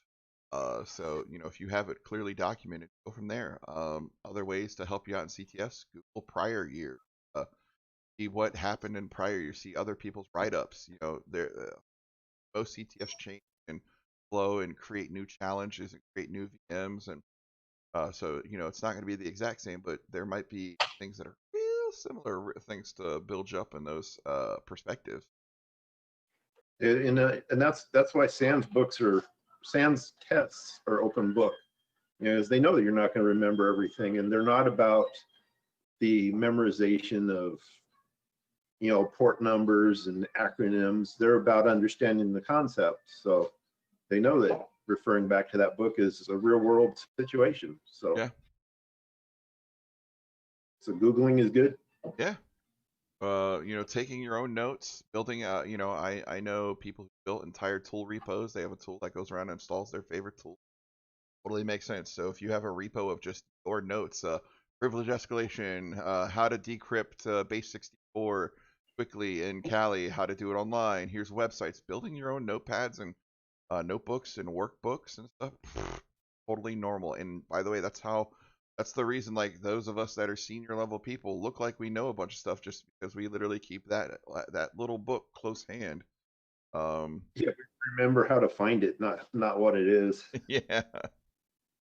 Going back to Joplin, guys, it's a beautiful tool. Just saying. Yeah, Joplin, yeah.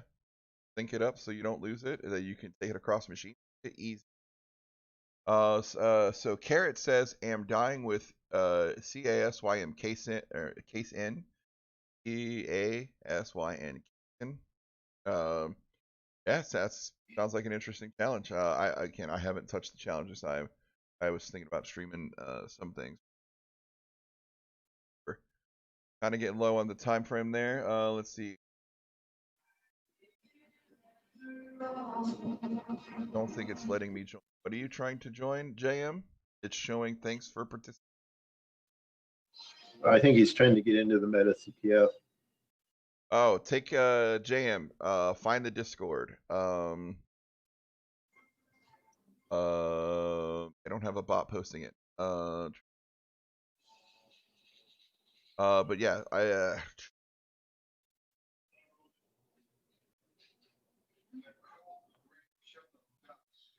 Oh, KCM is an OSINT challenge. Only 3 tries so far, getting nowhere. OSINT is a really interesting topic. A lot of people like, oh, I want to do OSINT, this and that, and they don't realize it's not just a bunch of like Google reverse image searches and Googling. It's you gotta know that's a key area where you gotta know that these sites are the places to get that information. And then either you have to have accounts, you have to be ready, you got to have tools ready. I mean, not all the time, right? But I mean, when you're doing OSINT professionally and you're an intelligence or an OSINT for a day-to-day perspective, that's a place that has that's a workbook alone for sure. Yeah. Let's see. I'm gonna give it here a few more minutes. I think I might do the fourth. We're doing fourth. What do you call it? Mini game. So those of you that might be struggling, you take a break, come do the fourth mini game, and we can give you guys a few more bonus points. It's the fourth mini game. So click. Threat hunting trivia. Threat hunting trivia. There's already 17 signed up. Oh, number of slides 17. Click. Threat hunting trivia. Threat hunting. Jennifer, what do you know what threat hunting is? Maybe. You look for threats. You go hunt. I don't know. That's a good synopsis. Dave, what do you think threat hunting is? Oh, what isn't it? Being able to find the badness in your network, or that's like a summary. Knowing where, it's a little bit of forensics, knowing where the stuff's hiding, knowing what the threats to your organization are. I'm sure there's more to it, but Oh, no, drawing a that's a good blank. synopsis as well. Anybody out there on the Twitter, Twitch, and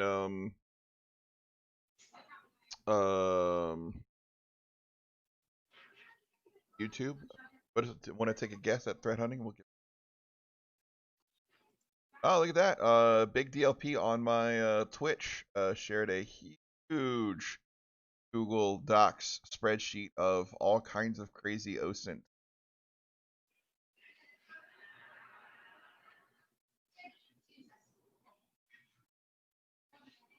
For anyone who needs it, oh, it's Stu's OSINT.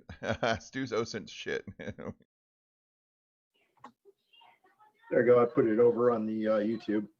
Oh, why don't you join the slides for some reason? Well, trying to join a scotch bit easier or faster. So in this one will be MetaCTF4, ahaslides.com, MetaCTF4. I'm going to go ahead and publish the slides. I'm going to go to the stream button. I'm going to my screen position, click, and then we got this full scene. So again, now it's live. Should be live now.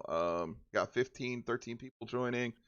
So AHA slides, slides.com/meta me4. I'll give you guys a few minutes to join this time while we just kind of hang out. Yeah, so I mean, to me, threat hunting.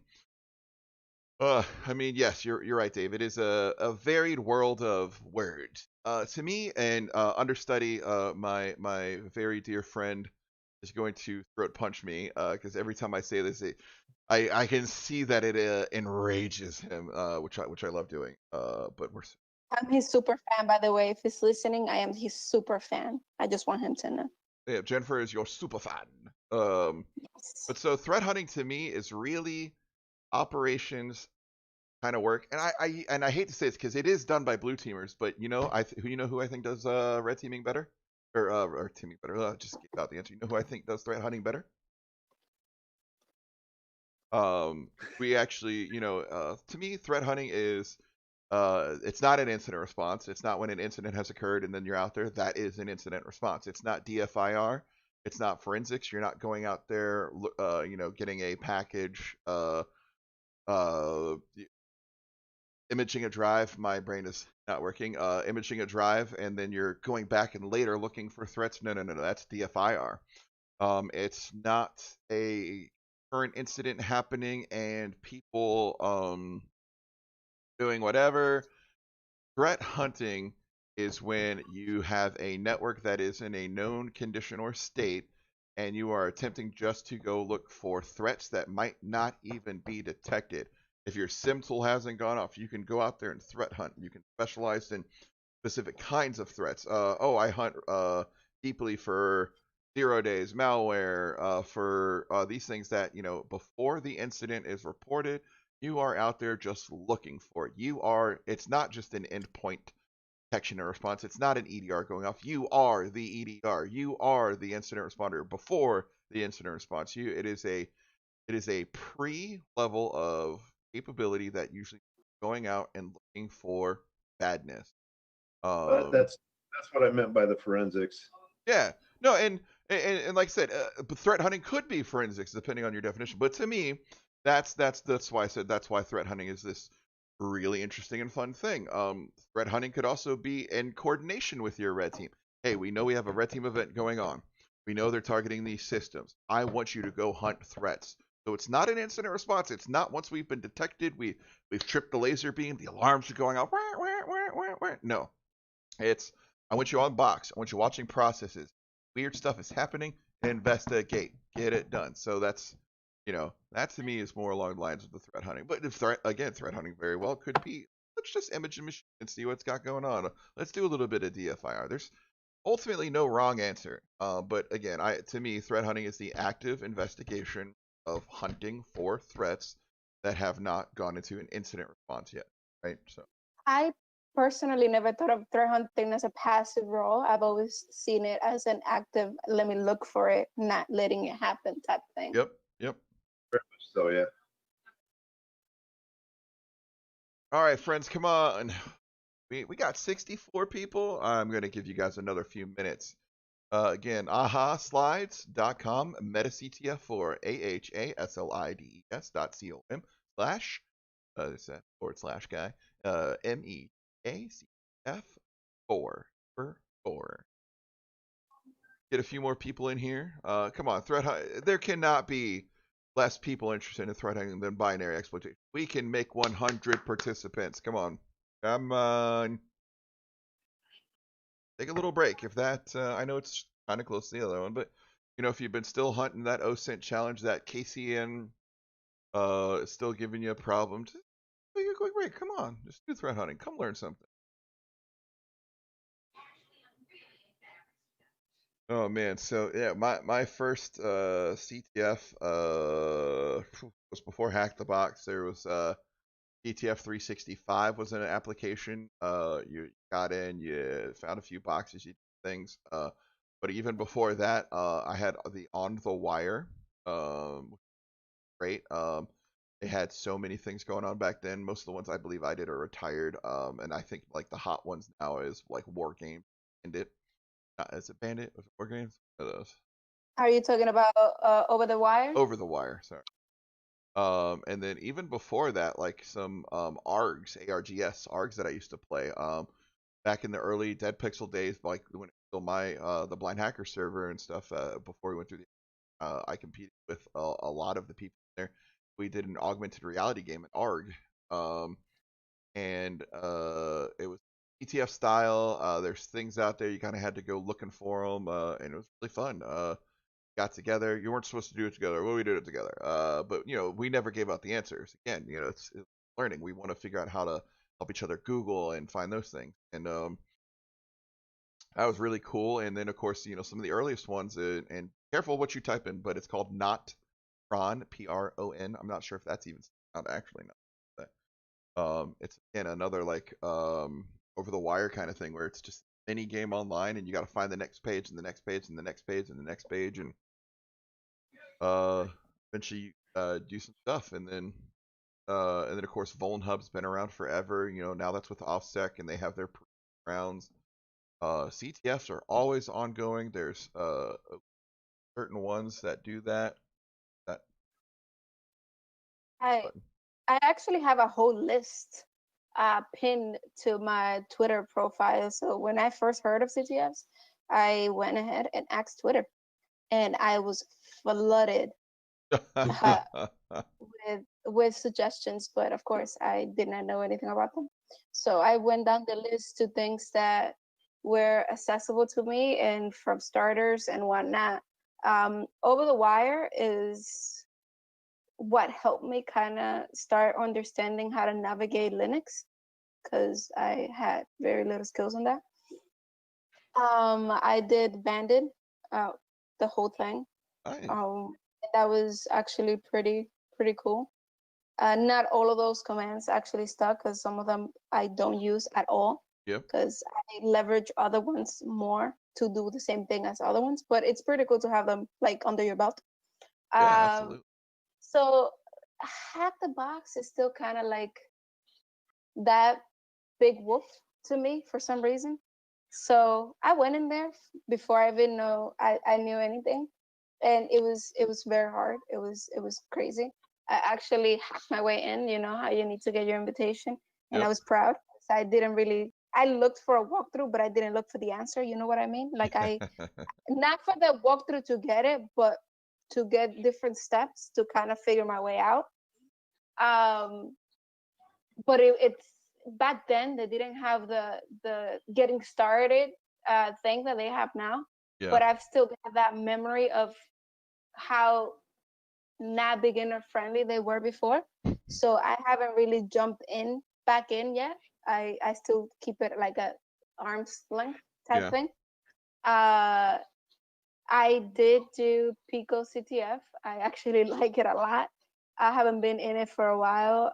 What I have been doing has been Try Hack Me. Oh my God. Okay. I have been there every day.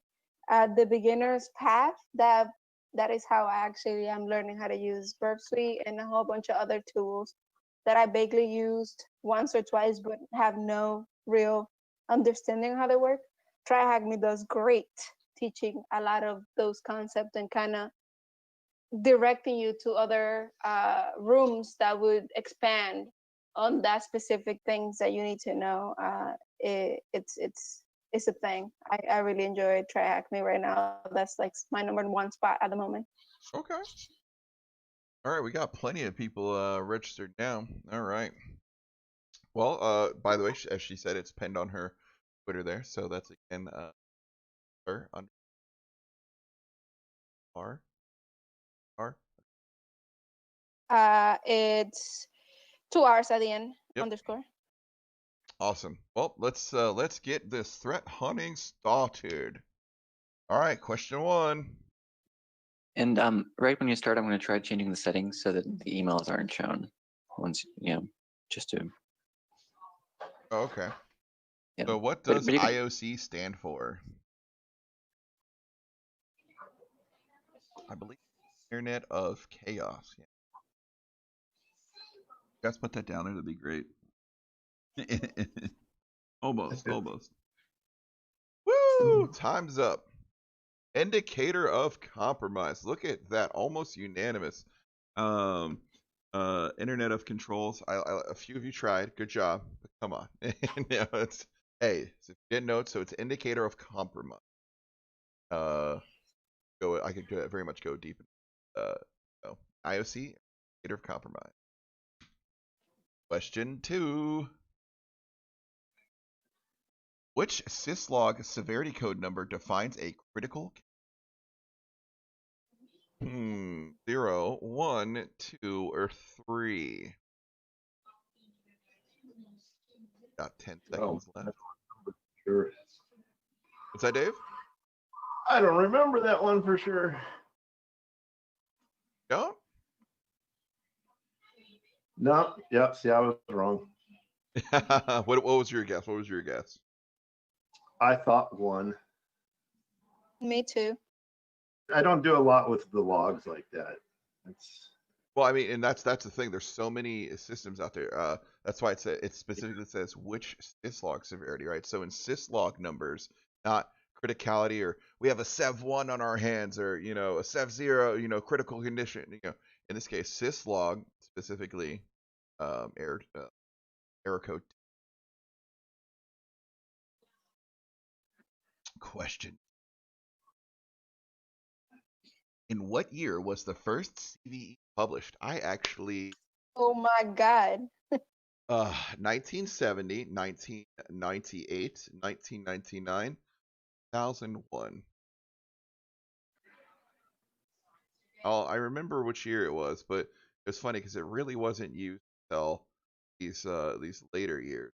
But it was pretty early date actually. It's almost, some people would say, like pre-mainstream internet. There you go. Yep. 1999. I literally just learned this like last week. That's crazy.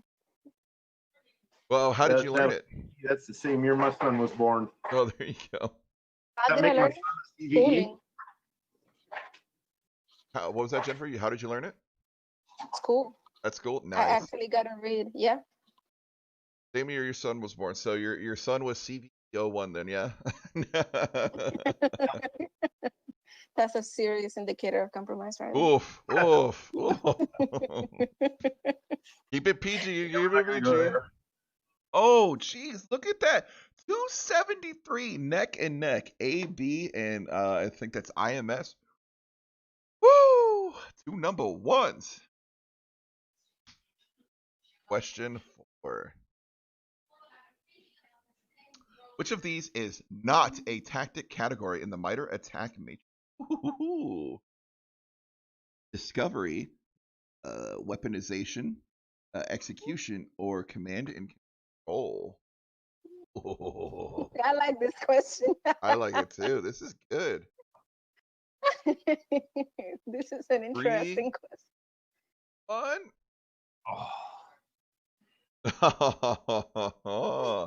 What did you guess, Dave? Because it sounds like you did not guess right.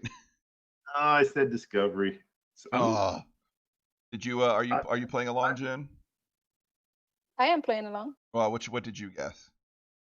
Weaponization. Nice. If I don't get this right, I am failing my life right now in school. I should not be going to school right now.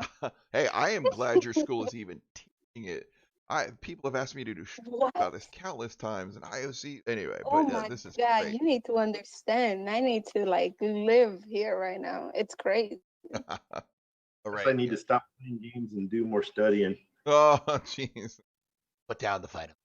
Yeah, all right, You all just right. need to play the right games, I guess. Question 5 or 5, yes, question 5. I can read. What is on the top of David Abanco's pyramid of pain? I actually don't know this. On the top? Yeah. Oof. What is on the top of pyramid of pain? I'm unfamiliar with the I picked the concept. wrong ones. I am now, but I picked the wrong one. That's the pyramid that tells you which one is the hardest thing to get and the easiest things. The top is, I think, the easiest, and the bottom is the hardest, or backwards.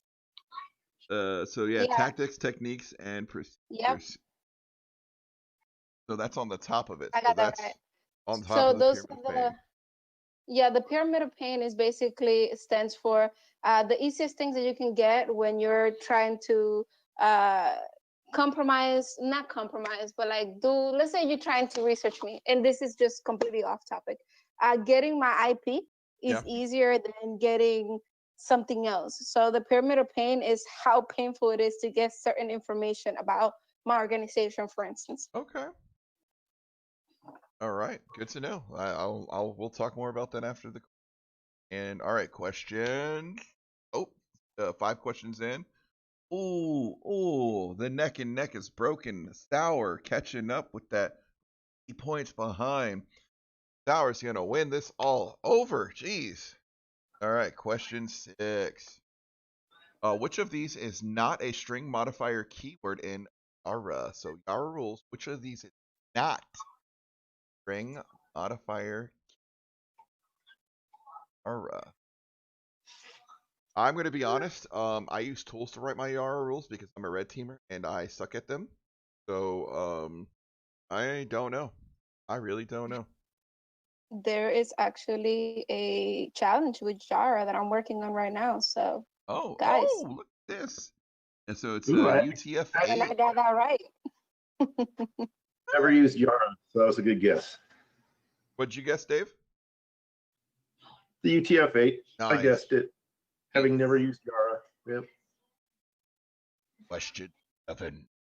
I learned this from the BTL1, actually. Nice. This week, the U.S. Department of Justice unsealed charges against the Sandworm APT. Which of the following attacks is this group not linked to? So what attack did Sandworm not? It's actually a really good question. I don't know. I mean, if I look at the things fast enough, I'd probably guess. They were not related to the Trisys malware thing. Okay. A lot of people guessed not Petya, but it seemed like that was a good guess. I had no clue. The only APT group that I follow is the Carbonk group, and it's because that is the world's largest bank heist. They stole billions of dollars. Billions of dollars. Still haven't been found. Members of Carbonk have been found, but not the mastermind. Stole the money, distributed to random accounts, fake ATMs, and went and pulled out the money from ATMs. Pulled out some money, and some of those people got arrested, but actually stole the money. Yeah, that's money heist style. That is that is one hack that I like. I want a movie on that. Anyway, all right. Question 8. And question 8 is which of these tools is not part of Security Onion? Security Onion. You don't want to cut it because you're gonna cry because with Kata or Bro or Kismet or POF. Pure F. Not part of this. Make you cry. About to find out. Boom. Oh, damn. Look at you guys actually knowing that Kismet is not part of it. A few guessed bro, but bro, technically, maybe that should have been bro slash, I don't even remember what bro got renamed. Did any of you go to the conference this week on Monday? I think it was. I did actually enjoy it. Like, I want to set it up, but time. All right. Let's see. Probably 2 weeks. Question 9. Which of the following recent vulnerabilities affected Windows DNS servers? Sigred, zero logon. I did a write-up on this. Oh, don't say it out loud. We are straight. I didn't say anything. I said I did a write-up on this. Good. You publish it? No, not that serious. Oh, come on. Oh, look at this. 20 people got it right with Sigrid. Yeah. Zero logon did come out this week, but was not. Or I guess in the last 2 weeks. That's DNS related. Yep. Good tries, though. Hey, you guys are learning. Awesome. All right. Finally, question 10. Which of these is a variant of the Zeus banking Trojan malware? I actually might know this. Was it No idea. Zeus? I remember reading about how they finally reversed botnet and are actually staring at the creators of Zeus webcam on the system. Is that the Greek god of the sea? What's that? Is that the Greek god of the sea? Zeus. No, Zeus is the Greek god of gods. Oh, the sky. Yeah, that's the sky one. The one with the lightning bolt. Yeah. Oh, look at that. A couple people paid attention. All right, let's see. I'm gonna take a bet. Sour probably potentially maintained the lead. By the way, thanks for participating. The winners will be announced on the next slide. But for now, here is a free points for participating. I'm not going to read it out this time. You got to come to the site. You got to type it in. You want free points. You got to earn them. The top 3 winners, of course, will get prizes. Hey, Cat. I will. That should be a fuzzy, snuggly flamingo. Are we happy for that?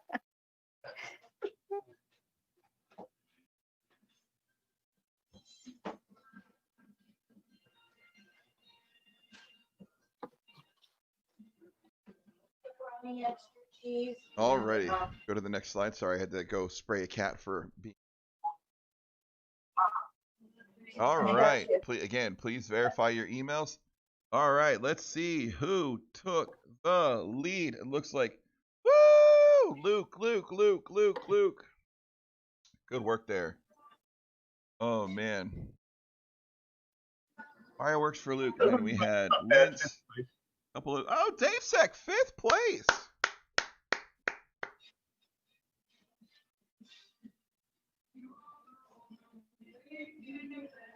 Good work to everybody. Hey, I see a couple other names in here. Got Favada 17th. Good work. If I do scroll past your name and don't. Tell you, we got to get Sour on Dead Pixel Sec for sure. Oh, Sour, yes. If you're listening, Sour, please join Dead Pixel Sec. You've been kicking butt on all of these. Love to have you over there and chat with you about all your crazy stuff. All right, let's exit and hey. Bravada. There you go. Yeah. Check the feed over here.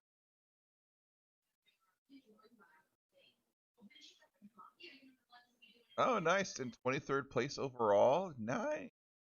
I mean, this is, I gotta say, this is a big competition. I don't recall how many Roman Edwards. He said that it was almost double what they've had in the past because, in fact, that watching Twitter, Twitch, and Zeke, Favada, it was right. They renamed Bro.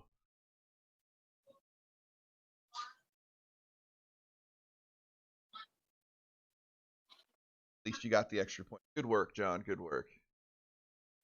And so, I got like what they gave me till 5. We could go a little bit. Wrap up, close down the live stream. But you guys get to hacking away and go from there. Hey, I think again, big round of applause for the MetaCTF folks. I can't believe the organization ran with 4 people. That's stellar. And I know a lot of them put a ton of effort. I mean, for a first time online CTF of this magnitude, I think that it actually went well. There was some technical hiccups there in the beginning. Got it over with. The quality hasn't been so great. That's on me.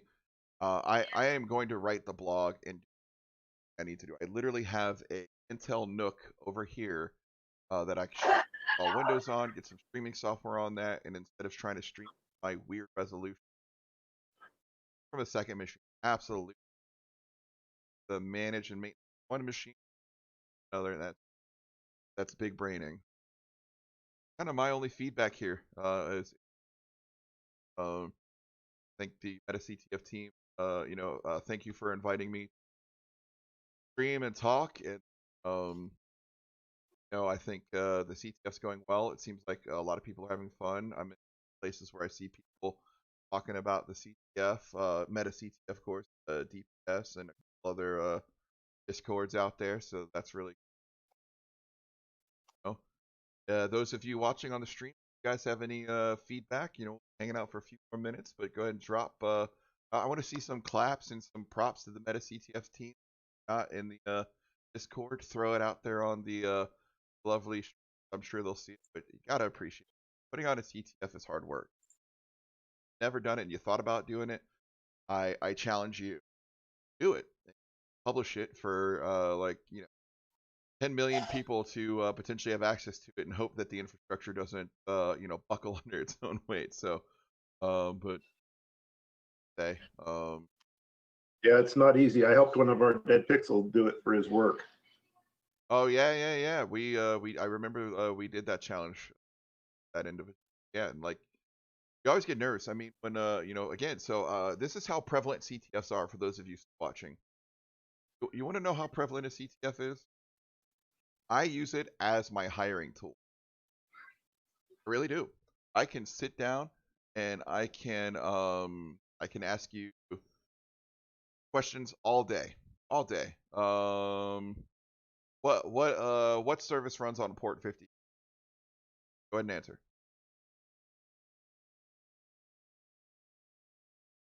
You guys not know? It might be DNS. Who's the? So great. So might be DNS. Okay, cool. It is. What service runs on port 3389?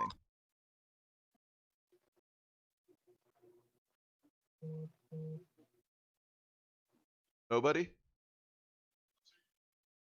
See, this is why memorization things are. Are you asking us, or are you asking? Yeah, no, go ahead and answer. I mean, I would guess RDP. Yeah, RDP. What service runs on 445?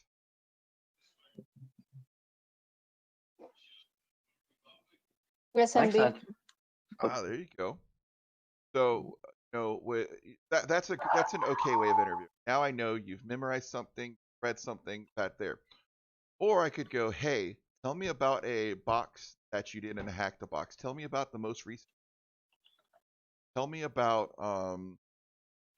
you learning something that you did not know before. Like, what is the most recent cybersecurity? Now, how much more can you tell me about that? How much more comfortable do you feel talking about? I'm asking you. That weird silence. No, but I mean, but wouldn't you feel more comfortable about that, Jennifer? If I said, hey, tell me about, so you said you didn't do Hack the Box yet, Try and Hack Me. Tell me about the most Try and Hack Me box you did. I am currently working on a few of them actually, since I am doing the beginnings path. I am on the networking portion of it, in which is talking about IPs. I am really bad at understanding IPs because to me they all look the same.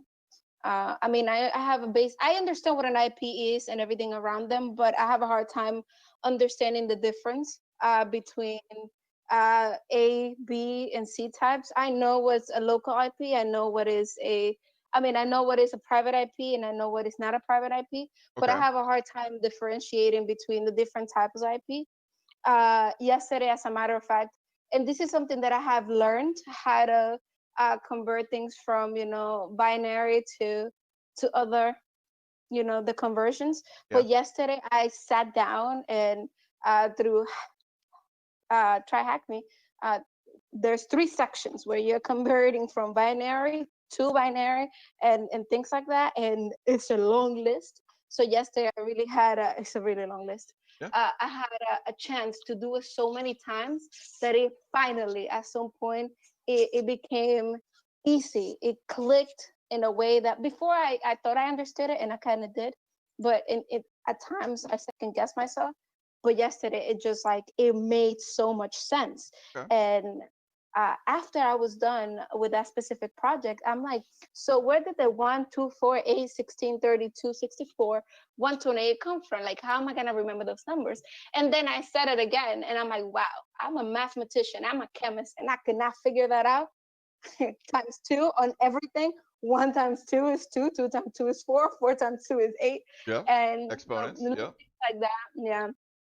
So okay. Little things like that. So you said you learned all this stuff yesterday. Well, so now if I'm interviewing, and so I hear the passion in your, I hear you going, oh, these things. So okay, now as an expert myself interviewing, okay, again I asked you what this port is, SMB, okay, and so or told me all that. Now I can go, oh, what is the local loopback address to a network adapter? Come on, you probably saw it 100 times. The loopback address, the heart, not the MAC address. Home. What's that, Dave? There's no place like home. Yeah. There's no place like a home. So what is home? Anybody can answer. Feel free to answer. It's 127.0.0. That one. Yep. There you go. See, but it's okay that you didn't know, Jennifer, because that shows me okay, so she learned a bunch of the hex to binary to IP addresses. How many octets? How many octets are in a IPv4 address? 4. Go. So knowing and hearing about that, this is a better way to interview. I hate it. I honestly, when I was looking for a job recently, if they would have asked me those questions, I probably would have just up on the Zoom call. Honestly, like I don't. You want me to memorize things? Like, okay, what's on port 1337? Like, who freaking cares? What can I do with port 133? What is TCP? What is UDP? How does DNS work? What is DNS? Right? Like, those things make more sense to ask those. So, Blind, from my current job, there were not a lot of technical questions, but they did ask me, it was not, and I realized that they weren't looking for specific technical questions, but they did ask me a technical question that I did not know the answer to. I knew the gist of it, I did not know the answer to, and I had a panel of 8 people interviewing me, and I was terrified. I was absolutely entirely terrified. It's my first real interview, and it's a process of 6 interviews. This is the second one. My heart is on the floor, and it's virtual. So I am unable to project my physical, you know what I mean? Like that energy that I have. You met me in person, I'm really, really animated. But in a computer, in a camera, these are things that you cannot really project. So everything goes to what you're saying and how you're saying it. So they asked me a question, and I knew what they were talking about, but I didn't know enough to answer the question. My answer to them was that I've heard of and this is just a summary, that I've heard of the concept, but I didn't know what it was. However, that I knew how to find it. If they gave me a chance, I could look it up and I could tell them. And they started laughing. And they're like, that is probably the best answer that we've gotten for that question so far. And I think that was a turning point in the interview, because the question was I didn't think it was a hard question. I didn't know the answer, but I didn't think it was a hard question. But they explained to me that that's one of the hardest questions that they were asking for the position. Yeah. And that most people either tried to answer it wrong without knowing what they were saying. They stayed quiet, panicked, and they just, after that, the interview just went south, or they just blinked and didn't answer anything at all. And I'm like, no, I just don't know the answer, but I know how to get the answer if you give me a chance. And that's so that, by the way, as an interviewer, I love hearing that too. And I've come out and said it straight up before. Like they asked me like, oh, like what was it? It was something, and they were like, oh, what's this? And it's it's more of a binary exploitation, not my cup of. And I was, well, I think it might be this, but honestly, I couldn't. Now, if we walk through, how to reverse a program, write in, find the jump point, find the points where I can write data in, push data through, I can kind of talk you over that, and oh, that's, hey, you know what? The fact that you set it up, you find the data and do other words around it, press that you about it, or at least felt comfortable enough to professionally Google it, to look it up, to come up with an answer. So that way, available, it's there. So I mean, but yeah, that's to me, that's the better way to interview, especially from your perspective, being green. Buddy, listen, as you guys are looking for those jobs, try to steer away from them. Talk about the things. Some interviews might not even actually be technical. Again, because I use a CTF as the hiring tool. When I get on the phone, I ask you, hey, like, let's work backwards through your, F, and then, or most recent box or whatever, and then they kind of go, da-da-da-da, and then I will say, what happens if you didn't find a answer? What are some other places? Look, just theory, get the juice. So you can, in an interview, try to control that. If they pull out a piece of paper and got check marks and stuff like that, yeah, job's a job, but you're probably not going to be. Try to control the aspect from. Then, again, I would use a CTF as my hiring place. Now I don't have to ask exploitation, lateral movement, blah blah blah. I can literally go, I'm gonna put you in this CTF here real quick and go from there. Whereas MetaCTF or other CTF line might just have basic core string sitting somewhere and just decrypting them, where that's a very valuable skill. Other CTFs are very much like hack the box, where you got to get it. You break into the box, you elevate, find a flag in that folder, or hey, I might have hidden it. There are places that, as a hacker, you looking factory. So those are things that I look for. And sometimes on my CTF, I will hire people. I hide flags, and I want to see the flag you get. So if I see you send me your report afterward, got one flag or two flags or any flags, like they kept looking. I hid things. Okay, I see that other thing. That's all stuff that, from a pen tester hacker perspective, that I want to see. Again, they're even boss in the stock and other that I see becoming more popular, enough to the fact that those might become hiring tools rather than sitting there an hour and a half, 2 hours, 3 hours, 4 hours panel and staring at you about those things. Maybe I spend that panel time now. Oh, if a client came up and threw a laptop at you, what would you do? Right? Like, hopefully that would never happen. Hopefully it's not a thing that has happened. I have heard it happen. I've happened. Inappropriate. But if I said, no, hold up. You've seen somebody throw a laptop at somebody else. That is a very interesting story. Yeah. That laptop got some air. But yeah, ultimately it was amazing. It got swatted down by a guy instead of heading for a person who was, it just knocked it down out of the air. Very destroyed laptop. But yeah, somebody came down to an operations center, because the operations center near the help desk, and a laptop going across the room, and those of us in the operations center, like, peeking around a corner. Okay, somebody out there screaming that their email still wasn't working after the 5th attempt, But hey, that is a valid question. If somebody threw, didn't hit you, threw a laptop in your, if somebody came down and was irate, if that way I get to know your personal around and go, cool, we've tested that. I'm going to give you 24 hours to do F. That's why CTFs like MetaCTF are a good thing to have in your back. Hey, I'm a mic cutting out. My mic keeps cutting out.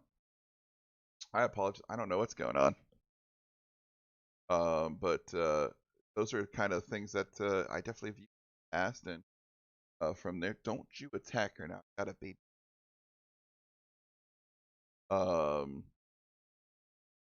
Yeah, no, like I said, they're very valid things. All right. Well, with that note, anybody got any final words of wisdom, and then I'll wrap it up with Meta CTF team, and then we'll be out. Well, all I have to say is don't forget to share the knowledge. Go share the knowledge. Yes, absolutely. Again, Dead Pixel Sec, which would be discord.gg/dead DAD Pixel PIXEL Sec SEC. We'll post it. I'll get Dave Sec to post those in the YouTube. Appreciate doing so. We're a big teaching community. We share the knowledge. MetaCTF is another Discord, great place to be. Anything from you, Dave? Good luck to everybody on the CTF and have fun. Roman, you around, bud? I'm here. Yeah. Got any wrap up final words of wisdom? I mean, so the CTF is only 5 hours in. So let's see, we have 19 more hours to go. I can pull up some stats about the competition. I'll pull some stats up. Yeah, so we currently have 2,573 participants registered. We have participants from 49 out of 50 states. Montana is the only one that's missing. So if you have any friends in Montana, we really appreciate if you invited them to at least sign up.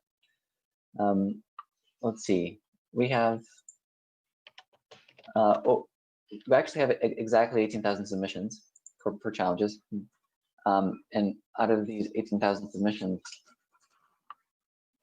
let me see. 9,022 are correct. So pretty much almost exactly half of all submissions submitted by everybody have been correct. Let's see. Over 427 bonuses have been submitted. That's interesting. Yeah. There has been a lot of volatility with the scoreboard. There were some teams in first place. Now they're third, and then the team from 5th place jumped into first. Now they're second, and so it keeps changing. I do want to say that tomorrow I think we have it scheduled at 8 a.m. But we're gonna temporarily hide the scoreboard just to kind of provide some kind of suspense. And so and the scoreboard is going to be hidden from 8 a.m. Eastern time tomorrow until the end of the competition.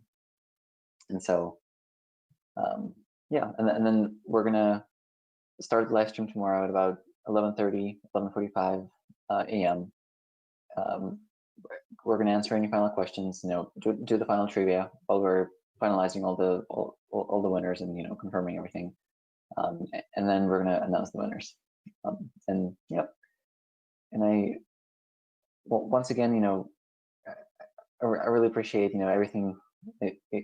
All of your help with the live stream. I want to say, also thank some folks at Black Hills Information Security, because they were the ones who provided us with some of the tools that we used to run this live stream. Yeah, and yeah, thank you, Joe. Absolutely. No, again, so thank you to the sponsors. Thank you, MetaCTF, for allowing me. Very welcome. I appreciate it. Definitely, like I said, any technical glitches definitely on me. I will. That's something I'm going to make improvement on myself as blind hacker, as someone asked to be hosting competition. Thank you for allowing me to do this. Thank you for allowing me to talk about Dead Pixel Sec. Big thing. Twitter. at The Blind Hacker, Twitter at DeadPixelSec, Twitter at MetaCTF, Twitter BHIS, what is it, Black Hills Information Security, all of the sponsors, fantastically. Thank you all so very much.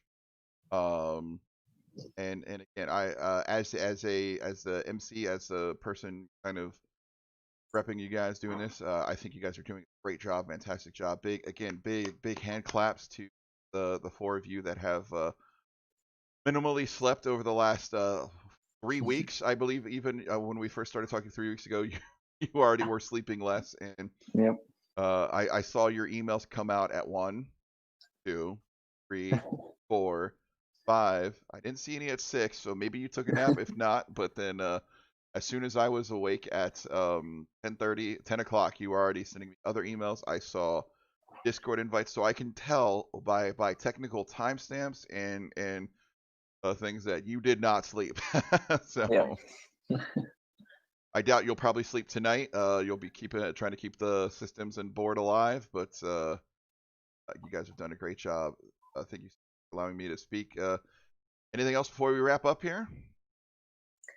Nothing from us. Thank you for helping us with live stream. We're a pretty small team, and without you, we probably wouldn't have been able to do this live stream. And so we're very thankful for that. Well, on that, we'll be cutting out. All I wanted to say as the final thing, and I'm sure MetaCTF and all my guests and everybody else will echo it. Good luck, have fun, share the knowledge. Thanks, you guys. Thank you.